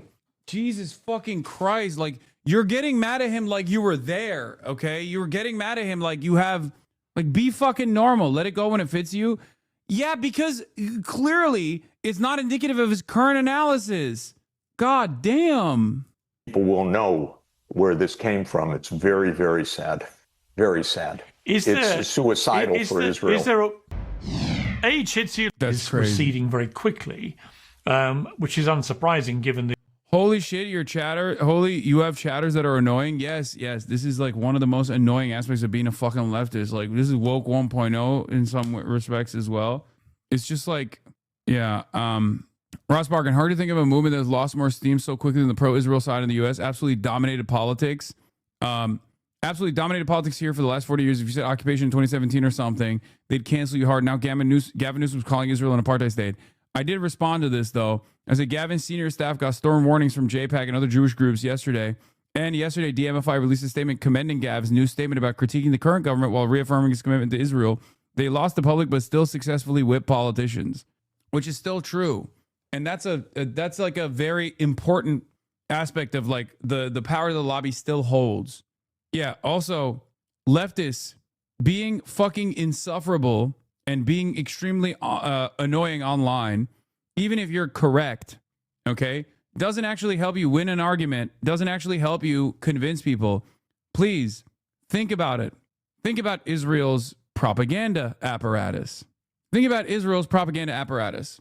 a big part of the reason why a lot of people decided, fuck Israel, I'm done with this shit, is because Israel was incredibly fucking arrogant and incredibly fucking annoying. You always have to avoid coming across like that. Okay? You cannot come across like an annoying fucking woke scold. The overwhelming superiority, of course, of the American military coupled with the Israeli military. But is there a moment in here where if all their military firepower is pretty well taken out, that the regime begins to collapse from within? Look, I'm not able to answer any definitive military judgment, but the people who are opining on this around the world believe that that is not the case, that Iran has held together and will continue to hold together, has vast arsenals of missiles and drones, and we'll see, because this war is not ending. I disagree. Arrogance and rudeness, if used well, can be educational. Oh, people defending being fucking annoying, like as a weapon to wield during propaganda.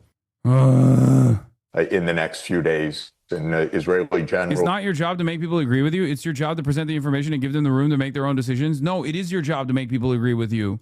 It is. Shut the fuck up. Nazis do this every day. They try to be as agreeable as possible. Some of you guys are fucking stupid.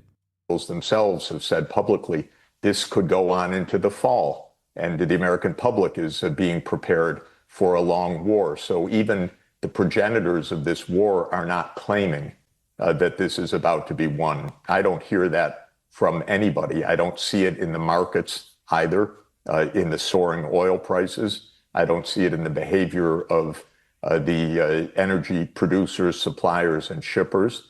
I don't see it in the shutdown of production in Qatar on its gas, and Iraq on its oil, and the destruction of oil fields. I see a calamity building and a lot of blood flowing.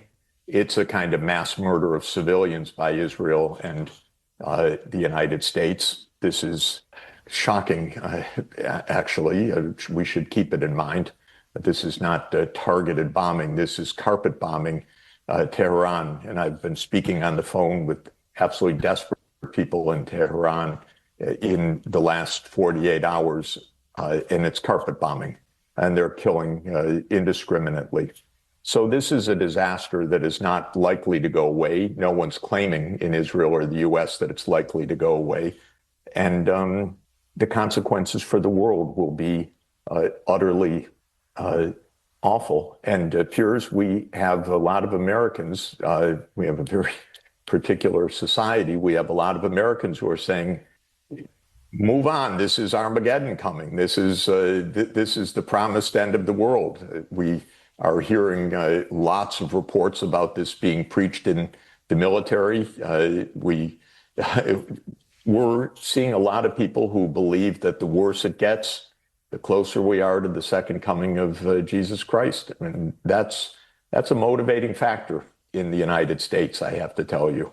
It's a significant part of Mr. Trump's base. And so bad news is not necessarily deterrence. It may just mean escalation to Armageddon. It is a grim situation that we're in. We've not seen anything. Oh, they don't debate? It's just done on afterwards? I wish they fucking duked it out. Like it, actually, since World War II. This is even beyond the Iraq War.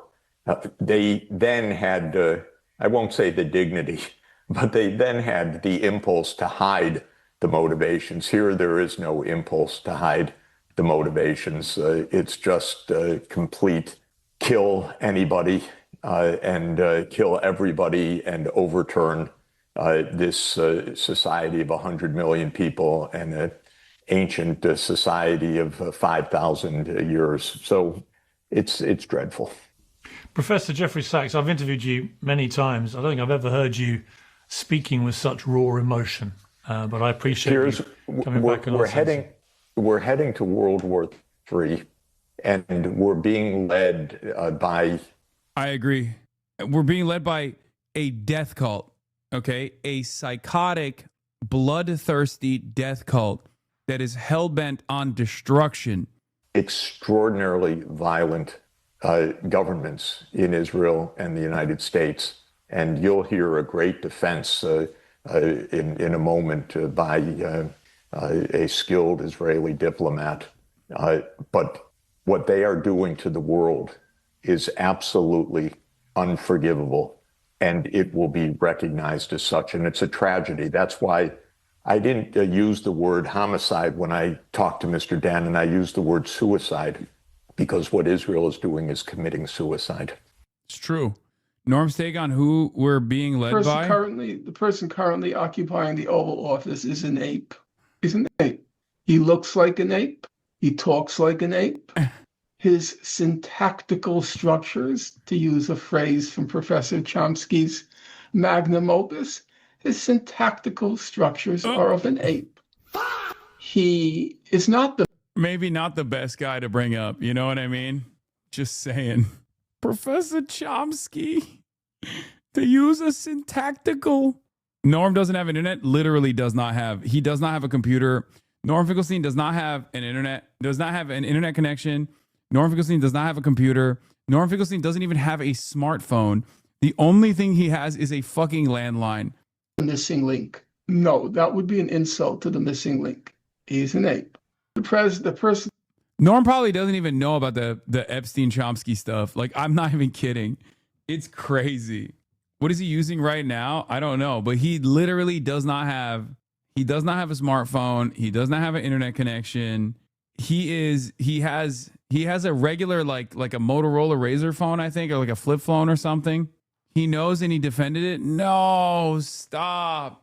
No. It's fine. It's fine. Shh. Shh. Don't worry about it. Don't worry about it. Don't worry about it. Don't worry about it. Don't worry about it. He's just don't even tell me. I was better off not knowing. Zionists and Christian Zionists in particular have spent the past several decades promoting mass hysteria about Islam and Muslims. With the Clash of Civilizations as their Bible, they have done everything within their power to present not only Islam, but every Muslim as an imminent threat to peace, security, and civilization itself. Yet their conduct during the war against Iran should remove any remaining doubt that, more than any other group active in the world today, Christian Zionists constitute a bloodthirsty death cult addicted to promoting war, violence, and murder by their Israeli deities. Christian Zionists openly relish the prospect of Armageddon and are doing everything within their power to hasten the apocalypse. The end of the world is literally their strategic objective. No other group I am aware of shares this purpose. Yeah, even, yes, I said vor, shut up, instead of war, okay, I am Persian. Donald Trump, war. You are doing war, Donald. Fuck you. World War III. You are doing World War III. Donald Trump. Professor Chomsky, stop. I'm not going to read Norm on Chomsky or a defense of Chomsky's. Stop sending it to me. I don't want to see it. It's like fucking people that are like, oh, have you seen what Norm had to say about trans people? No, I don't care. Don't fucking bring that up, okay? Channel 12 Hebrew from a short while ago. Don't Farsi and Turkish share like 50% of the language? Yes, that's why I can do a fucking mean-ass Farsi, Persian accent. The shooting started, though, it came to a standstill. And that was before the Iranians even declared they had closed the straits. They stopped going there because of the danger, and this shows why. United Kingdom Maritime Trade Operations has tracked direct strikes and attacks on ships in the Straits. At its smallest point, this is only just wider than the Strait of Dover, so there are not many places to hide.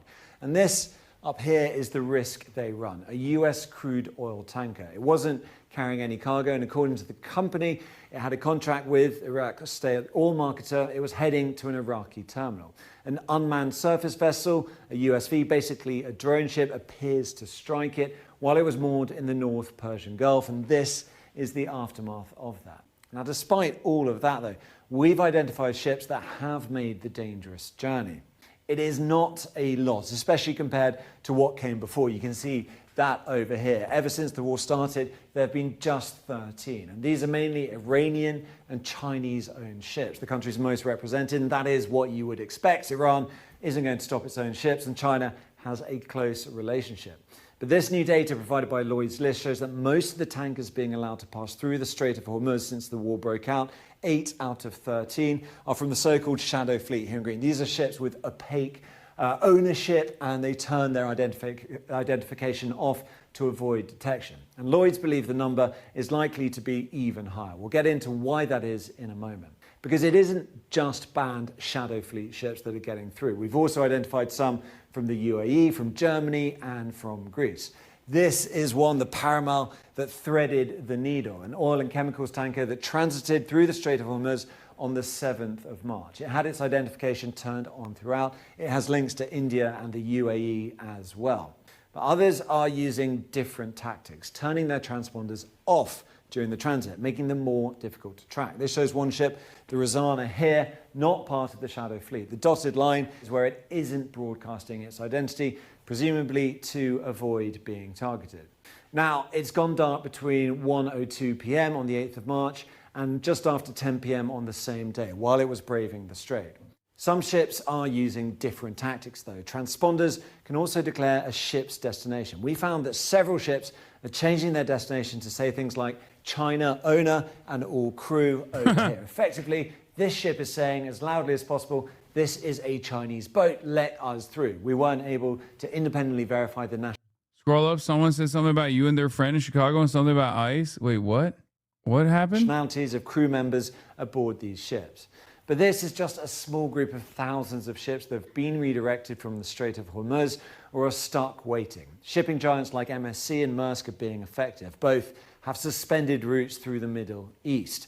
This shows tracking data from the 2nd of March showing Maersk Cincinnati, a container ship over here, and effectively... While you were in Chicago, my friend Sundus Nakwi, a U.S. born in Evanston, Illinois, was illegally detained by ICE DHS for 3 days at O'Hare with no contact to us or family. Dropped her in Wisconsin with dead phone. They lied to us continuously that she was in custody. Please elevate the story. Kat Abou-Ghazaleh is running to represent Sonny's district. I know you recently had her on.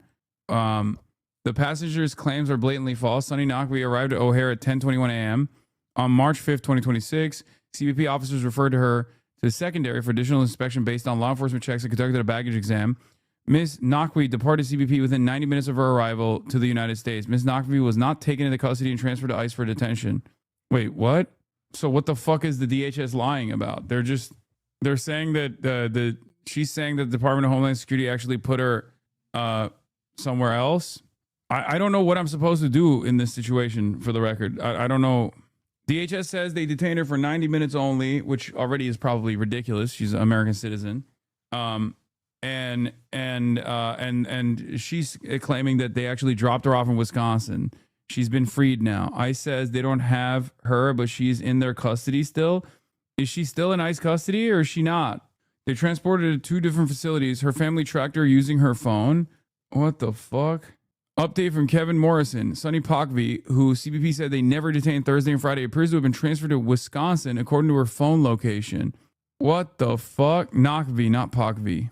Why is chat saying fuck Cat? Because Cat had a really bad answer on like the China situation, and a lot of chat has no way of interpreting that as anything but militancy, not realizing that, like, you know, I mean, she comes across as a China hawk, and yeah, Mike is very upset about it. So of course, everyone else that listens to Mike from Pennsylvania is very upset about it as well. I haven't really looked into anything else that she has said, but even when I talk to her, like she wants to maintain like the moral high ground in this conversation, and I don't think it's a good policy at all. Yes, the cat that came on stream. She does not have a good position on China. I mean, do with that information what you will. If you think that this implies that she's CIA and very bad across the board, then that's your assessment. If you still think that she is far more progressive than Daniel Biss, who has actively sought out AIPAC until he realized that AIPAC was going to be bad for his brand, then it is what it is. It's one position out of many, but it's certainly one that I do not agree with at all. But yes, this chat immediately jumps on, I mean, this is the same as like Graham Plattner too. Like, this is the same principle. It's just like, even if you have one position that's like insane and totally ridiculous, like Zoran with Cuba, like calling the Cuban leadership dictatorship and a tyrant, calling the Venezuelan leadership dictatorship and a tyrant. Like, that was fucking abysmal. That was an abysmal statement. Am I not going to support fucking Zoran? It's ridiculous. And it's crazy because like everyone then turns around and they're like, well, there's a better candidate out there, and that candidate doesn't have any viability. Even Kat doesn't have any viability. I think at the end of the day, our support for Kat or anyone else is not going to work. So, you know, do with that information what you will. Plattner is nothing like Kat. What the fuck? What are you talking about? Grant Plattner served in the Marine Corps, and on top of that, literally went into mercenary protective detail for ambassadors under a company that rebranded from Blackwater as recently as like Trump won, and had a fucking Nazi tattoo. I can overlook those things because I think Grant Plattner is the most viable option. I want the most, friendship with Mayor Mamdani ended. Now Mayor Johnson is my best friend. Exactly, it's true. I want the most left, like the most leftist person with electoral viability to win their elections. That's my principle. Okay? How the fuck can you overlook him being a fucking war criminal? Because I love American imperialism. I haven't heard her full defense of it either. Honey, honestly, you're being way too trivial and Cat here. We should punish people running to the right of Tom Cotton on China. Okay, then don't vote for her. Like, that's my point. My point is, okay, then vote for Daniel Biss. Like, I don't know. I don't give a shit. Yeah, he has a better position on China. If that's your singular focus, or if you think that that's indicative of like her broader worldview on foreign policy, then, you know, don't vote for her. Do you see what I mean?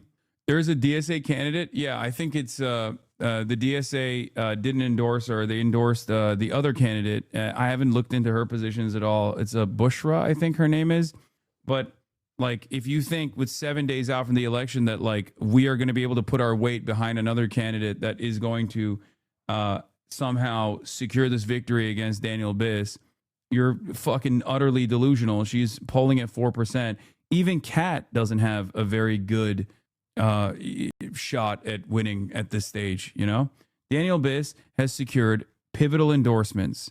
Okay, the biggest difference between like I've been tracking the Grant Plattner stuff. I've been tracking the Grant Plattner stuff fairly closely to develop a better understanding of like how a candidate can cut through the noise. And one of the things I found is that you have to be early and you have to be everywhere. Okay. Like, that was the reason why, regardless of all the fucking attacks against Grant Plattner's positions or Grant Plattner's background, he was able to cut through that noise by doing like these massive wall-to-wall rallies all across the fucking state. Okay? He was able to make a name for himself like that. So, anyway. All her foreign policy positions beside Palestine, her State Department coded in her refusal to can 2 pro-Zionist major staffers of those fiasco. No, she canned the first one. And this person was hired by the first one, ironically enough. Anyway, you don't know all the details. It doesn't matter. You just look at her policies. If you don't like her policies on Taiwan, if you think that that's like a red line for you, then it is what it is. It's about to do a U-turn at the entrance to the Gulf of Oman, and it doesn't look back. It was still heading away from the area on the 4th of March. Sky News filmed footage from the UAE, a port there, on the same day, showing multiple tankers in the area. So ships. Damn, she doesn't even have Bernie supporting her. Yeah, Bernie Sanders has been a little bit slow on the response, in my opinion. He's been way more like, there are a bunch of candidates that I have interviewed on this broadcast that I really like, that I think have actual viability and actual political education, really solid fucking positions, really reliable positions, and an understanding of how to play ball and an understanding of how to like accomplish an agenda. Okay. And they haven't been endorsed by Bernie Sanders either.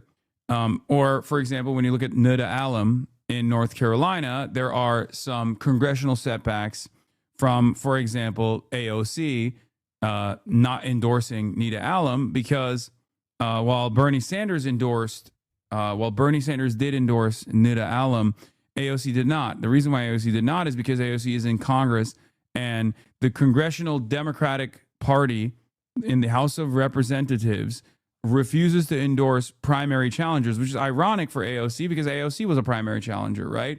And they're all playing ball within the caucuses.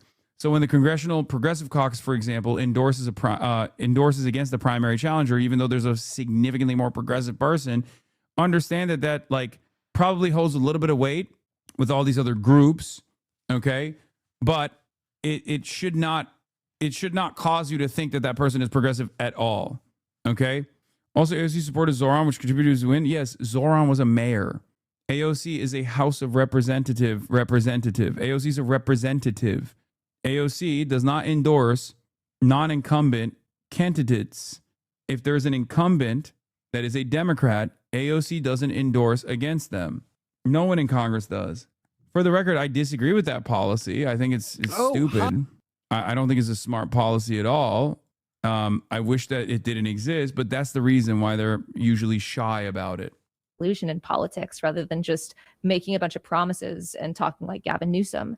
Also from March 18th till Election Day in November, like you said, this is a very democratic. Okay, well, what am I doing right now? What the fuck am I doing? All right, we're back to monitoring the situation. I can't believe this. Idling. Cargo is not arriving. Donald Trump might have said the war is very complete, pretty much, but until they get moving en masse again, the economic costs will continue to mount. Unless, of course, Iran thinks you're on its side, in which case it looks like it's prepared to help your cargo get through. Officially, this ship is registered in the Marshall Islands in the Pacific, but the KSL Hengyang is one of the few cargo vessels that's managed to transit through the Strait of Hormuz without incident. How did it do it without coming under fire from Iran? Considering that the number of ships passing through the 212-kilometer strait has dropped from an average of over 130 a day before the war to just a handful of ships a day.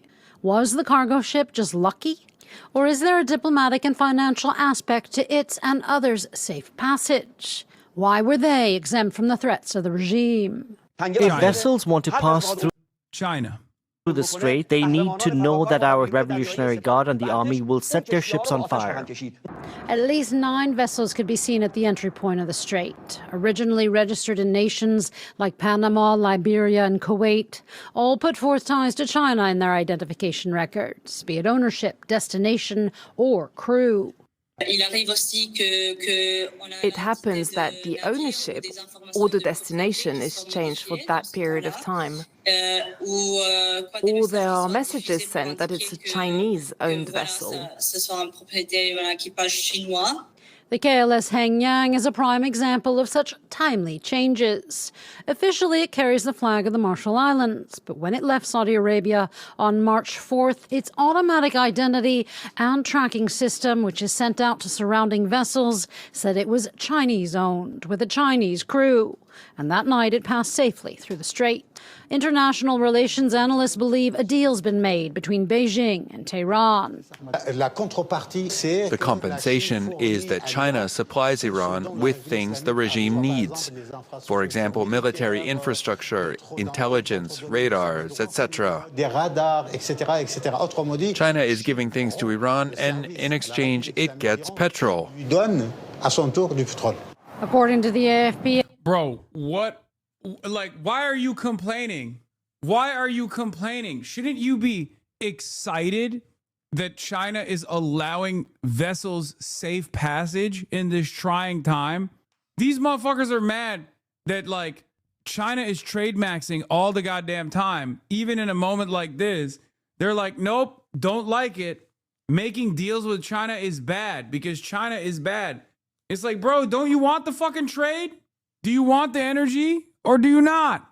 Will you talk about Chechnya? Oh my fucking God. The Council on Foreign Relations doesn't even talk about pivoting to Asia anymore. They just look at you like this. Yeah. Yeah, what happened to that fucking Asia pivot, dude? Nope. Democratic. Oh, fuck. I accidentally clicked on the cat. At least 2 Turkish ships have also gotten through by announcing that their crews are Muslim. Thad's pivoting right now? That's what you mean? Yeah. Well, considering the Iranian capabilities here, all that's doing is you're just feeding Thad batteries into the great Thad battery eviscerator. Okay, you literally, oh great, we're gonna deploy all the fucking Korean Thads into the region so that the Iranian missiles can eat away at their stockpile. Great. Reading Korean media, and there's great fear that the removal of THAAD will precipitate another diplomatic crisis with China if they're ever redeployed. In 2016, the initial deployment caused a serious crisis, and they anticipate another may happen if we try to return it. Yeah, it's gone. It's gone. It's pee-pee poof, by the way. It's over. Yeah, good luck. Also, I don't think a lot of people understand that the bargaining power that China now has over Taiwan is endless. Okay? Like, for example, America has talked about sending even more weapons to Taiwan. Okay? America's talked about it. Donald Trump has actually said he is going to scale back on the weapons that he is sending to Taiwan in exchange for, a wonderful trip to China in April. Okay? Yeah, it's this, but with THAADs. My neighbor told me coyotes keep eating his outdoor cats, so I asked how many cats he has, and he said he just goes to the shelter and gets a new cat afterwards. So I said, it sounds like he's just feeding shelter cats to coyotes, and then his daughter started crying. Yeah, it's it's that, but Iranian missiles eating away at the THAAD batteries. But yeah, we're not going to have to worry about the Taiwan calculation that for the next decade or so. Especially considering that now that there's a fucking imminent energy crisis in Taiwan, they already have to lean to mainland China for energy dependence. Again, Victor Gao, he's the chair professor at Suzhou University and Victor joins Goat. us from Beijing. Victor, welcome to the program. Can China play a constructive role in diffusing this crisis?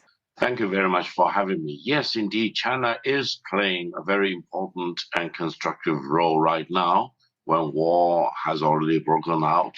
And this war was not started by Iran. It is started by Israel, coupled with the United States. So the United States and Israel are engaged in this war of aggression against Iran, violating Iran's sovereignty and territorial integrity. And the Chinese government emphasized that Iran's sovereignty and territorial. But aren't all the Iranian missiles destroyed? What's the THAAD for, lol? Oh, you're making a joke about what America has been lying about. I got it. Yeah, exactly. I wonder why they had to hastily deploy a pivotal part of the Korean defense in the fucking region surrounding their major enemy, China. Okay, the bulwark against communism, they say. That's what South Korea's position is. That's why America has 80,000 troops deployed right there.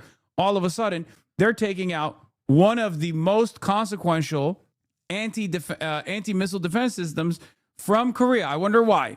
I thought the Iranian munitions depots were all destroyed by B-2 bombers that are doing bunker buster bombing missions over and over again. Kind of feels weird to just have the THAADs hastily get deployed into fucking the region, whether it be for the Gulf states or for Israel. Kind of odd. Integrity should be fully respected. And China is calling for de-escalation and ceasefire immediately, because otherwise you do not know how much evil this whole situation may degenerate in, because this may degenerate into a regional war. Or even with. It's also really funny that the only thing, I promise you, the only thing China cares about is reunifying with Taiwan in the least stressful way possible, and making sure that there is never any separatist movements within its borders. That's it. Their ambition is just that and nothing else. They'll do security contracts in their backyard. They'll do security contracts in the South China Sea, but that's it. Okay. Because they've had plenty of opportune moments to militarily take over Taiwan. I said it after October 7. If you remember, I was like, if China wanted to militarily take over Taiwan, the time is now. Okay? Straight up. The only thing that the Chinese state gives a shit about is reunifying with Taiwan and making sure that there is never any separatist movement within its established borders, the established borders of the People's Republic of China. More global implications, because first of all, energy security will be undermined. Bro, they will do social. And it may also. They will do social imperialism after taking back Taiwan. Bro, you're Pakistani. What the fuck are you talking about? You are literally the only existing comprador state for China. Fuck you mean they will do social imperialism? They already did it to you, big dog. The fuck? Enjoy the goddamn jets. Enjoy the fucking Dongfeng missiles. What the fuck are you complaining about? Social imperialism. Bro, I meant it as a good thing, bro. Oh, okay, of course. Will lead to a big financial crisis.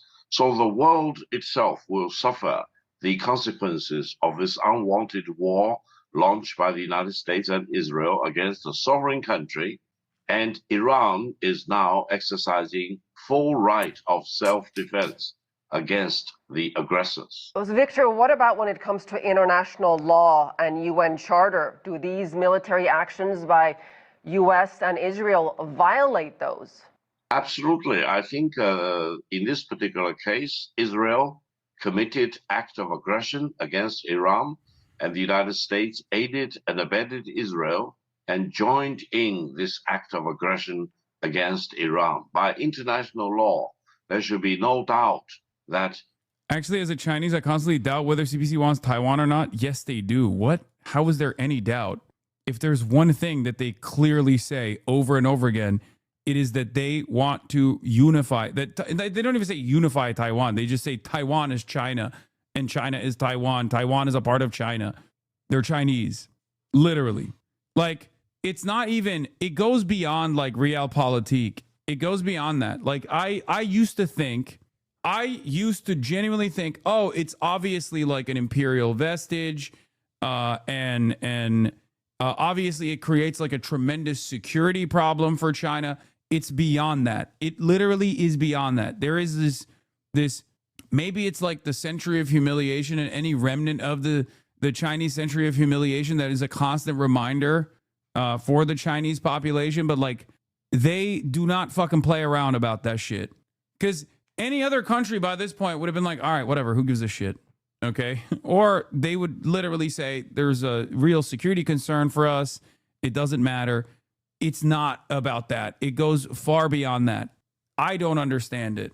97% of Taiwan citizens are Han Taiwanese, and they are Han Chinese descendants, and they travel, work, and marry mainland people all the time. Yes, no, I know that.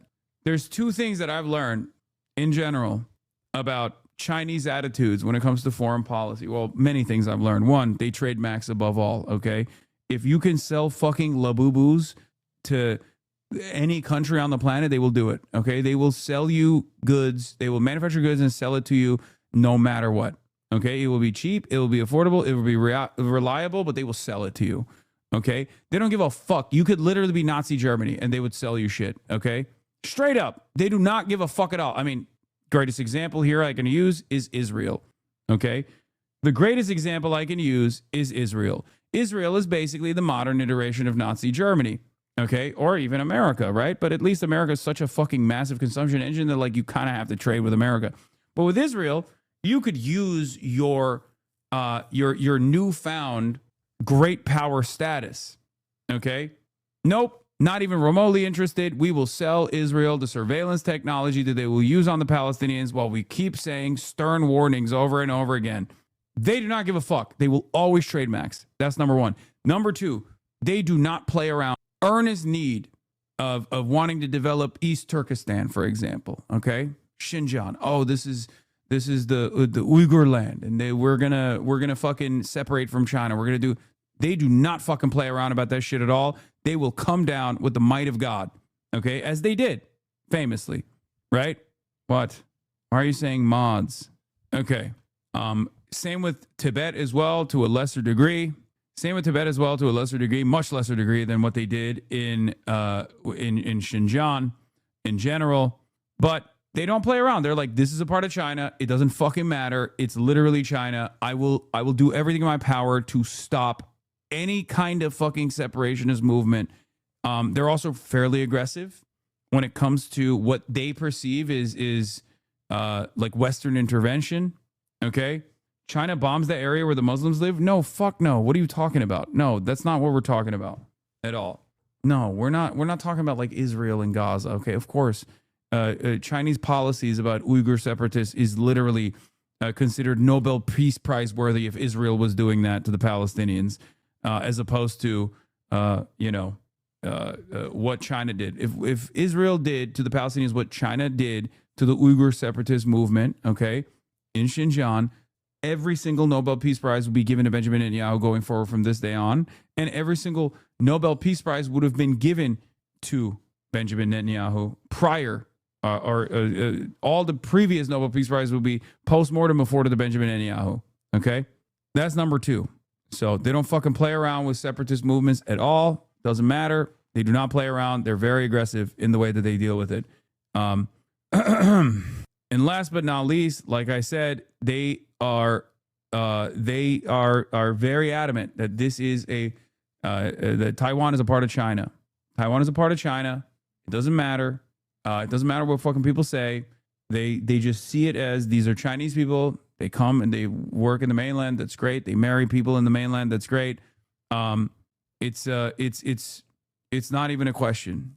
And it's not even like security concerns, which would be valid, right? If you were China and you were like, we have security concerns about having an island 100 miles off the coastline of the United States of America, or 100 miles off the fucking coastline of mainland China, that is basically a unsinkable aircraft carrier for American interests. That's a real security concern, okay? It's not even about that. They see it as those are Chinese people. That's our land. Like we're all one nation. A mirror brain moment there. Yeah, that's it. Outside of that, they don't do shit. Even when it's beneficial, they don't do shit. They don't do America shit at all. It's not in their DNA. They're not interested in it at all. They don't want to fucking do it. They don't want to do it even if it like literally offers them a better stance. Now that might change. I don't know, but so far they have refused to do that. Last time they did that was Vietnam. Obviously, that was a spectacular flub, a massive consequential failure. Okay, and even then, when they do any sort of intervention, they literally play both sides. It doesn't matter. Greatest example of this that I can give you is Myanmar. Okay, it's their fucking backyard, right? It's their goddamn backyard. They will arm the junta one day and they will arm the militancy in the next day. They don't even care. They just like whoever benefits their goals in that moment, they will arm and they will fund. And that's it. Taiwan wants their status quo, which is peaceful integration through increased economic ties. China is literally going to build high-speed rail to connect Taiwan. Taiwan wants status quo because it's beneficial for Taiwan, especially for many, many years when China wasn't as developed. It was beneficial for Taiwan to have one foot in mainland China, where they had access to the fucking greatest, manufacturing processes that exist in the world. Okay. And then they also had one foot in the door, and it was like an entry point for China to enter the rest of the world. Okay. So Taiwan was an entry point, a foothold for the West, but also had one foot in the door with mainland China. And that's precisely the reason why they like the status quo. There will maybe come a day when that Western allegiance will not be favorable at all. If Donald Trump continues behaving the fucking ways that he is, slowly but surely, especially through like soft power initiatives and whatnot as well, Taiwan, I suspect, will come to that conclusion on their own. You cannot say Taiwan wants independence when they claim the mainland. No, dude. The people that did that is the KMT, and now they're the pro-unification party. So you're operating with like old ass politics, okay? KMT believes that the Republic of China is the true China, which includes mainland China and even like parts of Mongolia, okay? But the KMT party now is much more favorable towards unifying with China than DPP. DPP is basically a fucking DPP itself. That's why it's funny whenever you guys say KMT Cat, you're wrong, okay? KMT Cat is wrong because KMT actually is in favor of unification, whereas or is it DPP or DDP? It's DPP, right? The pro-Israel, pro-America, pro-CIA party. That is the actual party in Taiwan right now that is the American party, the anti-unification party. And they've also fallen out of favor over and over again. Taiwanese politics is complicated. That's why the best possible thing to look at is the Taiwanese population's attitudes towards China. And the overwhelming majority of Taiwanese, the overwhelming majority of people that live in Taiwan are pro status quo. Don't disrupt the situation that we have. Do not turn us into fucking Ukraine. They do not want to fuck up the bag. That's it.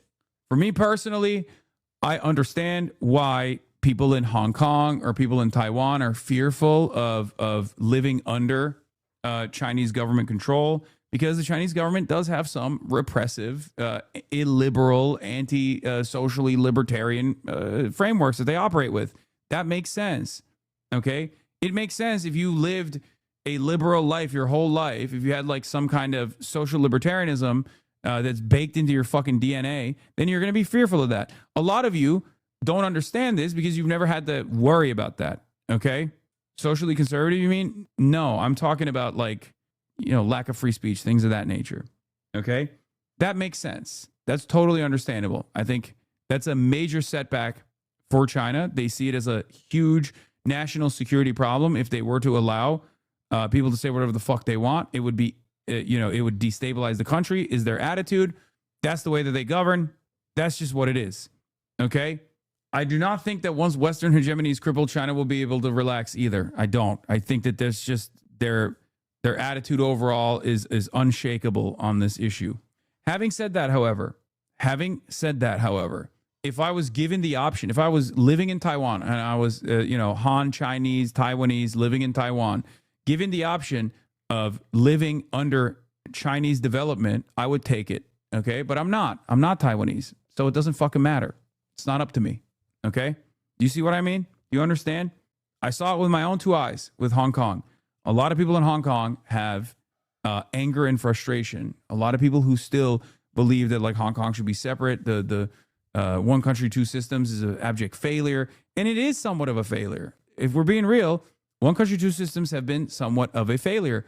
But it's not been a failure because China has been too aggressive in integration. I think it's been a failure because China has not aggressively integrated. That is what I think. My assessment on it is very different. I'm Taiwanese, and more people do think that reunifying with China is the better option. I mean, we'll see. We'll see. I think that it is definitely getting there. It's definitely getting there. It objectively doesn't make sense, especially if you're Taiwanese and you look at what America has done to its allies. You look at Ukraine, right? Which is a very good example. Ukraine, sovereign nation, unlike the way that the rest of the world is looking at Taiwan, because the rest of the world officially recognizes Taiwan as a part of China. Ukraine is a sovereign nation, right? Look at what Russia is doing to Ukraine right now with American proxy as an American proxy, basically.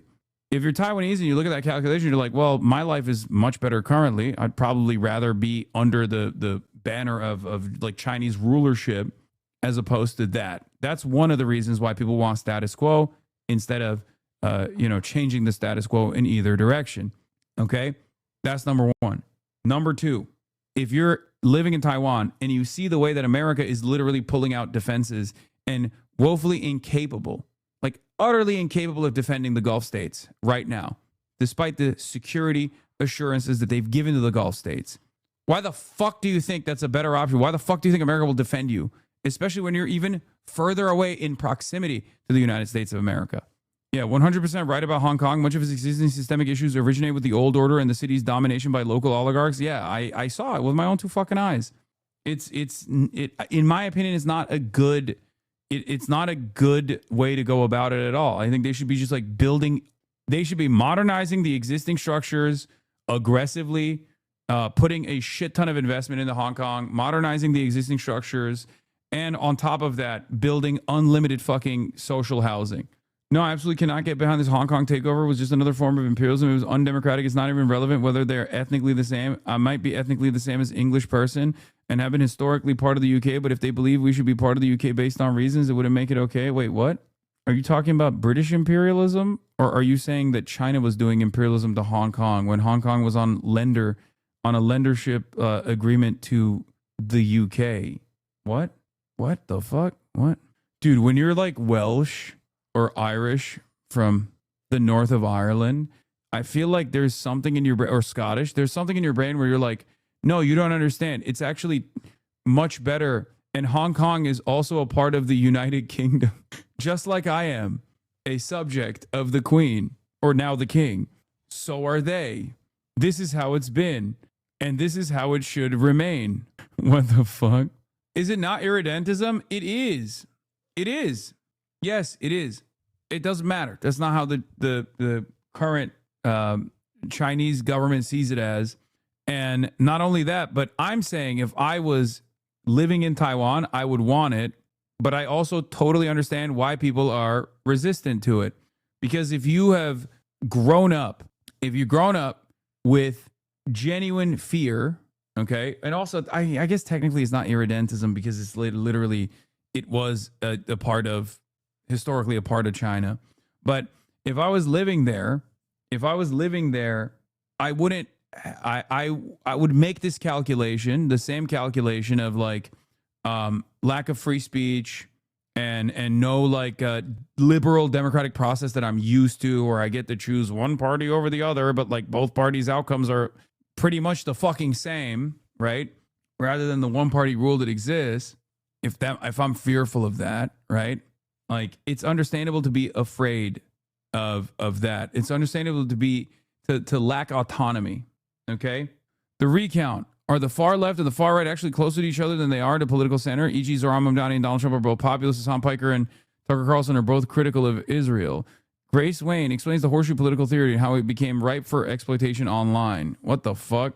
That's crazy because the recount is like usually pretty good. I'm kind of surprised that they would say such a thing and engage in such bad political analysis. Anyway, what the fuck are we talking about China? Let's get back to my goat. Iran is under attack and is suffering the consequences of this aggression. And I think Iran has full justification to fight back. Now, several countries, including Prime Minister of Britain, said Iran has been attacking several other countries. It's because these countries host U.S. military bases. And from these military bases, acts of aggression has been committed by the U.S. troops and military facilities based in these countries. And I think by international law, Iran has full justification to strike back. But of crucial importance is what China is calling for: de-escalation and ceasefire, and go back to the negotiation table. It is truly a double standard for the United States to engage in negotiation all the time until the moment they struck at Iran.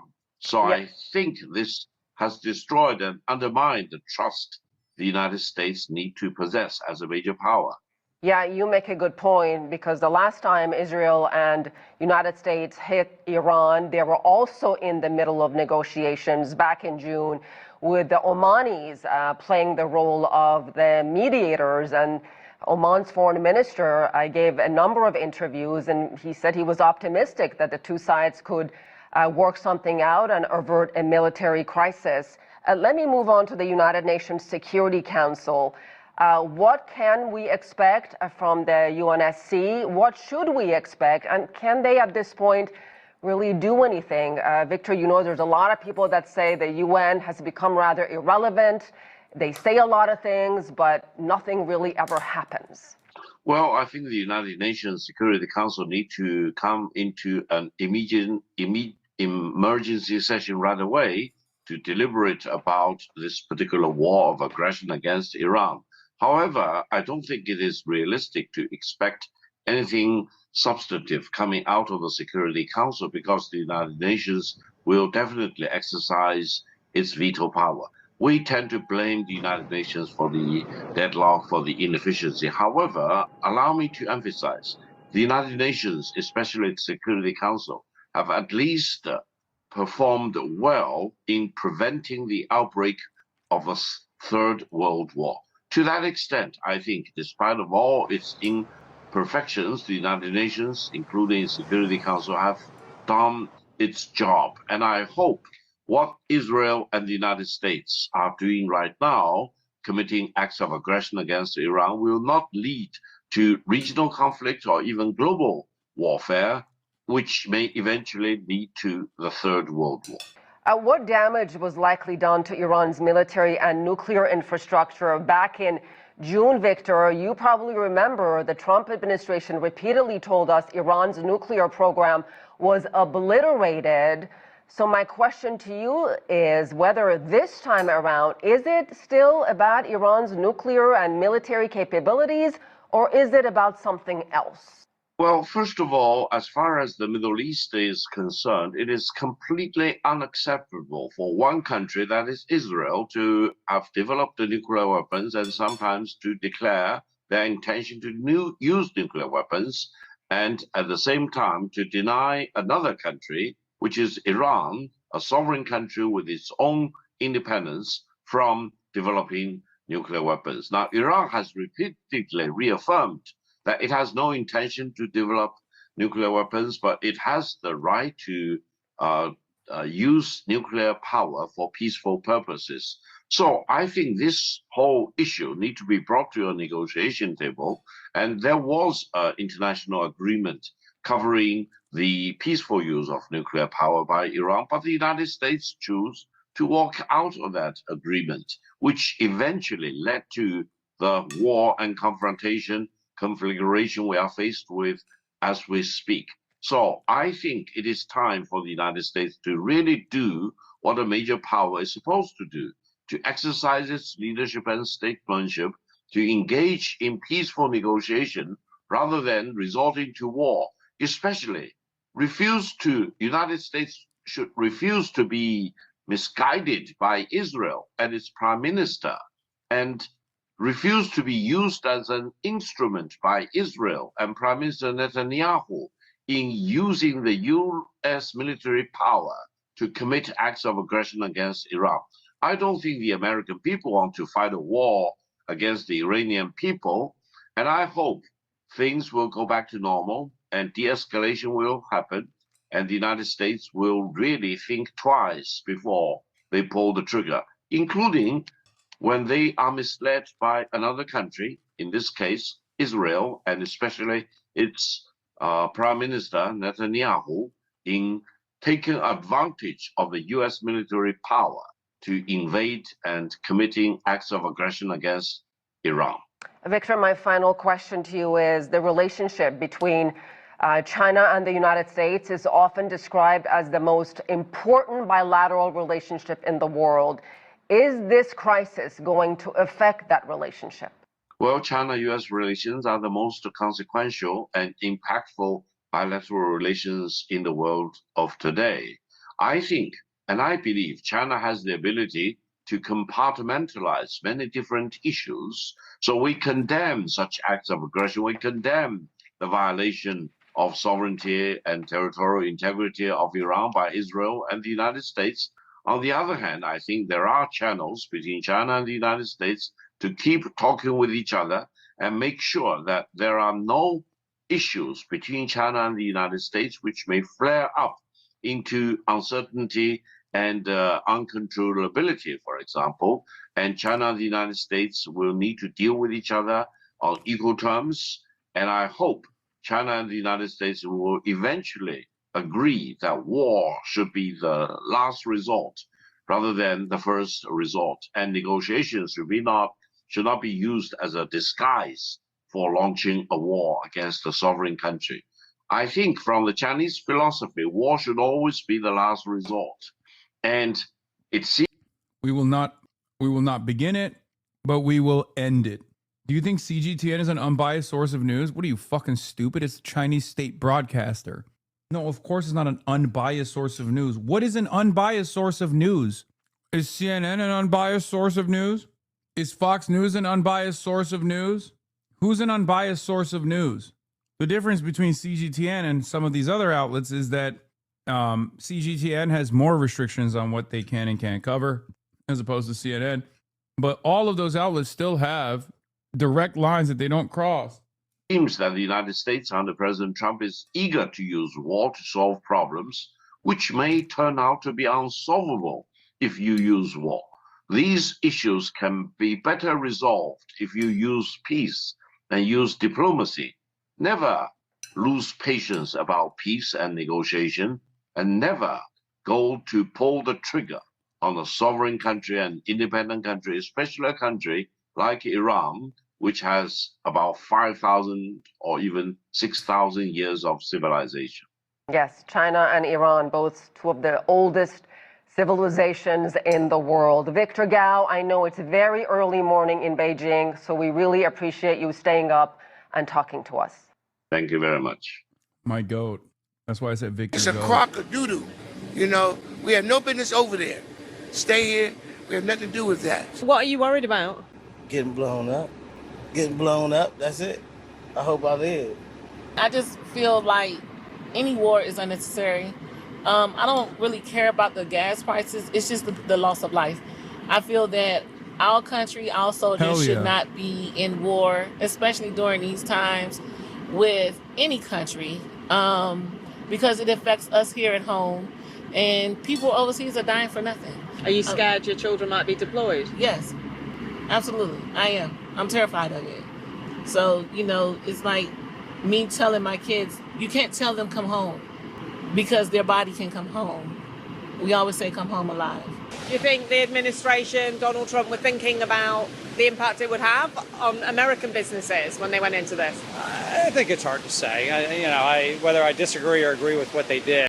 I can't believe how anti-Semitic these people are, that they won't let Israel and America destroy Iran. Do you see that? I just want to issue a trigger warning really quickly. I didn't realize how anti-Semitic these people were going to be, and I really apologize. Luckily, there's seemingly a centrist guy that's coming up right now, a white boomer. So I apologize once again profusely for all the people that cast doubt on Operation Epstein's Fury, Operation AIPAC Revenge. Hopefully they'll be able to stick the landing here. Because their body can come home. We always say come home alive. Do you think the administration, Donald Trump, were thinking about the impact it would have on American businesses when they went into this? I think it's hard to say. Whether I disagree or agree with what they did, I think it was something that, he had to do what he had to do, in my opinion. Yes, it's most definitely having an impact on gas prices. I think news yesterday stated it went up 23 cents since last week. So we're feeling the effect of all the little people, not the big people, the little people. We're the one who matters. We're the one who feel it. It hurts us. The big people, it doesn't bother them. And how do you feel generally about this war? It's a crock of doo-doo. We have no business over there. Incredibly anti-Semitic. I'm so sorry. Once again, a crock of doo-doo? Wow. Stay here. We have nothing to do with that. But yet we're trying to be policemen of the world and meddling in other countries' business, which should not be the case.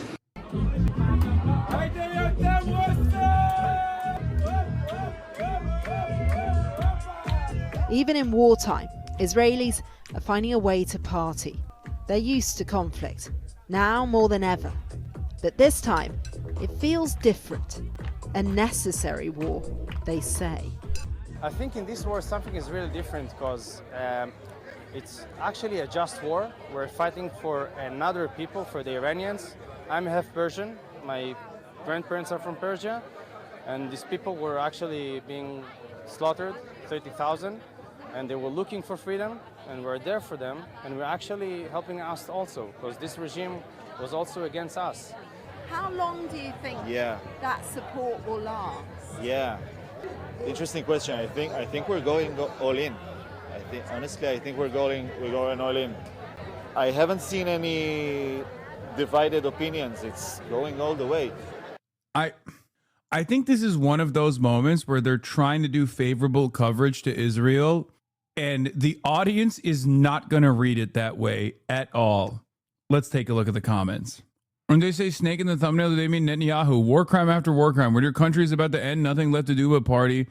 How can an occupier take a position of self-defense? Strange. Russia believes that Ukraine is an existential threat.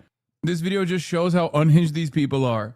Oh God, this is anti-Semitic dog whistle. Most toxic society on earth. Western media always hide the actual truth. $250 million Miriam Adelson donation. It's funny, but it brings the country together. Wars bring the country together. So do holidays, and recently it was one of the biggest, the Jewish festival of Purim, a chance to dress up and celebrate Jewish survival. Do you feel like this is the middle of a huge historic moment for the region? Oh, definitely. Yeah. I think Israel is in this key point that things are going to change now, hopefully for the best. We really hope, we want peace. We want to live. Yeah. We want to live in peace. Do you trust Donald Trump in this conflict? Man, this is a good question. I don't know. It's hard to say for me. It's crazy that he rules the world. I still cannot believe it. Like it's surreal. Like the fact that this man is controlling everything. It's just kind of funny. I don't know, but he's actually doing stuff.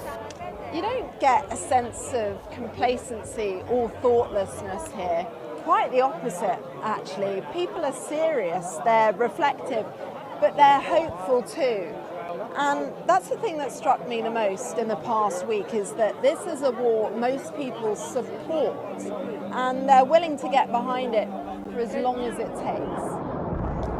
Yet the missiles are still falling. Sirens still... Yeah, because once again, America has offered unlimited defense to Israel so they can literally dance under missile strikes inside of fucking bomb shelters and blow up countries that don't have that same protection. That's part of the reason why I am 100% in favor of removing defensive weapons transfers to Israel. That distinction is utterly irrelevant. That's the reason why the government can take action like this, and 85% of the country is on board with it. That's it. As long as you know America is always going to, in a uniparty manner, give you billions of dollars worth of defensive weapons. That's fungible, by the way, which you can offset costs for other offensive weapons, ironically enough, and get them elsewhere, or even like offset the cost for your healthcare, for example, when American citizens don't have it. I think it's completely fucking ridiculous, and no such distinction should be made. Punctuating the day, and every few hours, a new barrage. The civilian death toll, though, is far higher in Iran. There are perhaps three key reasons why public faith in this war in Iran is so high. Yes, in some places, Iran's been able to cause damage, like here in Tel Aviv, but not in many places, thanks to Israel's sophisticated air defenses. Israeli sophisticated air defenses. Just saying. We fucking built that shit, bro. Get out of here. And we pay for it nonstop. Human interest stories such as these Israelis are finding ways to get their ease delivered to the bomb shelters. Yeah. Ludwig Mogdew. Oh, he's announced his tip to tip in China. Michael and I will be riding our bikes 3,000 miles across China from south to the north. No maps, no English, no highways. Daily episodes will start March 20th. Subscribe so you don't miss it. It's going to be great. You know, he's just coworker Wig is just trying to be like me. It's all good. It's not a big deal. Am I a little jealous? Absolutely. Will people yell at Ludwig for being paid by CCP? Maybe. In Israel's military and intelligence services has also been restored since the failures that led to the October the 7th attacks. But perhaps more important than anything else is that there is consensus. For decades, people have been unified around this idea that Iran represents an existential threat. Jeremy Fogel teaches philosophy at the University of Tel Aviv. I think Israelis do tend to take seriously people who talk about their extermination. Talking of which, this is we're having a missile alert. It's like Russian roulette, but with really good statistics. You know, you get all the perks of Russian roulette, you get the adrenaline rush, the lust for life, but your chances are much better. Most people in Tel Aviv believe Israel has the advantage. They know the drill, how to take cover, where to go. Here are gyms, the safe space. Some so unfazed they keep working out. Stronger! Do you support Israel making a move like this on Iran? Yes, I think it's important because it's about our survival here in Israel. That's why it's like so funny watching them, because they look like libtards, right? And then when you hear them speak and the shit that they're saying, you're like, oh my God, why is this fucking libtard an actual Nazi half the time? Like the average Israeli will just look like they love consuming, matcha lattes with oat milk on the side. But then if you like hear their perspective about what should be done, like, because remember the question that's being asked to this person is, Do you agree with like the Israeli-American first strike that took out 150 plus little schoolgirls, basically? Like do you think that that's a good thing? Do you think that that's a good thing, even if the cost of that is like potentially, Iranian bombs blowing up over your head? Like, that's an insane fascist death cult. Not a single person was like, think of the average American. They asked a bunch of Americans, and there was one business owner who was like, yeah, Trump is just going to do what Trump is going to do, right? But most Americans are like, even if they don't suffer the repercussions of it, still understand like, yeah, why are we doing this? This shit sucks. Israelis, on the other hand, are like, this is awesome. This is so fucking awesome. We need to murder more. We need to murder more. Death, murder, blood of children. But it's hard. It's a hard time to be here when everything is happening and you can't leave the house without, thinking about where to hide and if there's a shelter nearby. I mean, obviously, everyone just hopes that it will end. I mean, we've been through 3 years of constant war. No one wants that. We just want it to be, peaceful. We just want to live in peace. Just have quiet.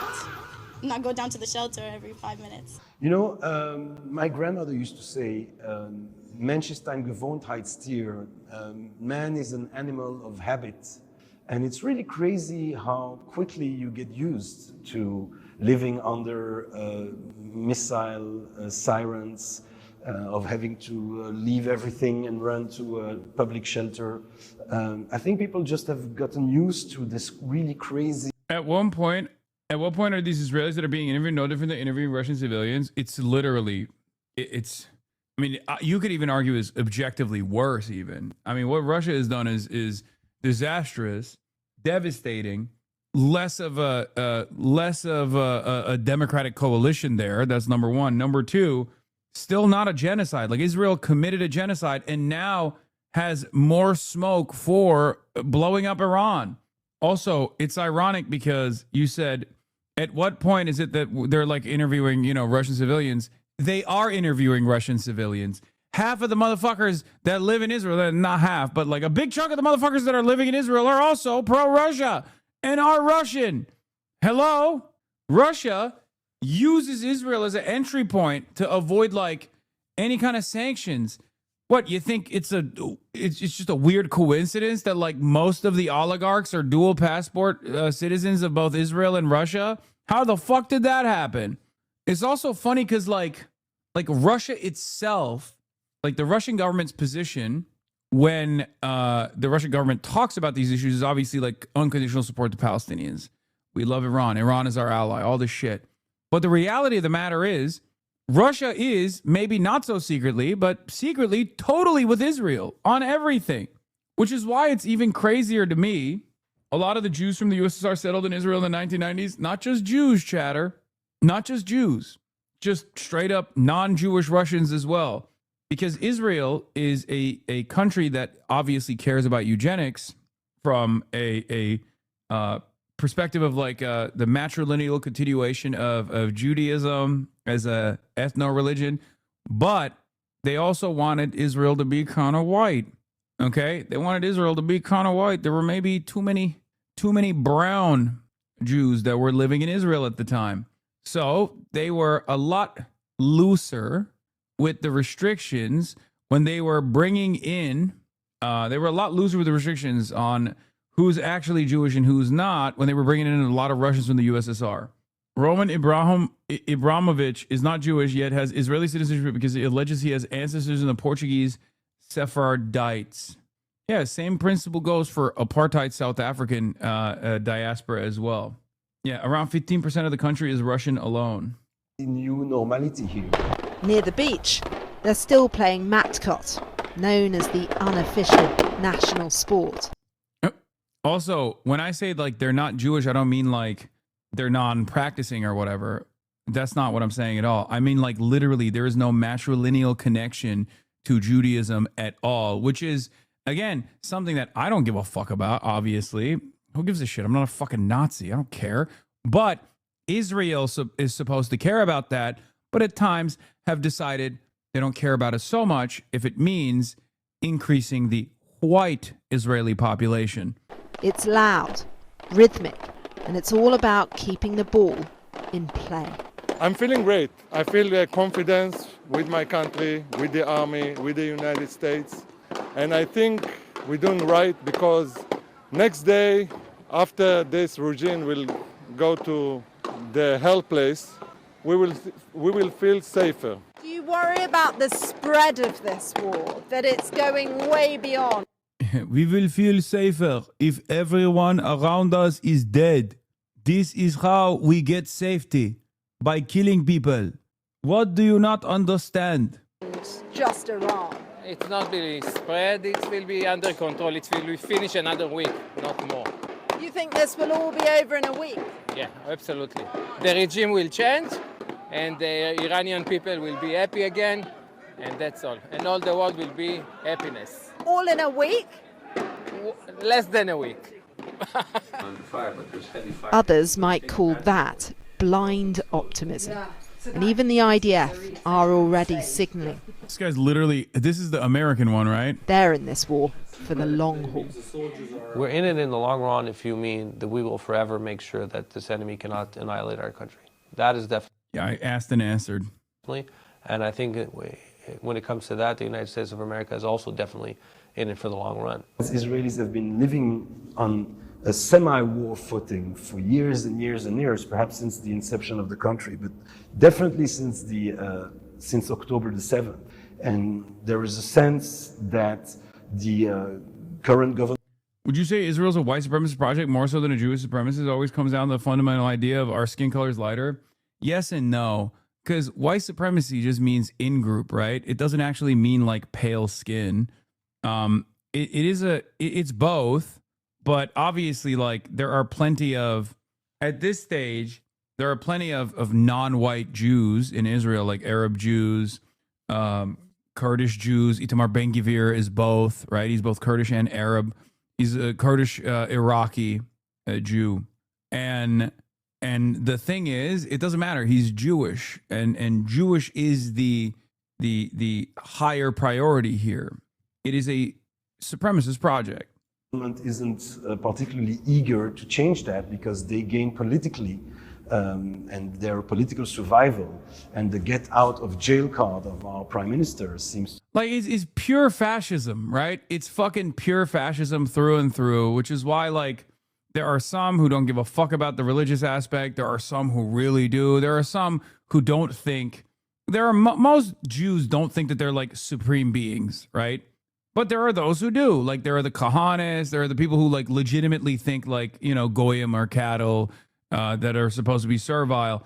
Like all this stuff is not monolithic at all. But I don't necessarily care about that because I care about the output. I care about the results, right?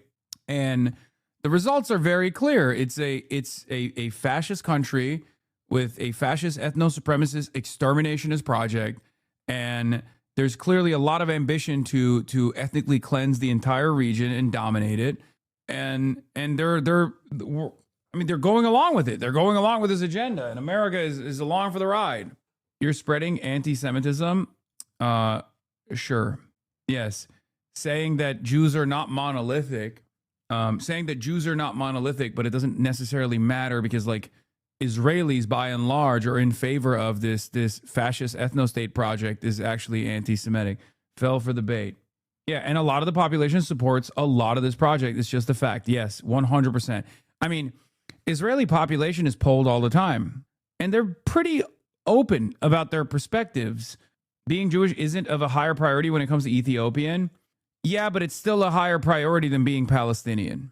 Do you see what I mean? You're right. Ethiopian Jews have been mass sterilized without their knowledge, but they're still Jews. And therefore, they're not Palestinian. And therefore, they still get to experience Israeli society for, you know, all of the... they get to experience Israeli society in a much better, with a much more favorable attitude than like Palestinians do. Do you see what I mean? Like they still get citizenship. Americans would join the IRGC if they saw this. What is this? This is what America's fighting for? Tonight in our bomb shelter, we're organizing. I fucking hate this guy so much. Dude, I mean, this is like Rabbi Shmuley style propaganda, okay? This is like a guy who's so repulsive that instantly you're an anti-Zionist. Instantly you're like, oh, okay, I understand. Oh my God. A gay sex party. He found a bomb shelter with air conditioning. Very breathable, very comfortable. The Iron Dome will protect us, enjoying the power of raw, strong Israeli manpower. And tonight, I'm gay and Lebanese. Another one doing numbers right now. Did get a big. Oh yeah, I saw this. I saw this. This is Destiny saying that. Here, let's look. Let's take a look. I will say I did get a big, or some company reached out to give me a huge sponsor trip to Israel, and I'm considering whether I want to take or not. Really? Yeah, because I just don't know if I give a fuck anymore about this fucking country. Wait, but what company though? Like to go like look at their data centers, or just to like go over there and do fucking propaganda? No, it's like this is definitely Israeli, and it's definitely like slanted in that direction. Like I think like 5 of the 9 days are in Tel Aviv. Hassan can do his China trip. Who is? Yeah. Hassan did a China trip, which I paid a fuck ton of money for. So, you know, he can, I guess, go to Israel and do a paid propaganda trip. First of all, even doing a paid propaganda trip to China is nowhere near as bad as doing a paid propaganda trip to Israel. Okay. Before you say Uyghurs, once again, if Israel was doing to the Palestinians what China did to the Uyghurs, literally every single one of these fucking assholes would be like, what's the problem? What are you even complaining about? They're like the most tolerable, most moral nation on the fucking planet. Okay? He literally said, he says you took a paid propaganda trip to China. I know. I wish. I fucking wish. I don't know what the name of the company is. They reach out to you with people. I had a Zoom call with like 4 of them, and then, yeah, I don't know. I just don't know if I give a fuck about this. I don't know what content I would even film or what the fuck I would even. I might just do it for a fucking vacation, and then hopefully I get blown up by somebody there. The largest leftist streamer literally did like a paid propaganda trip to fucking China, like an unfathomably crazy propaganda, pro-China, pro-CCP China propaganda trip. What do you fucking get? nothing. Like how much are you really saving here to give them the ultimate forever W on you? I like that there is no moral consideration for like doing propaganda for an apartheid state that is conducting a genocide that's like sucking up American tax dollars, causing American soldiers to fucking die in the process while bombing the shit out of fucking Iran, one of the oldest cultures and one of the oldest cities on the fucking planet. None of that is even remotely a matter of concern. Their only concern is you're going to lose your moral, you're going to lose your argument over Hassan, which is so fucking stupid. Because there is no argument there. You invented that argument, dumbass. They're like, you're giving us on an easy argument. Yeah, he already did a fucking propaganda tour in Israel. He already did a propaganda tour in Israel once. Yeah, shocked, I tell you, that, someone who was outed as a pedophile in a court of law, okay, is ducking out to Israel. Shocked. Shocked, I tell you. Let me tell you how shocked I am, okay? Shocking revelation. How is it a W, though? I will say I did get a big... He's baiting you? Shocked that Gavin supports them? Nice. Good for Gav. Drama viewers coming. Welcome, you sickos. Your clips are being farmed right now. Yeah. Taking a paid propaganda for the apartheid genocide. This is now a stress test for the LSF no Hassan rule. So what if it's bait? I mean, I don't even think it's bait. Why would he want to go there? Seems like a pain in the ass. Cause he's fucking desperate, dude. That's what it is. He's irrelevant. He's desperate. He's a fucking loser. He needs money because his wallet is burning because of the court cases that he has to deal with. So he can consistently pressure his victims. You know? Will you go back to China? Yes. Why would Gavin collab with these sickos? He probably doesn't know. Sick of weak Dems who think taking the high road means letting the other side walk over us. He probably just signed a fucking hat or held up a hat. You know what I mean? I don't know why Adam Mockler associates with these fucking freaks, though. I'll be honest. Probably not good for his brand. Not good for his reputation at all. Anyway, I will say, though, the level of hatred on display towards Mamdani and his wife is genuinely jarring. What has he done to have them earn this? Really wild. Yeah, we're going to get to that in a second. To be directly related to maintaining the sense of fear and the sense of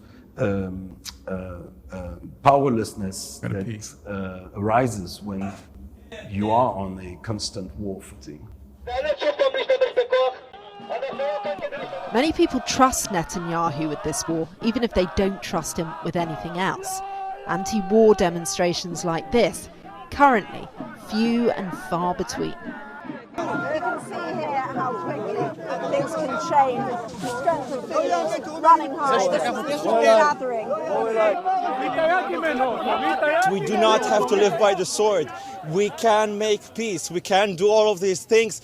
And what about the IRGC unaliving killing? Sorry, unaliving. It's only the interest of killing. They do all of those things. They do all of those things. What about the IRGC? Iran is a terrorist regime. Okay, This isn't all happening in a vacuum, of course. There's been a brutal, divisive conflict raging in Gaza for over 2 years. I think the wider crisis, as in the war that happened after the 7th of October, that's really the historic shift, if there will be an historic shift. I think it's a moment where Jewish fundamentalism in Israel raised its head in unprecedented manners. I think that the unspoken hopes for genocidal solutions to the Palestinian questions were raised, not by the fringes, but by fringe people who came to power at this time. I hope that this is a passing manic fever and that we will reclaim sanity here. I'm very concerned this might not be the case. Iran casts a menacing shadow over this nation, and for the first time in years, people can imagine a world free of that threat. There's almost a euphoria in the air. Best thing for peace in the Middle East is to have this war so we can finally kill the snake and be happy and peaceful in a peaceful world. When you see the civilian casualties in Iran, school children killed, does that change your mind? Very bad, very bad. But would it stop you supporting Israel bombing Iran? We got to bomb the shit out of them. That's the way. I think there's always a cost in war, and listen, we're here in Israel and people are we just sat in a bomb shelter, right? It's a dangerous and scary business to have war, but there's always a cost. What's worrying is there's no stated end game from anyone in this fight. What there is a fundamental clash of ideologies, competing political ambitions, and a mounting civilian death toll, with no one taking an off-ramp just yet. This conflict could stretch on for months to come, and the future of the Middle East hangs in the balance. It is incredibly early days, but the two... How many civilians do you think are dead in Iran so far? Like around approximately 2,000. This is the kind of reporting that needs to be done in Israel, not the usual state media stenography. I mean, I think that this was done. This is the kind of reporting that needs to be done in Israel to show how fucking insane people are. Yeah, I think this wasn't done to show how insane the people are, though. That's what I'm trying to explain. I think they do this to just be like, look, Israeli society is thriving in spite of everything else. Like, you only do this if you genuinely think that you're being pro-Israel, but for the overwhelming majority, the intended reception is not there. For the overwhelming majority, it's supposed to be a fucking puff piece, but for, people that aren't hopped up on ultra-Zionist fumes, they look at this and they go, what the fuck are these guys talking about? Like, we don't live on the same planet as these people, man. They live on a fucking alternative reality. It's so monstrous. It's kind of like when Israel came out and was like doing the Goon Platoon, right? Like when they were like, look, we have serious concerns about, continuing ethnic lineage and like repopulating Israel with Jews. So that's the reason why we have the Goon Platoon, right? Like, the reality is, like, people see that and they go, what the fuck do you mean? They are fucking up that country. Iran is tearing that ass up in Israel, okay? And that's also not the case. Like, I think a lot of people are just deluded into thinking that Iran is just like pummeling Tel Aviv. That's not the case at all. I mean, yeah, the first couple of days of the bombing campaigns was like far worse. Now they still are successfully blowing up targets and stuff, but I don't. It's just wishful thinking for a lot of people, I think. Bro, they hitting the DMG. It's not correct. It's not. Metula in northern Israel is like a ghost town. This is the front line of the fight against Hezbollah. They're hiding the damage? No. There is extensive restrictions on what you can cover in Israel. But I'm telling you, I talk to people in Israel. There are people in Israel in this chat right now. Okay? There are people who are literally from Israel in the chat right now. You can ask them. They will tell you. I talk to people in Israel. Yes, there is panic, but it is nowhere near as bad as people are presenting it here because it's wishful thinking. Okay? They are absolutely getting hit. They're absolutely getting hit. And they're sitting in their bunkers, they're sitting in their shelters. But my family in Israel don't seem remotely worried about bombing. Yeah, it's not anything consequential in the way that a lot of people are presenting it. Okay, people are making it seem like regular Israeli society is like received more aggressive bombing than ever before. That's not the case. How do you know that given the fog of war? Because I'm asking people. I know people living in Israel. Like, as far as what Israel has done to Beirut, as far as what Israel has done to Gaza, as far as Israel and America and their conduct in Iran, it doesn't even come close to proportionate in terms of the retaliation that Tel Aviv has received. Not even close. The bombings are more successful now. The bombings are more successful in hitting targets or penetrating the Iron Dome, but they're nowhere near as, they're not lobbing the same salvos that they were in the first couple of days. The first couple of days, from what I understand, people were fucking shitting their pants. Okay? The first couple of days, Israelis were terrified. It was unlike anything they had ever experienced. They could not believe it. They were like, holy fuck, it might be over.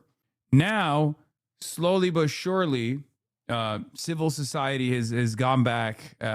Shops are opening. It's not as it's nowhere near as like devastating as the people on here would have you want to believe. Okay, but yeah, there's also this: the hit versus intercept rate for ballistic missiles and drone attacks since February 28th for the UAE through today. Today is not like prior days. Their hit rates are increasing. Like, their penetration is increasing through the defenses, but the number of missiles that they lob is decreasing. Am I out of pocket for saying Iran won't achieve the deterrence they want if the attitude doesn't change among the Israeli public?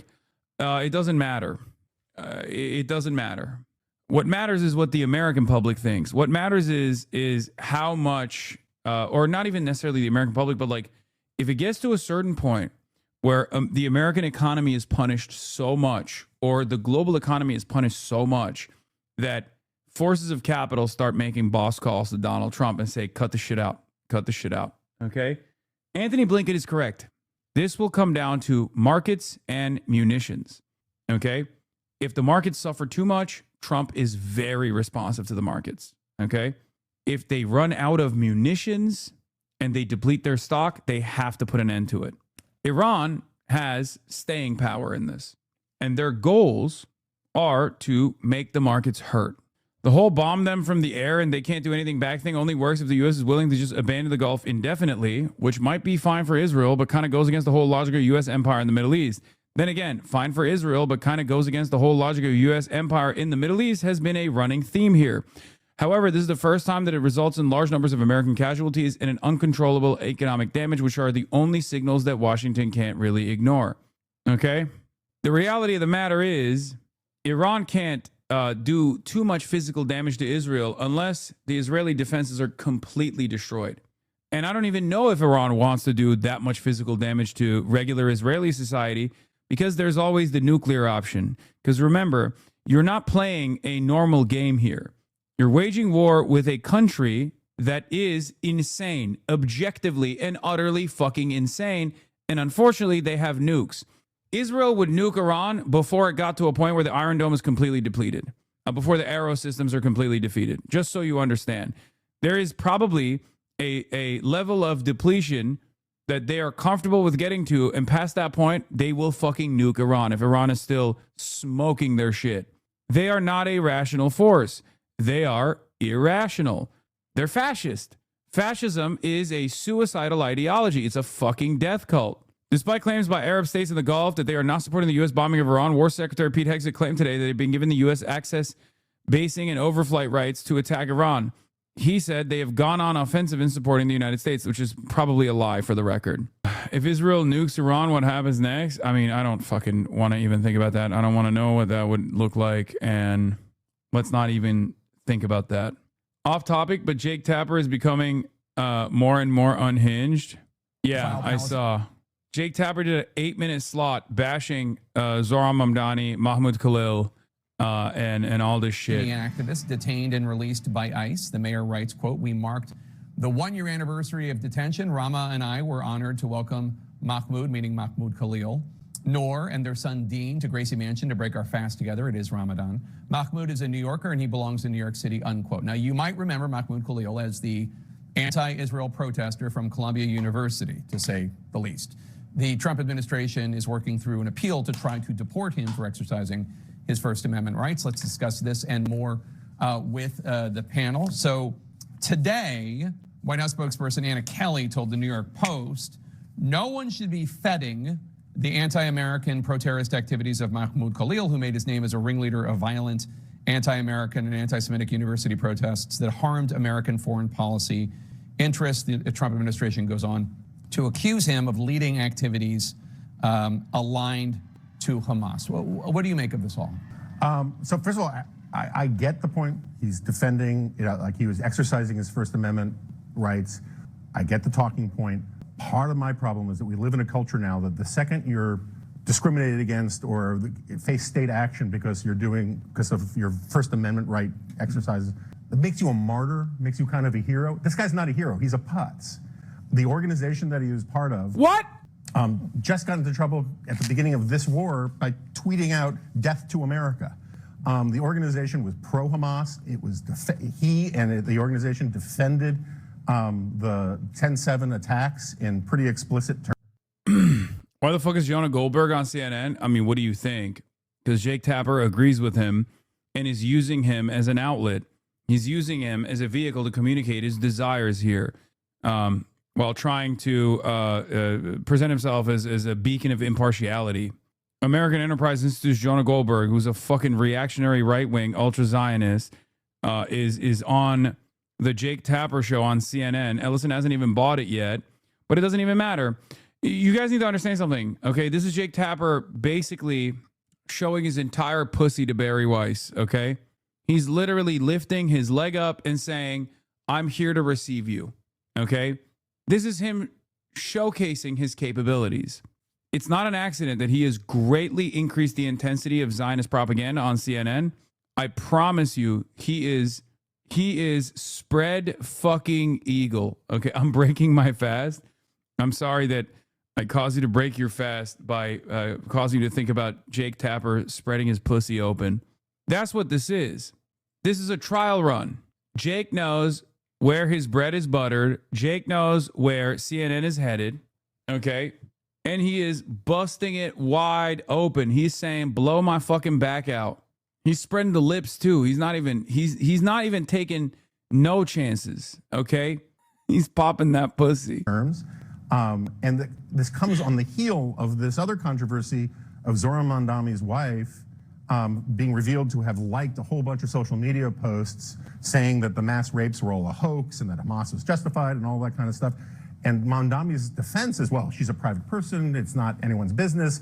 And then they go out, the most social media savvy mayor in America by far goes out and posts them feting, fancy word, this guy who is an outright apologist for terrorism and part of made famous by a group that was that organized around intimidating Jews on Columbia's campus. And so, like, you can say that the deportation stuff goes too far and has legal issues. I'm fine with having that argument, but it doesn't make this guy a hero, and it doesn't make someone that you should celebrate inside a Gracie Mansion. What do you make of it all, Karen? So I think there's two pieces here, right? There's, as Jonah was saying, there's the First Amendment piece. Logs answer the question. What? We're monitoring the situation still. This time, the situation in Jake Tapper's pussy. Does bro hate you, Mr. Colleague Man? Does Jake Tapper hate me? Yes. I called him a cunt one time, and I know for a fact that he hates me. 100%. I know. He also constantly will search his name. He's a name searcher. He's very vindictive. He fucking hates my ass. Mahmoud's crime is being from Palestine. That in and of itself is a criminal offense to these people. How dare you be from Palestine and be proud of it? Yeah, it's crazy. Yeah, I called him the head cunt of CNN. American media is fucking psychotic, man. CBC really looks normal compared to this, and they're pretty bad. Yeah. Jake Tapper has retweeted some of the most unhinged, like, hater accounts of mine, from A.L. Jacoby to, like, Yeet. Okay? He fucking hates my ass. Did you see Yeet's new album? It's called ADL. Wait, like Yeet, the rapper? Separate and apart from this individual and how you feel about him and his his organization, you can, like you said, I think First Amendment rights are important. We should stand up for that. Obviously, in the era of Trump, even more so. Right, the Klan marching in Skokie weren't heroes. We didn't treat them as heroes for doing that. Right. You're right. I don't disagree. We're there. However, there's a political reality to this where they're trying to say this whole, like, she's a private person. About his wife. Having worked for the most public.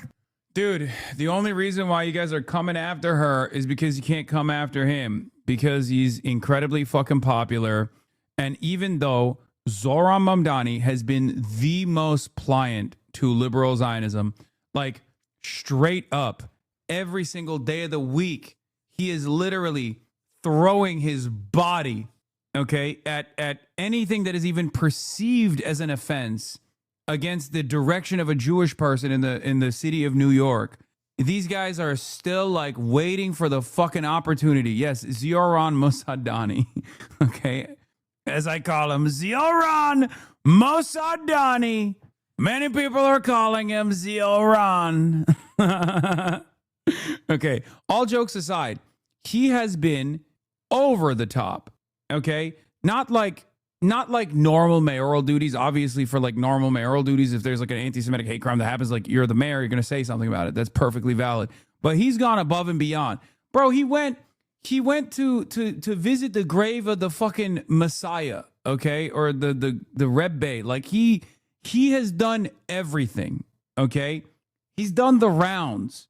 And it does not matter. It's like, it doesn't matter. It doesn't matter because these people are not reasonably afraid of you, okay? They're afraid of you because you're Muslim. Many of them are Islamophobic. They're also afraid of your popularity as an anti-Zionist voice. They will never let go, okay? They will never let go. I know in New York politics, part of the job is to just manage different forces in the city. And as a consequence of that, he wants the least amount of friction, okay? He wants the least amount of friction because if he's constantly fucking duking it out with Zionist groups in the city, then that's all he's going to do. And he's not going to be able to fucking get anything else done, okay? So he has to fucking play ball. I get that. Especially because he's not only Muslim, but visibly Muslim. He's brown. You are jealous she was liking Zay Squirrel? Just say it. True. That's what it was. You got me. I don't know Zohran's wife at all. I've never met her. Okay. I don't know anything about her. I don't care. Like, nothing that, like, policing is fucking idiotic. It's not real journalism to begin with. Okay. Because people like shit for a million different reasons. The only reason why this became a news story is because Dan Goldman, who's running against Brad Lander, who is a liberal Zionist, by the way. Brad Lander is running against Dan Goldman and is not like nowhere near as servile to the needs of Israel as Dan Goldman is, right? Was outed as being a fucking racist himself against Palestinians. And part of that coverage also factored in his wife's statements. Okay, his wife's like tweets, statements, things of that nature. So in an effort to do tit for tat, the classic no you, they went after Zohran Mamdani. Okay, they went after Zohran Mamdani, and they couldn't go after Zohran Mamdani, so they went after his wife. That's it. It's shameless. It's idiotic. It also doesn't make people think, wow, I can't believe Zohran Mamdani is such a bad guy. It makes people go, why the fuck are you covering this shit? For the normal person that watches this news coverage, they're going to be like, dog, Israel is running the government like a fucking fleshlight. What the fuck do you mean Zohran's wife liked posts from October 7, 2023? Who gives a fuck? Who gives a fuck about any of this? The New York Times now criticizing Mamdani for not making a flashy TikTok about the terrorist who threw an IED into a crowd. New York Times arguably the most out-of-touch institution in America. Stunning display here. I didn't notice this until I read it a second time, but why does Mamdani's wife get mentioned by name here in the second sentence? We know he lives with his wife. Only purpose seems to be to allude to the Instagram likes that the New York Times desperately wants to report on, but can't figure out how to do so without debasing themselves. So they do this little drive-by. Yeah, that's it. Really scandalous stuff in which the First Lady of New York co-signed extreme positions against Israel. A sampling of the post say Israel's waging a vile land grab, and the protesters who took over Columbia University building in April 2024 were on the right side of progress. Another post liked by Dawaji, who identifies as Syrian but was born in Houston, Texas. What do you mean identifies as a Syrian but was born in Houston, Texas? What the fuck are you saying? Is she Syrian or is she not? She's literally fucking Syrian. What do you mean identifies as Syrian? Like she has no connection to Syria whatsoever. Like her parents aren't Syrian. She just decided on Syria out of all of the countries that she could have chosen. Yeah, it's like saying I identify as Turkish, you know what I mean? But was born in New Brunswick, New Jersey. Like she did race change to Syrian, dude. What the fuck? Calls for the International Criminal Court to issue an arrest warrant for Israeli Prime Minister Benjamin Netanyahu. Wow. Incredible scandal. I'm glad that they caught her. If it's true that Rama Dawaji liked an Instagram post that said Israel was waging a vile land grab, as Olivia Reingold reports here, then Zohran Mamdani must step down as mayor of New York immediately. It feels very Islamophobic, anti-Arab, racist, saying you can't really be American if you're Arab and have these opinions. Yeah, all this stuff is just like vile racism that is masquerading as like sincere commentary. Racist liberals are forgetting the art of woke. I mean, yeah, I don't really give a shit about wokeness at all. For the record, as you guys know, it's woke 2.0 time, you know? So my answer to this from the start is, why the fuck are you like policing? Sometimes, like, follow policing and like policing is so stupid because, like I follow Nazis. I don't agree with Nazis. I follow them to see what the fuck they're saying. You know what I mean? If I like a post with bad news, that doesn't mean I like the bad news. I'm not like, wow, I'm endorsing this. You know, it's fucking stupid. And in the case of Zohran's wife, she absolutely was liking literally all the correct things anyway. So the fact that like even the meat of the argument is like she was liking things that said Israel was waging an illegal land grab. Okay. Yeah, Israel is waging an illegal land grab. Like, what are you fucking talking about? Who gives a shit? Especially not right now. It's not like we're you know, in a particularly slow news cycle. Private spouse. Yeah, the U.S. is at war because Israel wanted us to. And this is what we're talking about. Like, get the fuck out of here, CNN. This is the most incurious, like, unserious bullshit. Olivia Reingold says she was booked on CNN to debate Mamdani's wife's Instagram post last night, but it was canceled last minute. The U.S. is at war, and CNN planned to do an entire segment on this. If you were involved in the planning or booking of this segment, please reach out. We have to know which show thought this was a reasonable use of scarce cable time. Pretty sure this was supposed to be Sam Cedar's slot, too. Anyway. In America, Hillary Hillary Clinton. Clinton, that you can't. Sorry. I mean, once you are elected and once you are in a role like this, people are going to be curious about your spouse. Period. Full stop. They're going to look through your social media. They're going to, and politically, yes. Yes, she liked what she liked, and she has every reason to like what she liked. This is the other part of the story. Zohran doesn't want to come out and just be like, dude, what the fuck are you guys talking about? Like, Israel is waging an illegal land grab. Just take ownership over some of her fucking likes and then move on. And if you want the discourse to actually be productive, you have to do that. But this is the one area where he is running scared, okay? I will say this sincerely. He is running scared.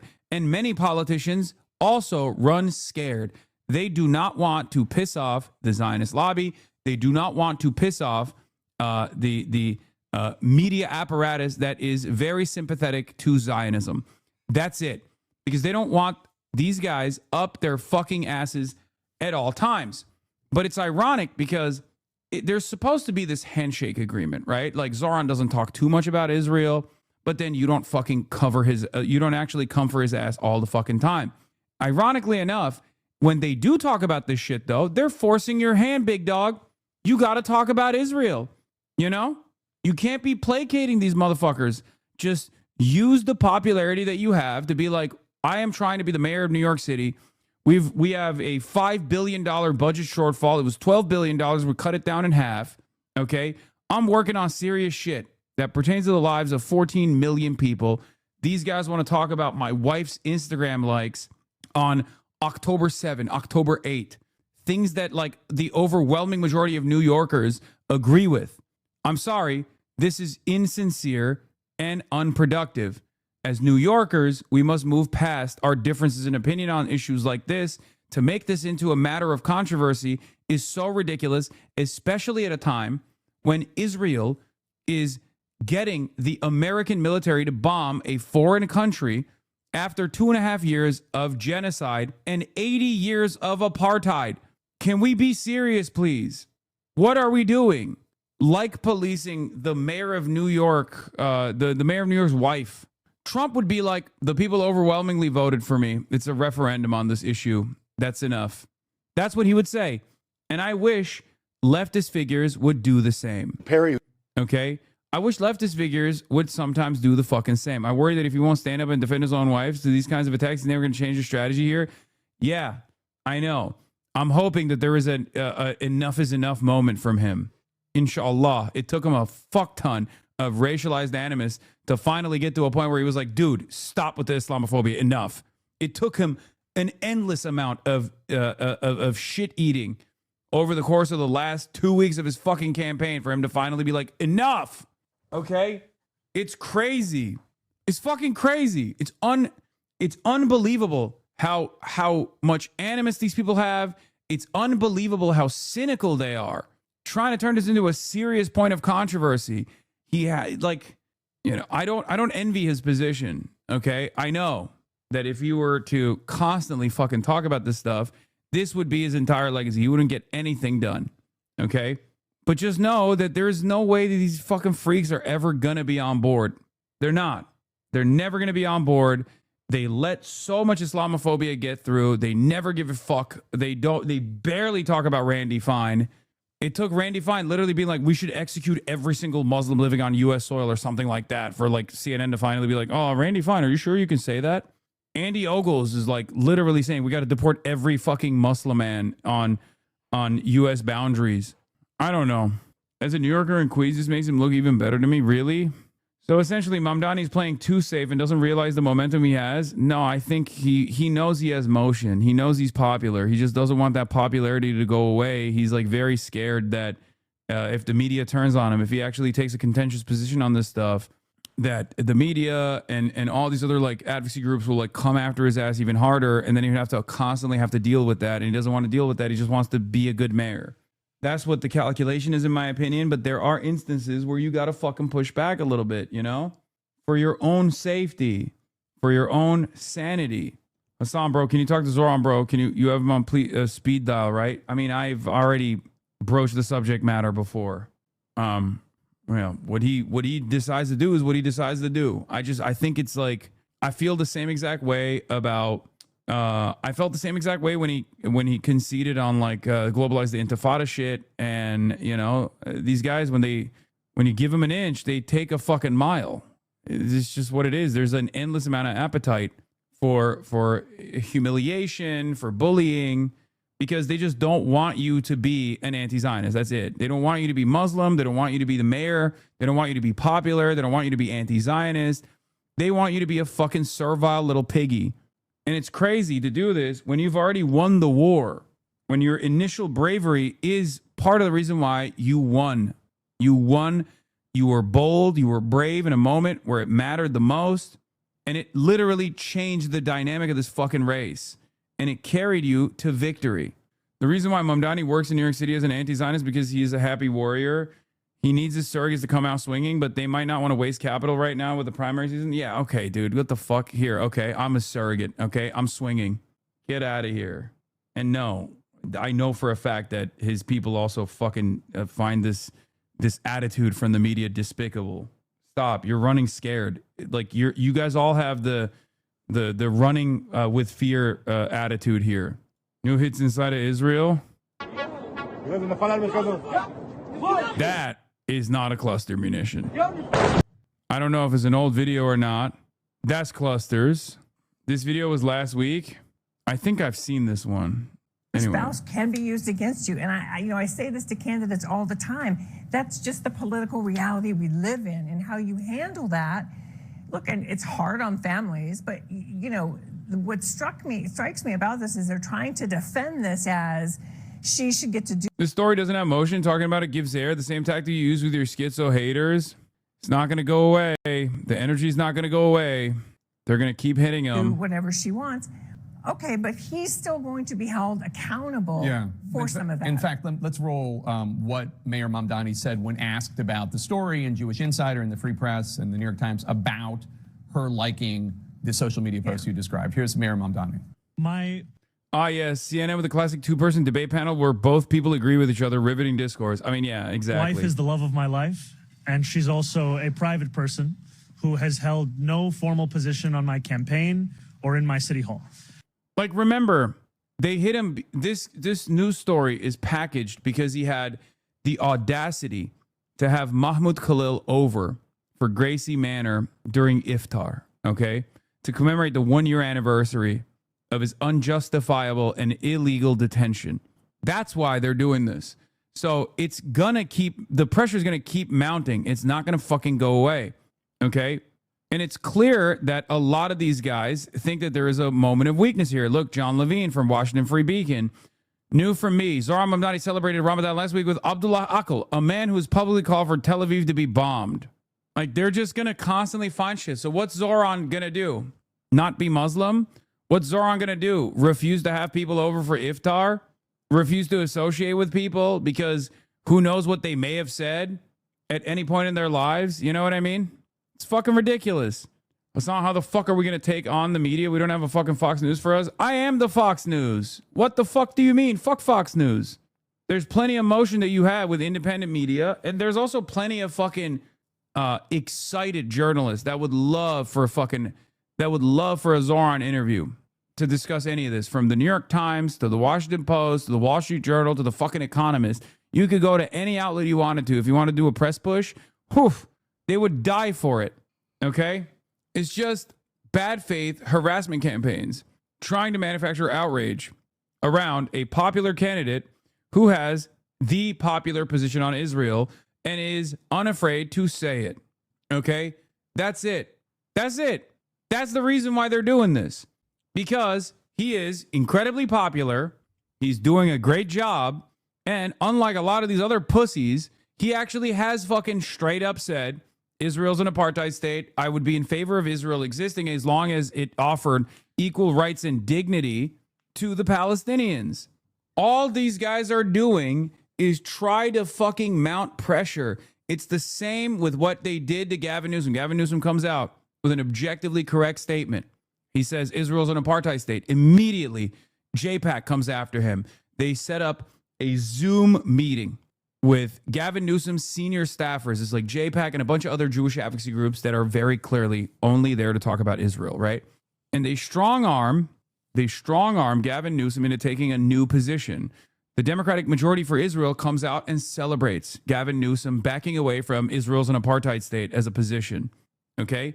This kind of intimidation tactic only works if you don't have the popular momentum on your side. If you have the popular momentum on your side, all they have is this. They're just chirping. They don't have any real power. The amount of power that they have is what you give them. So I urge the Democratic Party to actually push back against this sort of shit. I urge Democratic candidates to push back against this sort of shit, to not fucking cede any ground to these cynical monsters, okay? Because at this stage, you already have the public's backing, and the public will reward you for being honest about it. And the other side of the story, okay? The other side of the story that's also scary is if you don't give a fuck about saying the truth, or maybe you're too fearful, if you don't come out and actually lead on the issue of Israel's apartheid, if you don't come out and lead on the issue of decoupling from Israel, if you don't lead on the issue of anti-Zionism, then in that information vacuum, the right will take advantage of your lack of interest in communicating on this, and they will secure votes. They will steer the conversation in an anti-Semitic direction. So if you do actually want to protect Jews, if you do actually care about anti-Semitism, you have to be an anti-Zionist, and you have to fucking stop with this conflation between Zionism and Judaism, especially at a time when this conflation is already set. It's calcified, and it is creating a harmful environment for Jews in the United States of America in general. Part of that is because nowadays, most people just associate being an anti-Zionist with anti-Semitism, but not as a negative. They associate it as a positive thing. For the largest subsects of American society, when they hear someone say something anti-Semitic, they think, this guy gets it. This guy's actually against Israel, because that's all they have seen on social media, okay?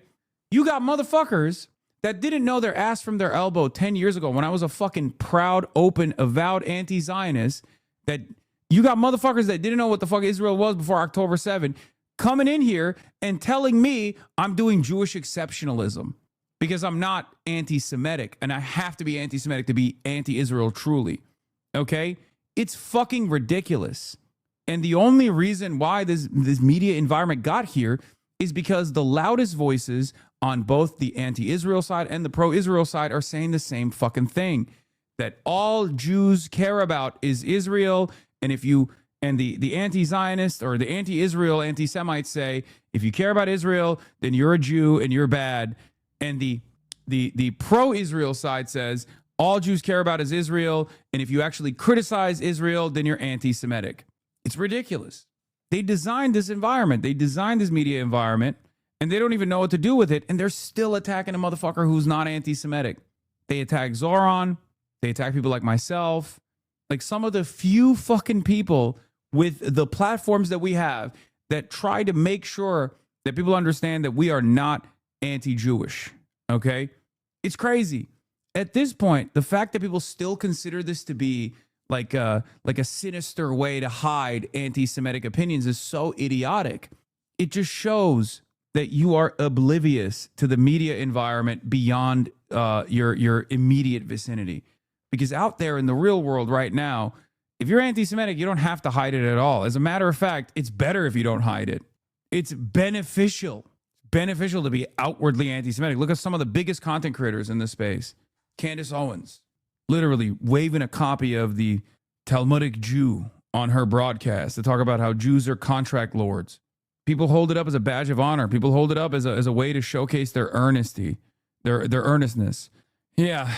I, however, was elected to represent all 8.5 million people in this city, and I believe that it's my responsibility, because of that role, to answer any questions about my thoughts and my policies and my decisions.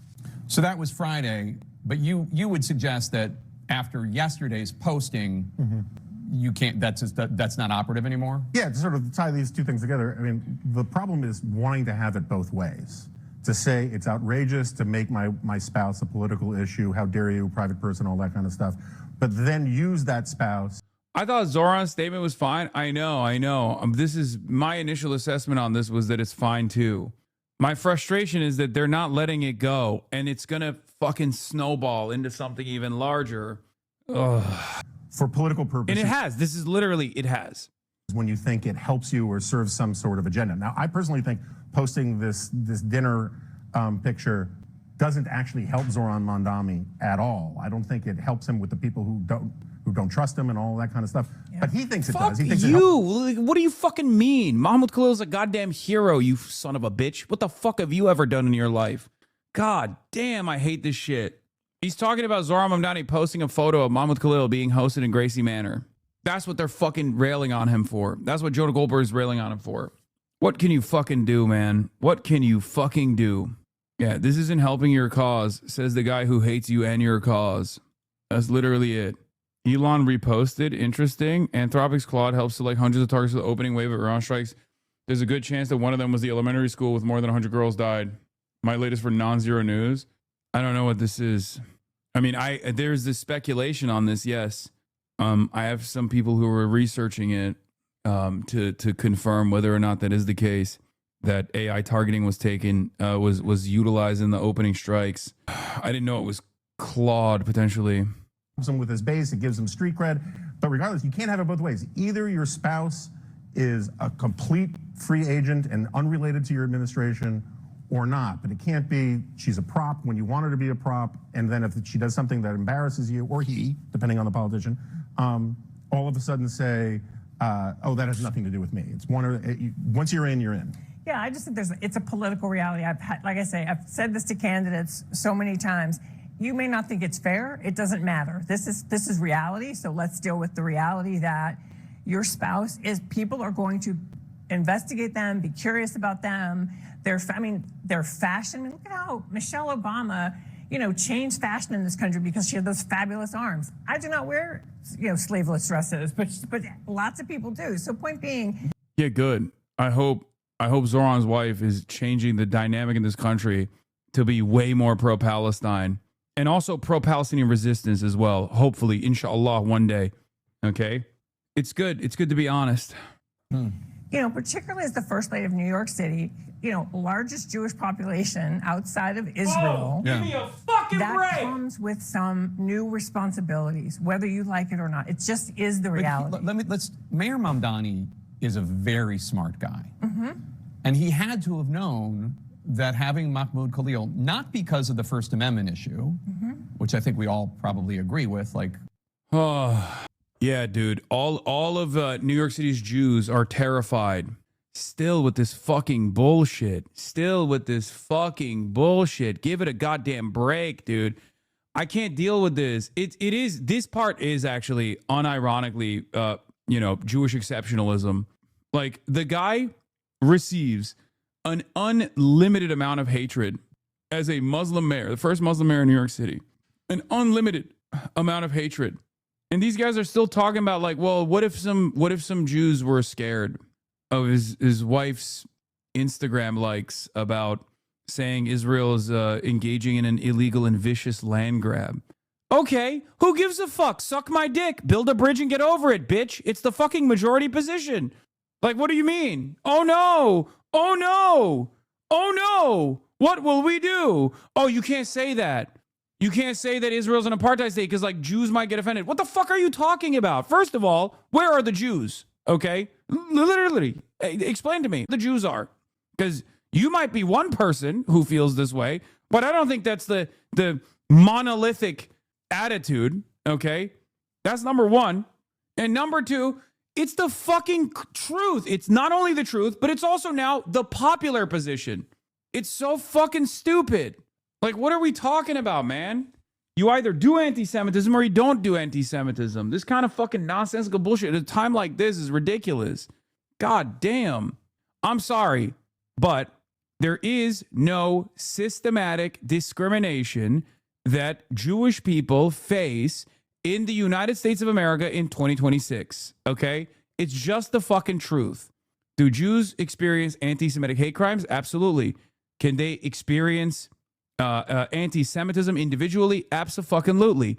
But in comparison to Islamophobia, in comparison to anti-black racism, anti-brown racism, like, it's not even fucking close. Jews are white, okay? They're white. They're a part of the in-group. It's like fucking constantly complaining about Italiophobia. What the fuck? Jesus Christ. This doesn't mean that anti-Semitism was not a systemic form of hatred in the past in the United States of America and all around the world, obviously. But as it stands currently, there's no fucking comparison. So it just looks ridiculous, okay? It looks fucking ridiculous when you got three panelists on CNN chirping about how New York Jews might actually feel scared about Zoran Mamdani's wife liking posts or or Mahmoud Khalil, who literally was discriminated against, like actually discriminated against by the fucking federal government. When the fuck has that happened to you, Jake Tapper? What the fuck are you talking about? It's ridiculous, man. Yeah, roll the fucking Norm Finkelstein clip. It's the best one. Not the crocodile tears one, but when he's talking to that one guy who's like, I'm half Jewish, but my friends have received anti-Semitic hate crimes or something, and Norm cooks. I know one of you motherfuckers has it. You know, people have the First Amendment rights in this country. But the other issue of what he and his group did at Columbia University, what they stand for now, he had to have known it would upset people. Well, and I think that this is the other piece, just speaking politically again, given that you're exactly right. And it plays into the fears that people had before he was elected and an issue that he's dealing with in terms of the Jewish community. So I'm surprised. Oh, I think it's pretty undeniable, at least from my own experience, that there is very rampant anti-Semitism in the United States, at least. That's your experience? That has been my... Norm is so awesome. That's your experience? Experience. Are you Jewish? I'm half Jewish, but it's not necessarily that it's directed at me, but people growing up, slurs against other races aren't tolerated, but slurs against Jews I would hear pretty regularly. Lots of Jew jokes where you wouldn't be able to make black jokes. I don't agree with that at all. First of all, there was an era in which one calculated anti-Semitism not by a person's thoughts, because you can't control a person's thoughts. And even you can't control your thoughts. And even you probably can't figure out what's your quote-unquote real motive for whatever you do. Are you interviewing me now because of a sincere inquiry into the life of the mind?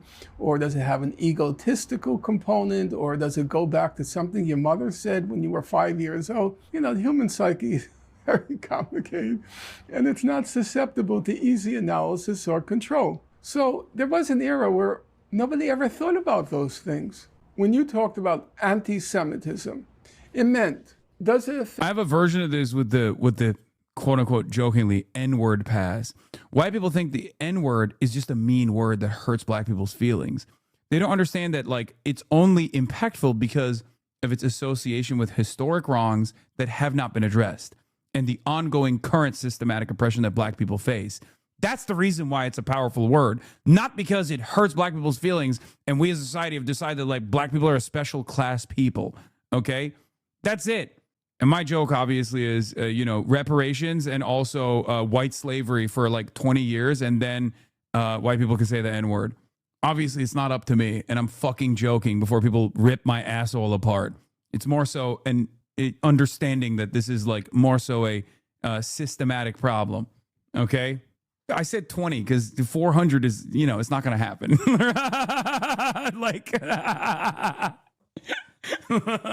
Come on, you gotta give white people a little bit of a pass here, okay? It's like they're not gonna sign on for 400 years, but they might. They love saying the N-word. They might sign on for 20. Oh, anyway. Affect your job opportunities? Does it affect your access to certain institutions of higher education? Does it affect where you're going to live? Does it affect negatively your interactions with the law? That's what anti-Semitism meant. They were quantifiable, palpable, lucid expressions of this phobia, whatever you want to call anti-Semitism, okay? By that reckoning, can you name me a place in the United States where a Jew would have trouble purchasing a home or renting an apartment? Name me one place. I'd be curious. Can you name me one university, one college, one in the whole United States where a Jew would have trouble getting in because he or she was Jewish? One. Could you name me one profession? Does the medical profession discriminate against Jews? There's a legal profession. I mean, that was once a problem. That's why Jewish law firms are created, because they couldn't get into the white shoe WASP law firms. Does that exist anymore? Yeah. So this is just completely and totally ridiculous to talk about anti-Semitism in the United States.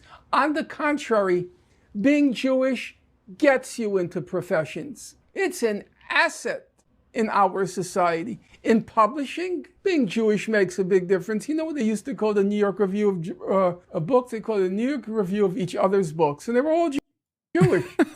I mean, he's right. That's the point, right? Like, this doesn't mean that like you should allow anti-Semitism to fucking flourish in the communities that you're a part of, obviously. And I don't allow it, and I will continue to push back against it. But god damn, man, like Zionist Jews who fucking do this conflation with Israel and then cynically attack everyone as anti-Semites when they very clearly aren't, and then package that entire thing up with like, well, what about the Jewish feelings, are so fucking out of touch. Like, what are you saying, brother? This is the majority position. It's over. You lost the battle. It's the majority position. So anytime you make that conflation, you unironically are feeding into the anti-Semitism. Okay? You're feeding into it. Because people are going, oh, okay, I guess I'm anti-Semitic. Who gives a fuck? Yeah, all right. Oh, okay. Jews control the media. Oh, look at me. Like, that's what it is. That's what it is cry bully, bad faith bullshit. And people can understand it. People can see it. He wasn't more prepared to acknowledge that and to acknowledge that it may be upsetting to some people, whatever language you Hassan on me, ain't no way I'm unsubbing. Bro thought jokes will fly. Nah, he didn't do enough during Black History Month for that. Someone called the Barbs expeditiously. What the fuck are they going to do? They en masse gave white people the pass by loving MAGA Nikki becoming a Fox News cutout. They ain't got shit to stand on. Yeah, I can do my bit about the N-word pass now freely because I know the Barbs can't come after me. They might actually like me. want to use, it's not unreasonable that people would raise a question and say, well, wait a second. Because again, it plays into something you already know is a political problem. And, you know, one of my things I say to people, they're going to hit you. You don't have to give them the bat to do it with. So the mayor's office, what if they were to say something along the lines of, look, it's Ramadan. We're posting a picture. Every one of these iftars, Mahmoud Khalil had his First Amendment rights trampled on, and the mayor, you know, is standing up for that. Yeah, certainly you would. I mean, that photo is that, for the record. He did do that. So why the fuck are you still chirping? You did an 8-minute segment on this. It's not about this other stuff. What would your like? He has to try to put on this this veneer of impartiality, right? Like, oh well, you know, I'm just asking these serious questions. The fucking Jonah Goldberg of the American Enterprise Institute. Like, what the fuck are you talking about, dude? Response to that big? That's BS.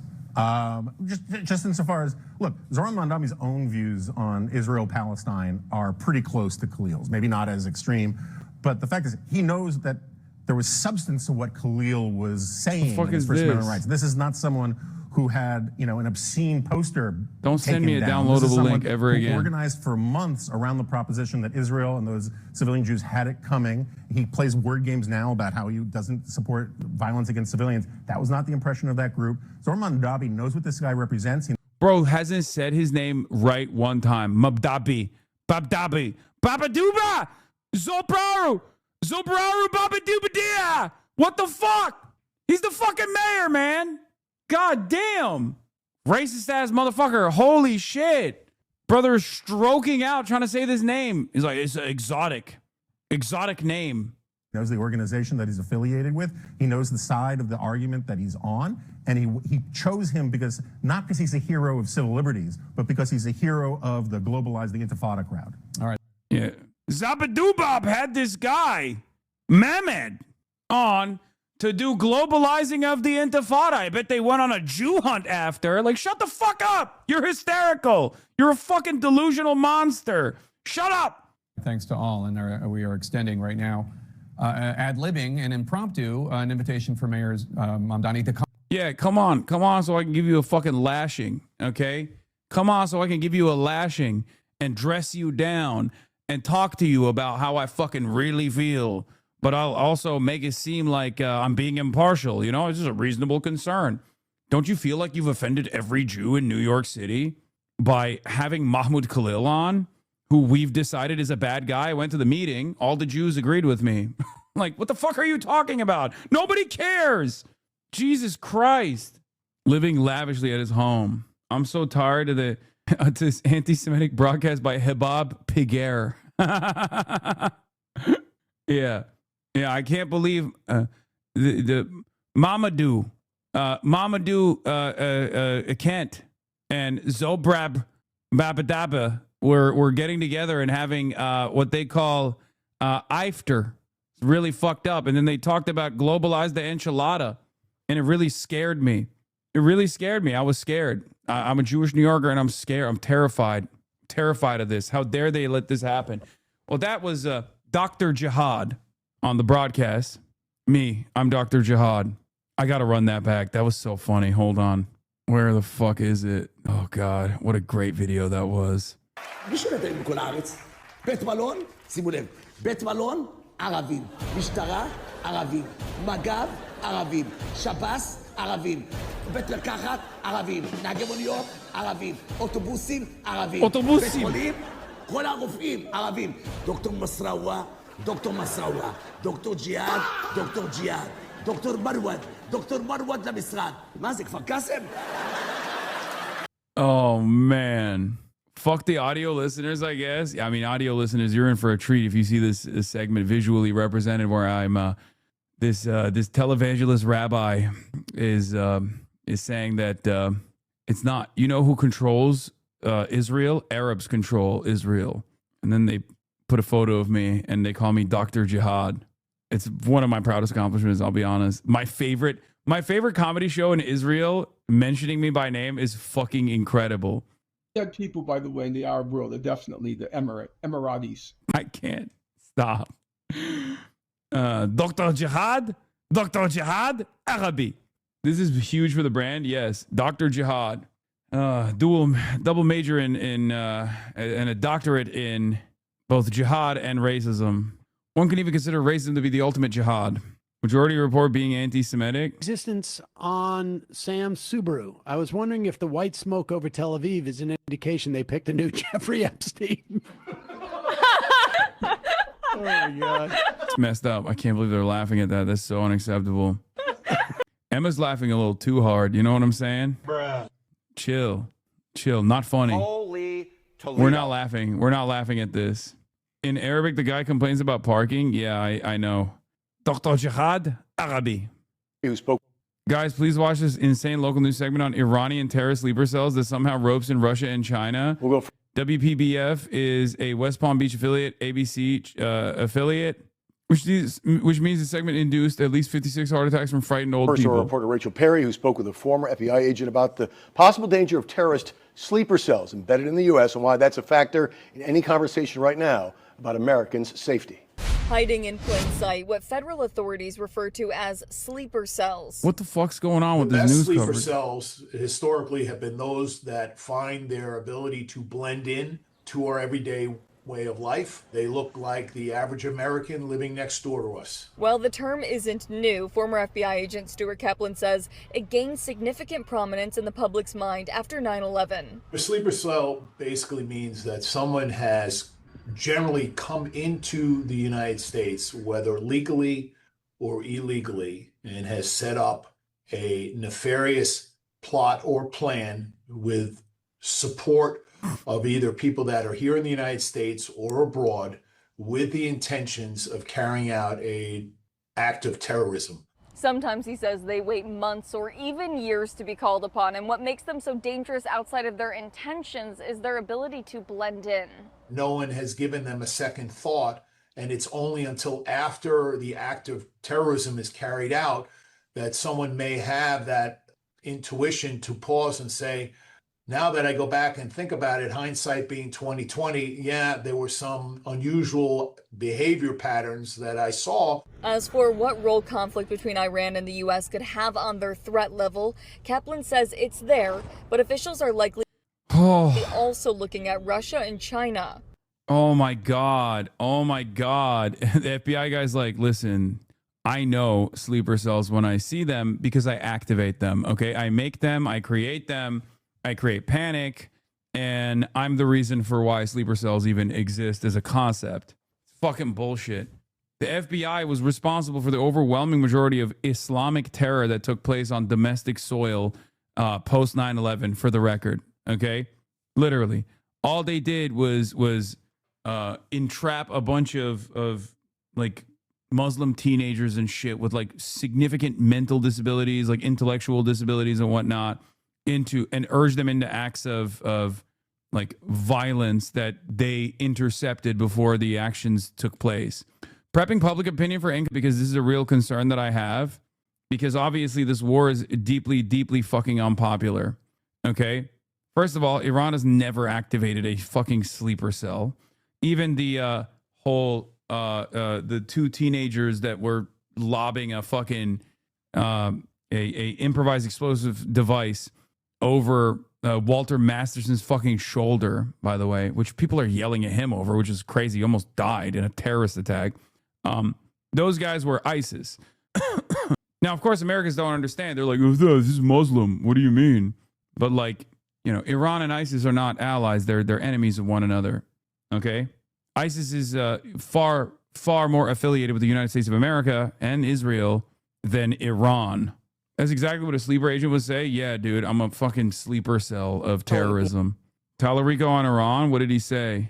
Millennial, I saw how military disasters like the Iraq War robbed this nation of young lives, of billions of dollars of our... Bro, I think he needs to grow a beard.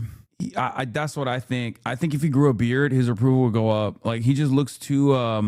he looks like Moral Oral a little bit. Make James Talarico grow a fucking beard, bro. He just got like a baby face. There's something about it. I think I was talking to a friend of mine, a black friend of mine, before people yell at me over this. And he actually brought up something that I thought was very interesting, like where there is this thing that like James Talarico reads the black people in the same way that Pete Buttigieg does. And by that, I mean like they don't trust him for some reason. And I had never thought about that, but I feel like the demographic approvals actually kind of go along with that. There's just something about it. I don't know if a beard could solve that problem regardless, but some people just don't read positively to black people. Black people are just like, I don't trust them. I think Pete Buttigieg is that person. We know he's tried to run for president before and he got zero black approval, like zero. And I feel like maybe Talarico has a similar thing as well.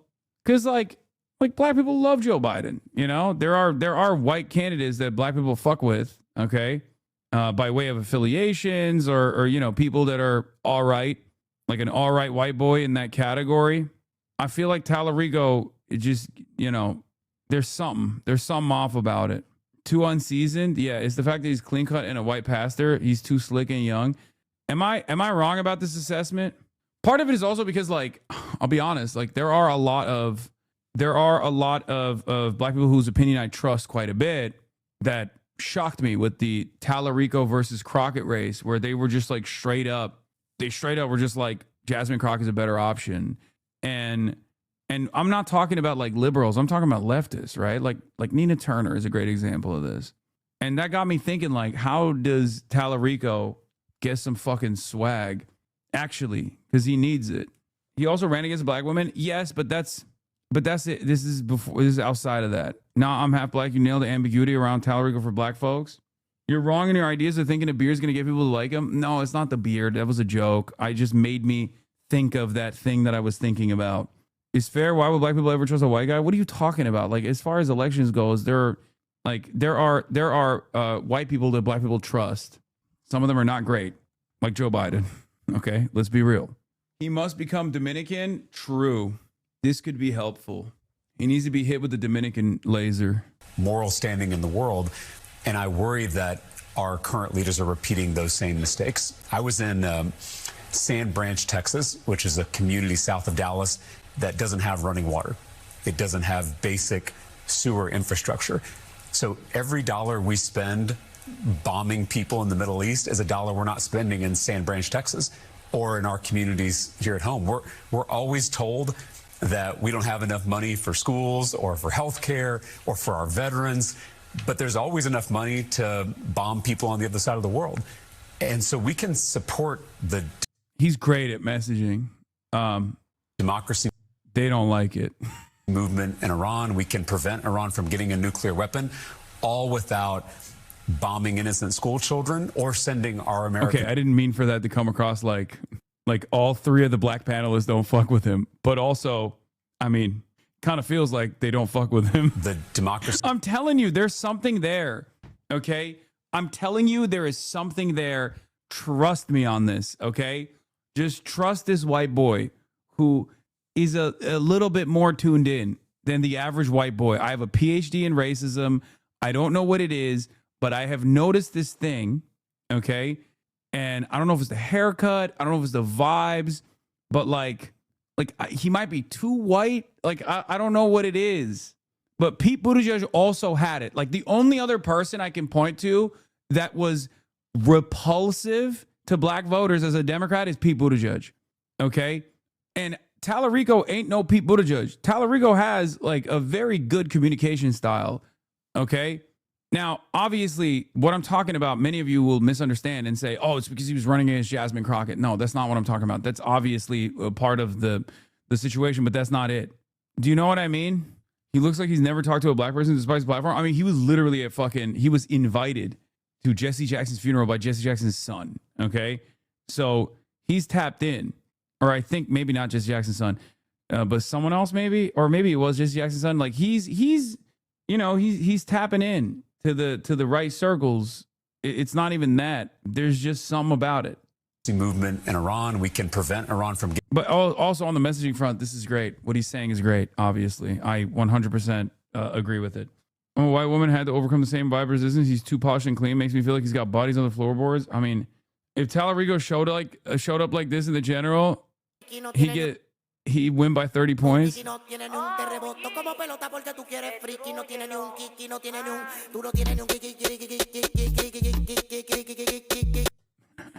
They made him look like a yassified Connor Reed's pants, Tallarico. Oh my God. He needs a little something. I don't know what it is, but he just needs a little something. Okay. Am I crazy? Am I crazy? Do you not see what I'm talking about? He just needs a little something. Okay. He needs the what was that? The TikTok memes. There's like the black girlfriend effect. Oh my God. Yeah, he needs a black wife girlfriend glow up. I don't know. There's something there, and I'm sincere about this. And I think like our left flank white candidates need to figure it out. Okay, you can't be out here swagless because it's an important part. It's an important part of the brand. You got to get swag right now. You have to get swag immediately. He would kill with a beard, bro. Yeah, I think that automatically improves the situation a little bit. Like a little bit. Like not that much, but like a little bit. Dude, okay. Low taper fade or a buzz cut and a beard. Okay? What are we cooking here? You think that could cook? I don't know. He really needs to get hit with a Dominican Ray real quick. Like with haste. Are you trying to turn bro into Chet Hanks? Chet Hanks' approvals amongst the black community is probably higher than fucking Tallarico. What the fuck? And not because he ran against Jasmine Crockett. Black people by and large think like Chet Hanks is kind of corny, but also he's like, he needs to get some waves. Just make him look Chechen. That'll do the trick. That always works. For sure. That always works for sure. Convince him to be on the flotilla so we can get some sunlight. Bearded James Tallarico easily flips Texas blue against Paxton. No, it's not just the beard. I was wrong when I said it's beard. I think he needs something more than just a beard. Antonio Esparza, creative director for James Tallarico, you know what to do. I got to do a makeover for him. Like, we got to get him some swag. Get him some aura, It's his hair. It could be. His hair is like something about it. He needs to stop looking Mormon. He has the same haircut since age 8. You can tell, man. When's Tallarico coming on the stream? We're working on it. We're working on it. Probably not after this, to be honest. He's going to hear me say all this and be like, what the fuck is wrong with you? Fuck you, man. Like, I say this as someone who likes him, for the record. I like him. Also, there's a new Illinois 9 poll. And for the record, this is fucking insane. Everything I said about Kat Abughazaleh, I take back. You have to vote for her now, okay? Yes. Sorry. Striking distance. Kat Abughazaleh at 20% with Daniel Biss at 24%, 0% movement. Kat Abughazaleh has picked up 3 points. Yeah. We're funding Taiwan. We're arming Taiwan militarily. Okay. We're going to war with China. You have to vote for her. Straight up.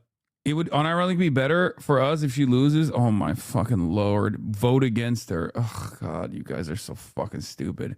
Oh, I want to throw up sometimes. Make an example out of her. Yeah, she's definitely close. I mean, that's insanely close. And she's objectively better than Daniel Biss. I don't give a shit about her Taiwan position. I don't think that's anything that materializes in any way, shape, or form. It doesn't matter. Also, she's malleable. That's why her bad takes are damaging, ruin that momentum. What are you talking about? She literally picked up since those bad takes. No one gives a fuck about her position on Taiwan. Come on. Michael from Taiwan. Don't you want new arms sales to Taiwan? Don't you want accelerated arms sales and defense systems to Taiwan where you reside? No, but seriously. Come on, it's not that different from the Grant Plattner shit. Americans, by and large, don't give a fuck about foreign policy, except for Israel. They do give a fuck about foreign policy on Israel. Why do they give a fuck about foreign policy on Israel? Because Israel also interferes in domestic policy. As far as like arming Taiwan or whatever, no fucking Illinois 9 Evanstown resident is like, wow, I can't believe this 26-year-old anti-Zionist Palestinian is actually in favor of arming Taiwan to defend Taiwan. They're not going to fucking make that calculation at all. They either didn't even fucking hear about it, or if they did, they didn't even think about it as like a bad position. As far as like the Graham Plattner saga goes, Graham Plattner's positions are infinitely better than Kat Abu Ghazalik's. Let's be real. That's true. But I mean like as far as shit that we care about, as opposed to shit that the average voter cares about, they don't give a fuck about that. True source, I live in Illinois. Yeah. Taiwan donates humanitarian aid to Israel. Oh my God. Oh God damn, dude. It's fucking ridiculous. Low taper fade, buzz cut, beard, puppies. Okay. Yeah. No, you got it. There it is. This is exactly what I'm talking about. Bro, look at that. Look at that. I think this is AI, right? I assume this is AI, but like, look at that, dude. Magic. You see the motion. You see what I was talking about. Sold. If Kat wins the election, how quickly will we be in a ground war with China for Taiwan's sake? And at what point will that war go nuclear directly because of Kat? Serious question. Are you fucking serious? Yes.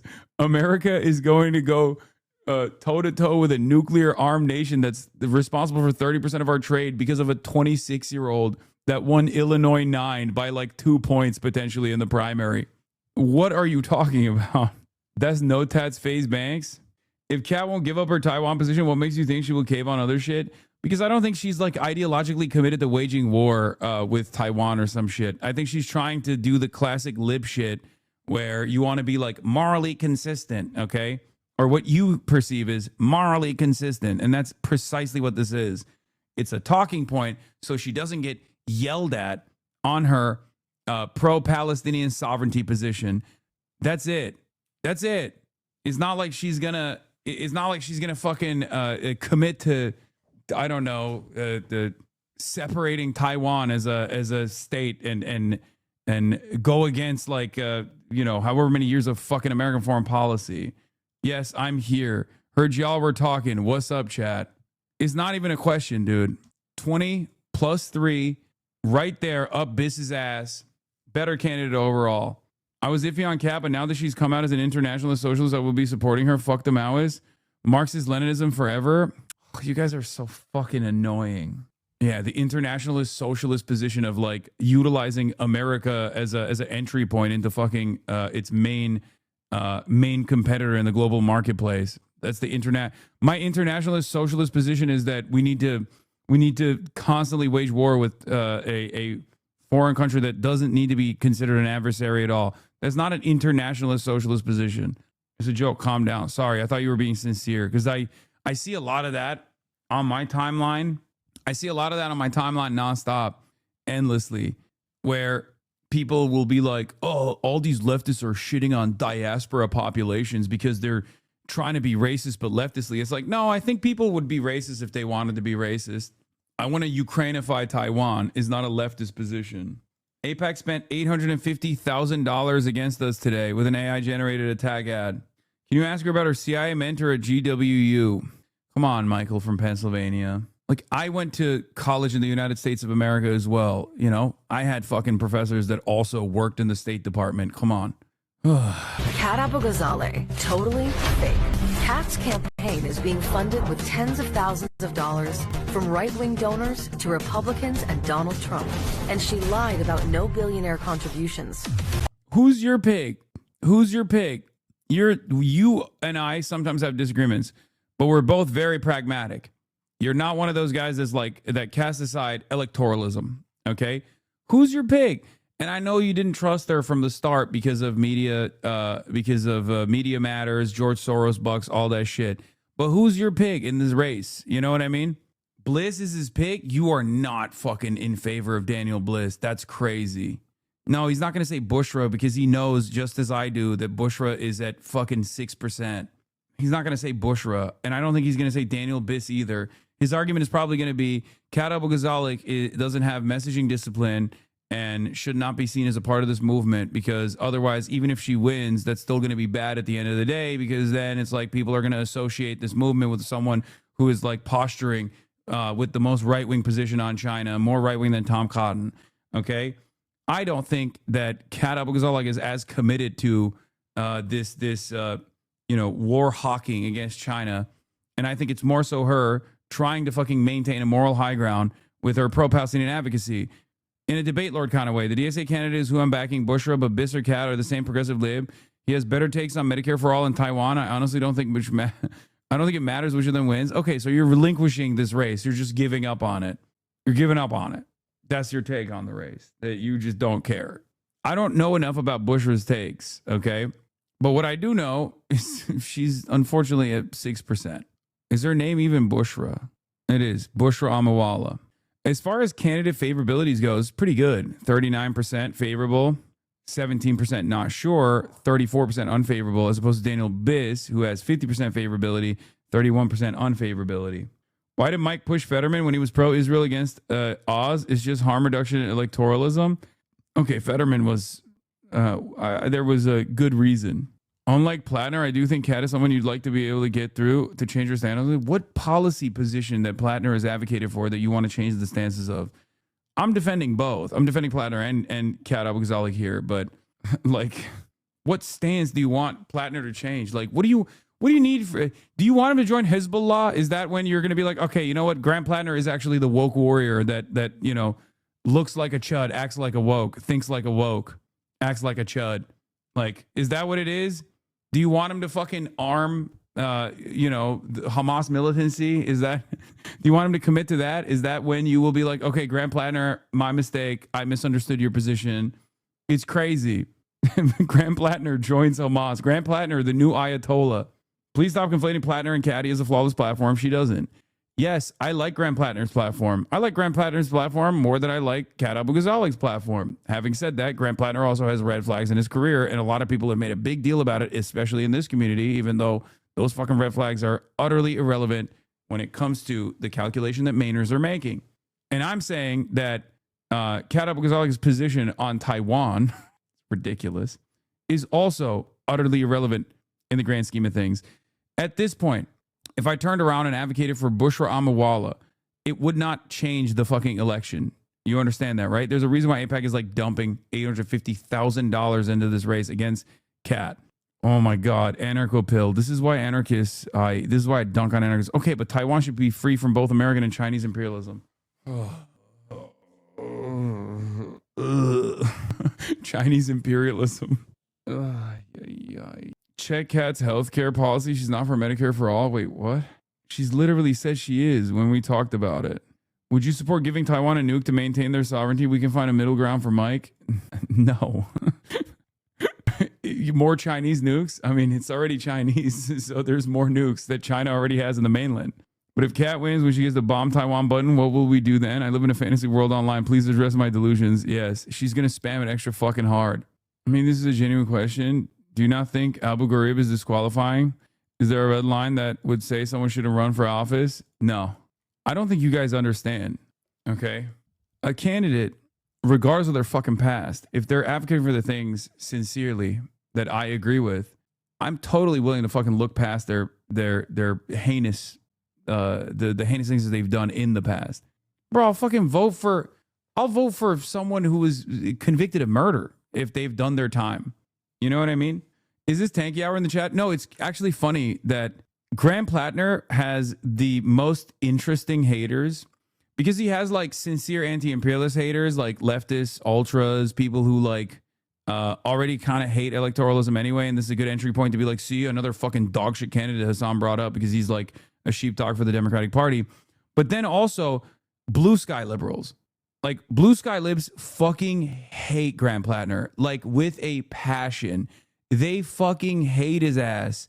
They hate him so much. It's so funny that they've basically decided that they can't actually put a dent in his approval ratings. So they've decided to try this new thing where they just go, he should drop out of the race when he has like a fucking 25-point lead on Janet Pills. It's really funny that they've just decided like, well, this is what the Democratic Party can't be like this. I mean, we can't, be like what? Winners? Is that what you think the Democratic Party can't be? I know you think that they should be fucking losers. Based on that poll, I'd say that I think Kat's going to win. They're underestimating youth turnout.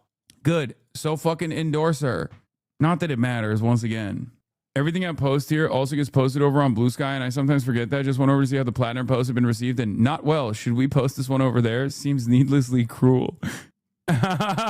Seriously, fuck you, dude. Ryan Grimm is so bad. He's done great work at the Intercept and Drop site and then post shit like this. Yes, he hates Jews. Surprise. Plattner, the Nazi tattoo guy? Yeah, having a Totenkopf tattoo? Who doesn't have one of those? He approvingly retweets neo-Nazis? Well, they're pretty unavoidable on X, so you can't blame him. Going on an anti-Semite's podcast? Well, lots of racists listen to it, so you'd be stupid not to get in front of them. I'm very smart. Who was the vet, Ryan? One of them was saying if Plattner wins, feds should invade Maine. I don't know what it is. I feel like I see something that they don't see, and they see something that I don't see. It kind of reminds me of the Tallarico equation, but this time for like white liberals in general. Like, black liberals don't fuck with James Tallarico for a multitude of different reasons, but I think like there's something that doesn't pass their smell test, right? And the same thing happens with Pete Buttigieg as well. But Tallarico, I think, is like a much more likable candidate that I like, right? As opposed to Pete Buttigieg. And I think Plattner has this thing where like something flips in people's heads where they're just like, they can't comprehend the average American's mindset, maybe. I don't know what it is. Like I don't understand. Because if Graham Plattner had the exact same policies and like maybe didn't have a Totenkopf tattoo or didn't fucking do Blackwater, right? One or the other, he would be like the best possible candidate that has ever fucking existed in this round, like in this election cycle. He's putting out banger after fucking banger. And I don't understand like why people are so caught up on it. I was at an anti-war protest in Portland, Maine the other day, and Plattner spoke. He's very popular here. Most people chirping, can't vote for him anyway. I know, but like I just don't understand what it is. Yeah, just like Zoran was like, fuck Cuba, Vuvuzela, and fucking Iran, and this shit happened almost respectively, especially in this new era foreign policy-wise. Yeah, that was a fucking major mistake. What are you going to do? Not fucking vote for Zoran? You know, yeah, he came out before the election and was like, yeah, I think Cuba is run by tyrants. Like, these are things that are obviously very important to me, okay? Foreign policy is obviously very important to me, if not the most consequential part of my career, at least, okay? It's something that I'm desperately trying to change. It's Blue Skies say he's CIA, and you're mentioned too. Mainly, Hassan is being unreasonably aggressive to people who suggest that perhaps Plattner is a CIA asset and shouldn't be trusted. He doesn't believe it's possible for the U.S. to make a long game play to compromise socialists by creating Plattner years ago and activating them at the right time. That Plattner dude's a CIA plant, I swear. No, I think, you know what it is? You know what it is, guys? I think we're just not used to it. We're not used to hearing candidates like say things that we agree with. So I think this bricks people's brains, and then they end up looking for every red flag possible. And Graham Plattner has a fuck ton. Right? So then they're like, oh, it must be because he's CIA. Because like, that's why whenever people were like, don't you feel like Graham Plattner is a lesser evil vote?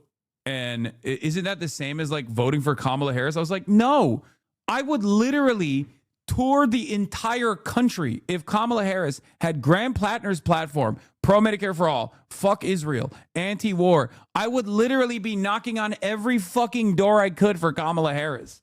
Like, that's not... You have lost the plot entirely.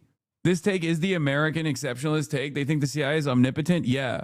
Graham Plattner is the one thing I couldn't actually believe was a CIA psyop. Socialist progressive candidate who worked for Blackwater has a Nazi tattoo. Is about the level of execution is let's make a real life Jedi Knights, and let's kill Fidel Castro with an exploding cigar. Graham Plattner was the CIA handler for Muhammad Atta. What, when he was like 17?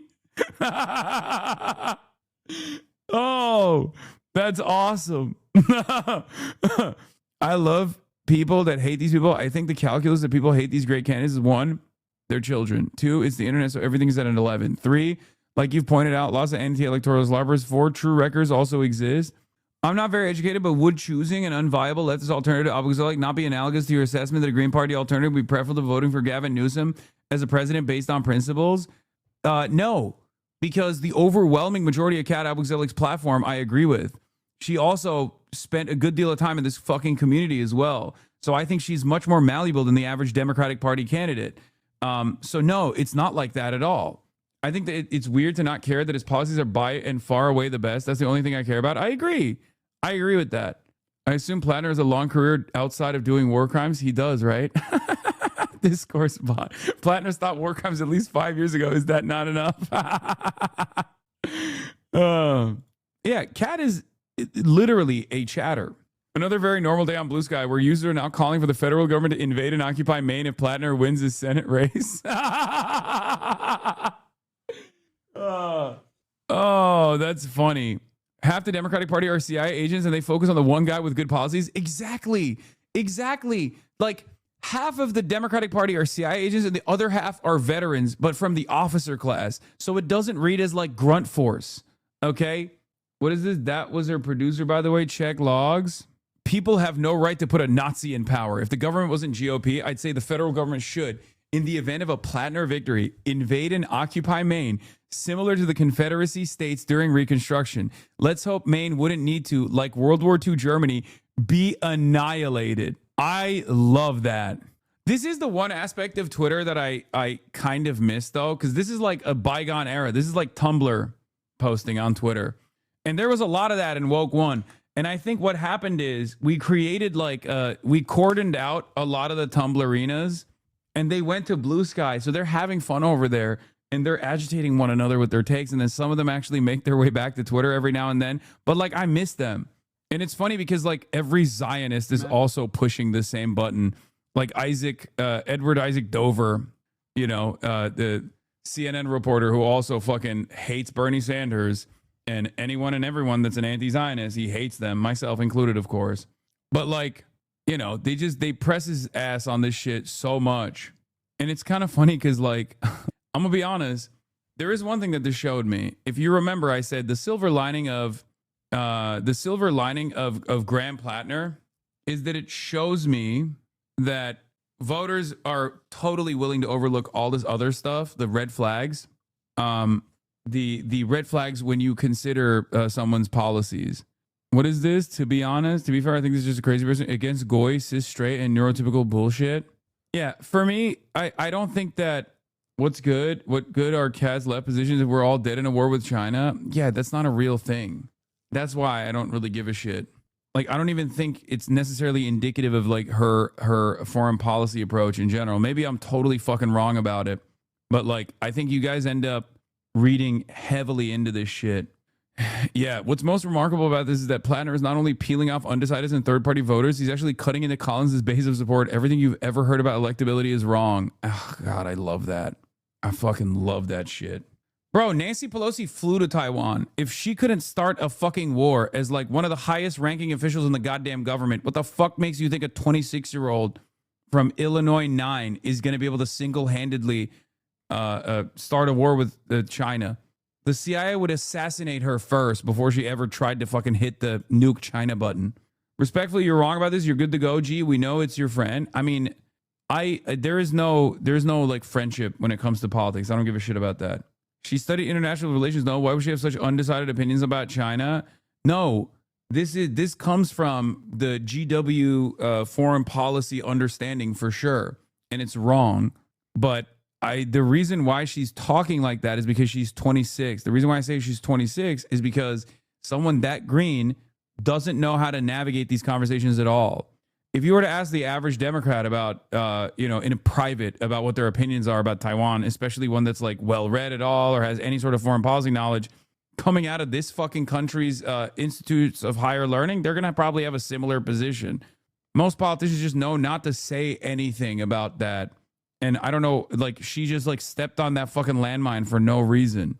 Then she shouldn't be a congressperson.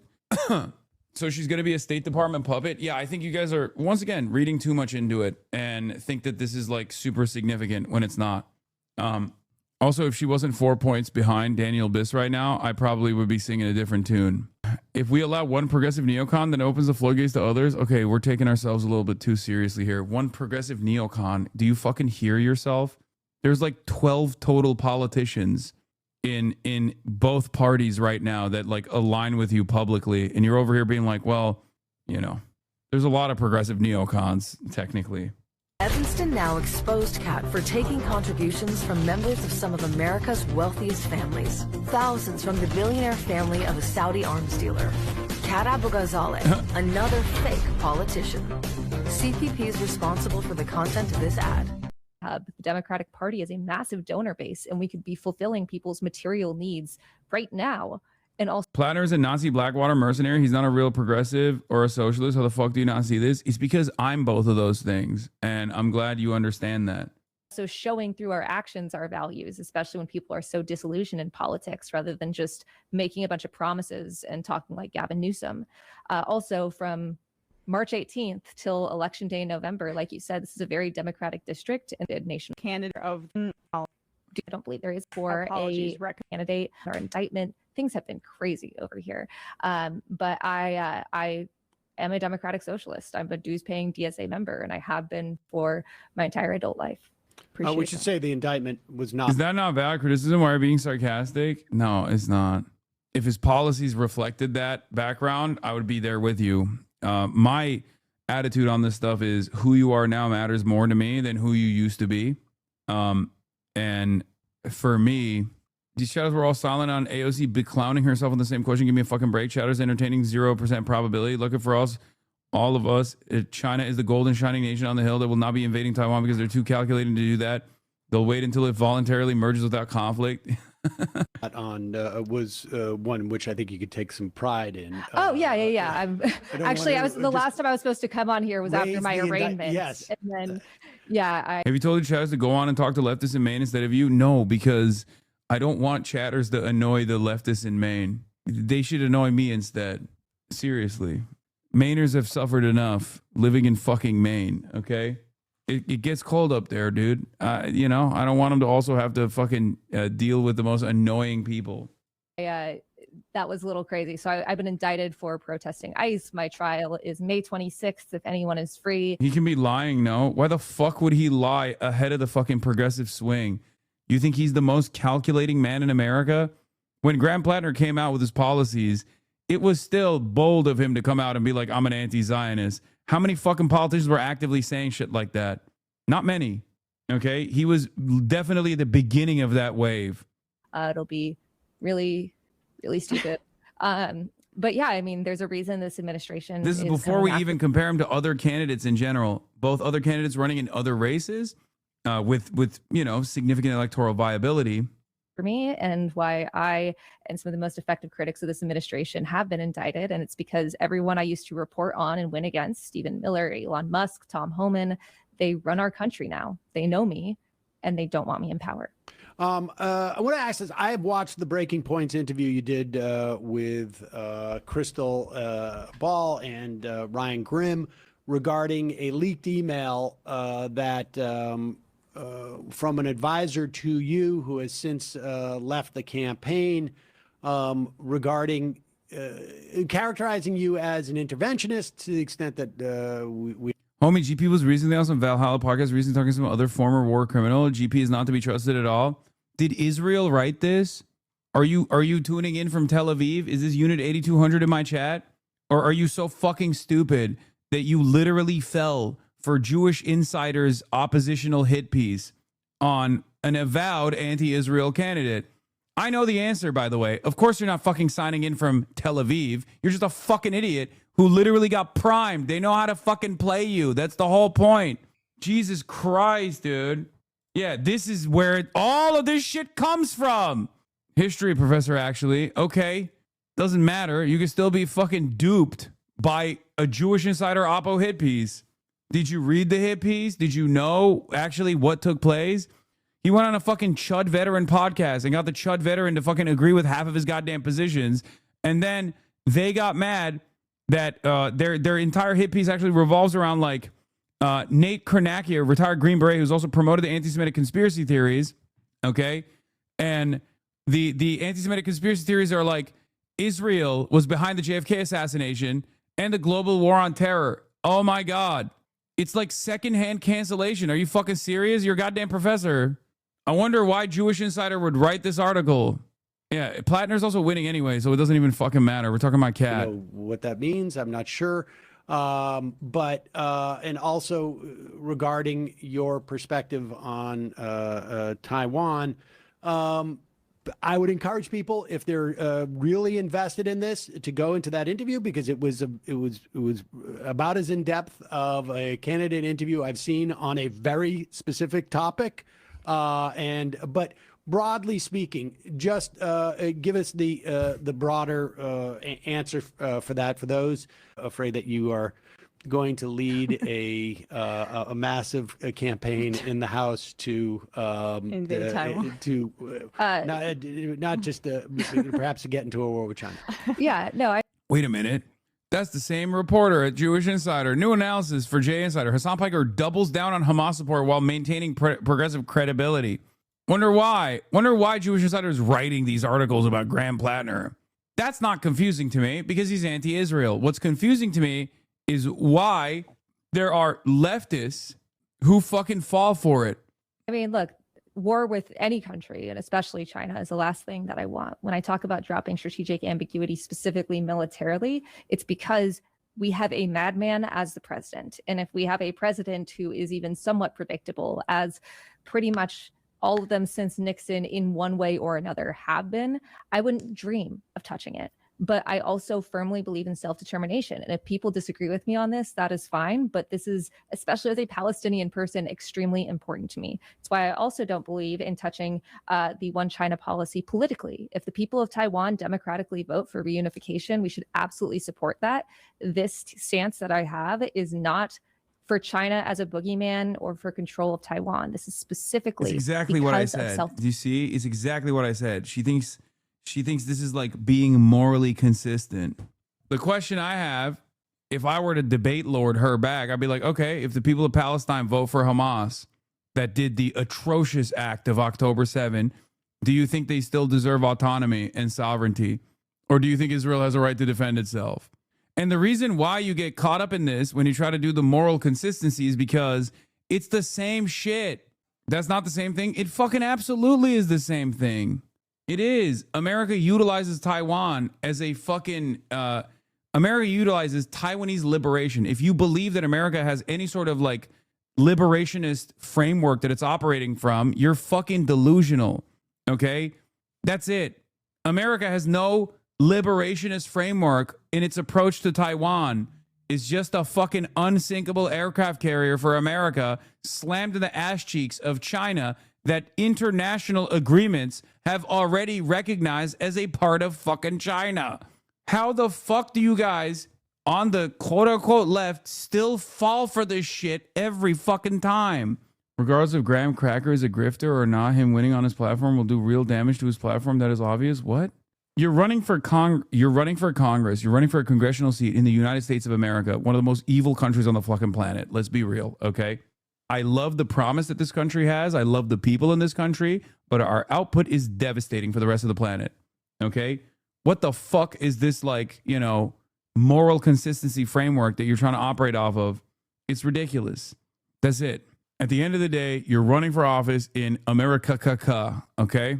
Determination. Once again, if you disagree with that, You don't like her? No, I do. And I think I think you should still vote for her if you live in Illinois 9, for sure, 100%. Is your stance. But that's important to me.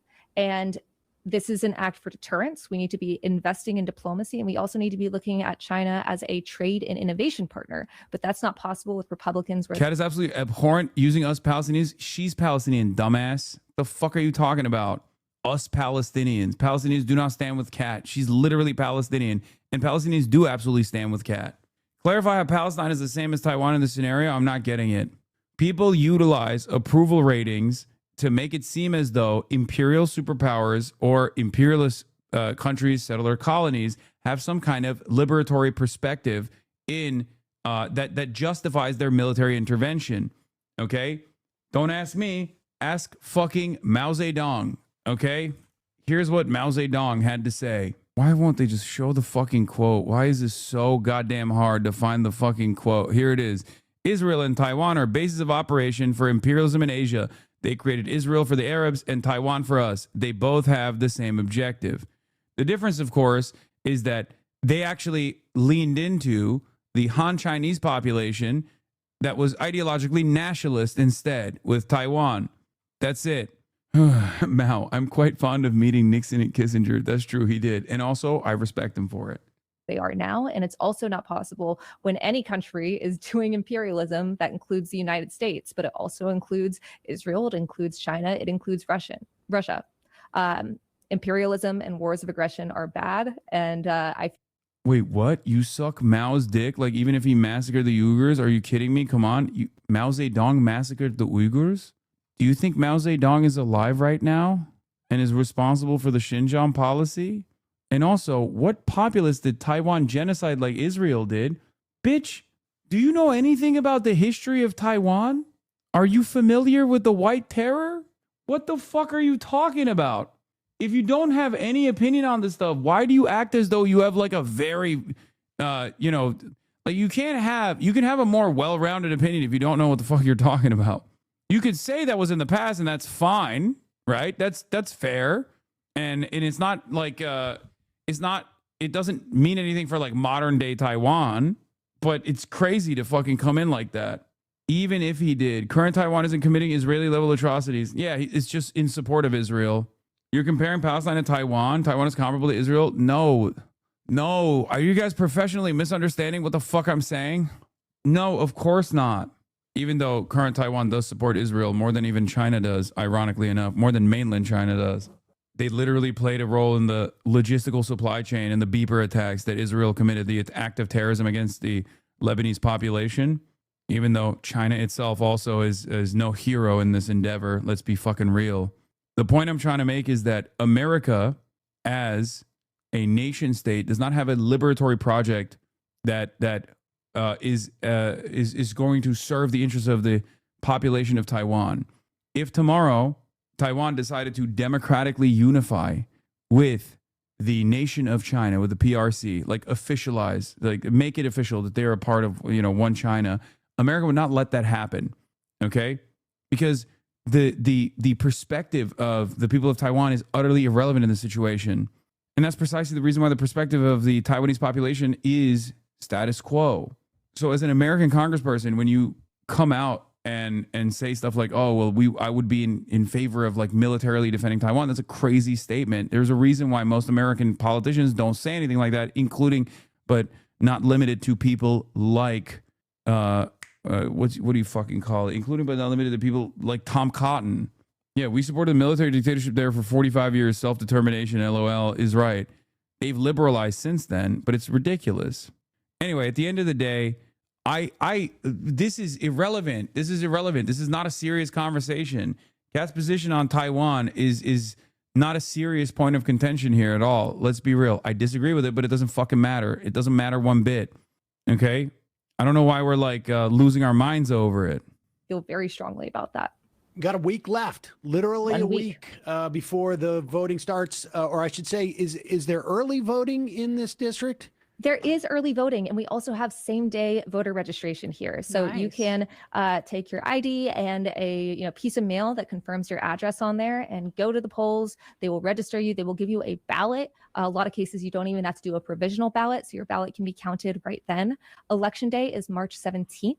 If you want to know more, if you live in the area, this district goes from uptown Chicago up to Evanston, west to Skokie, and then all the way to Algonquin and Crystal Lake. It's gerrymandered to hell. You can go to catforillinois.com/vote.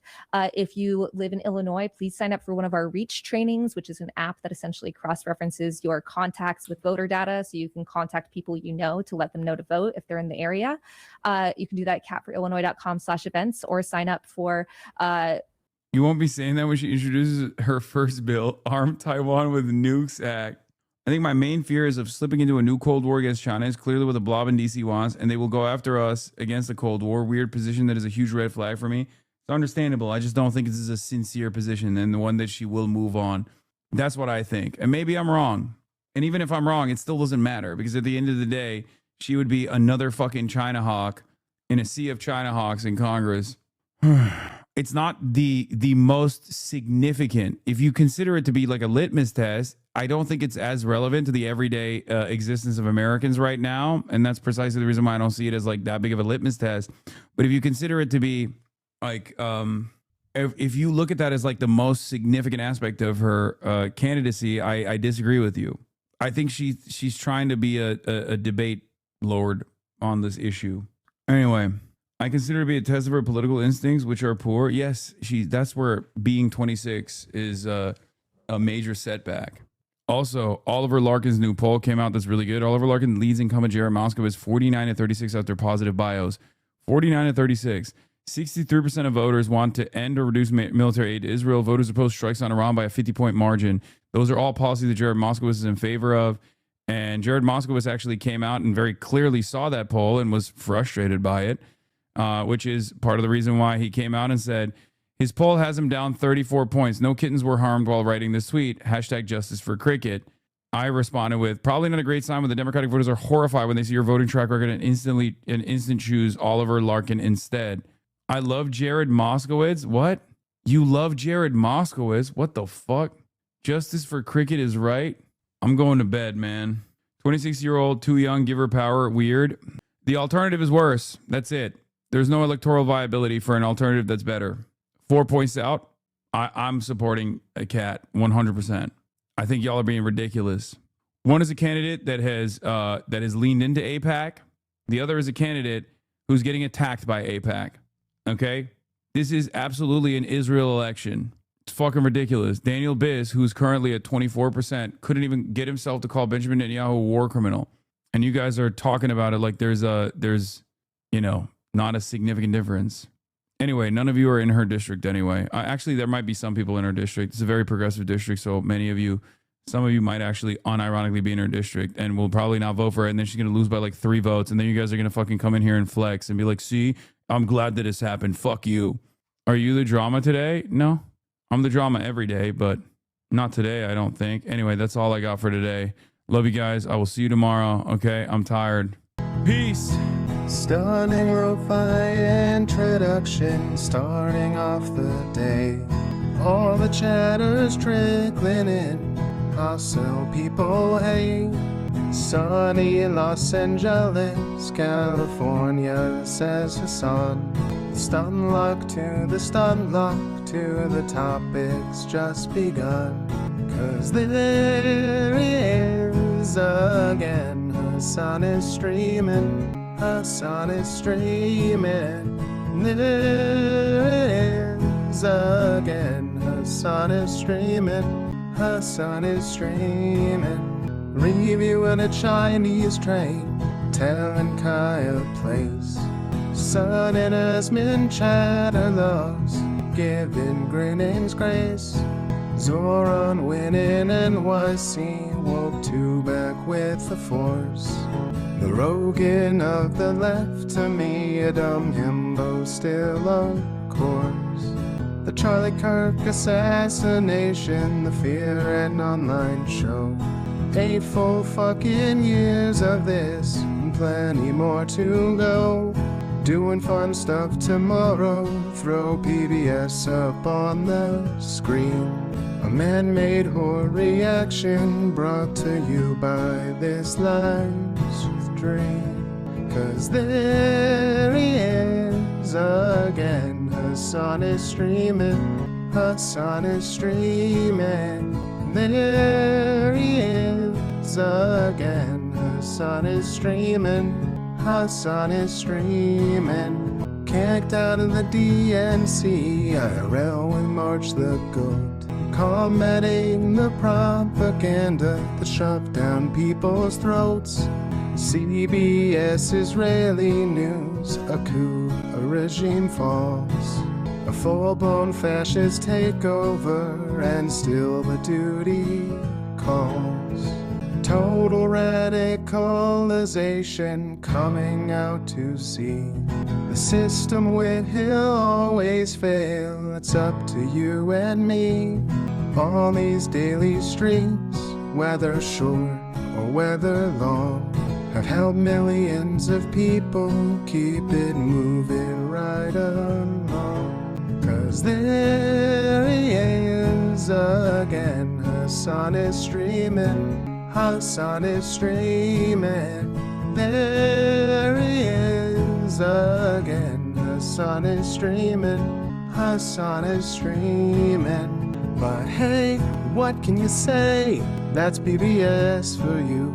But he'll play games real soon, just you wait. Say, hey, what can you say? That's BBS for you.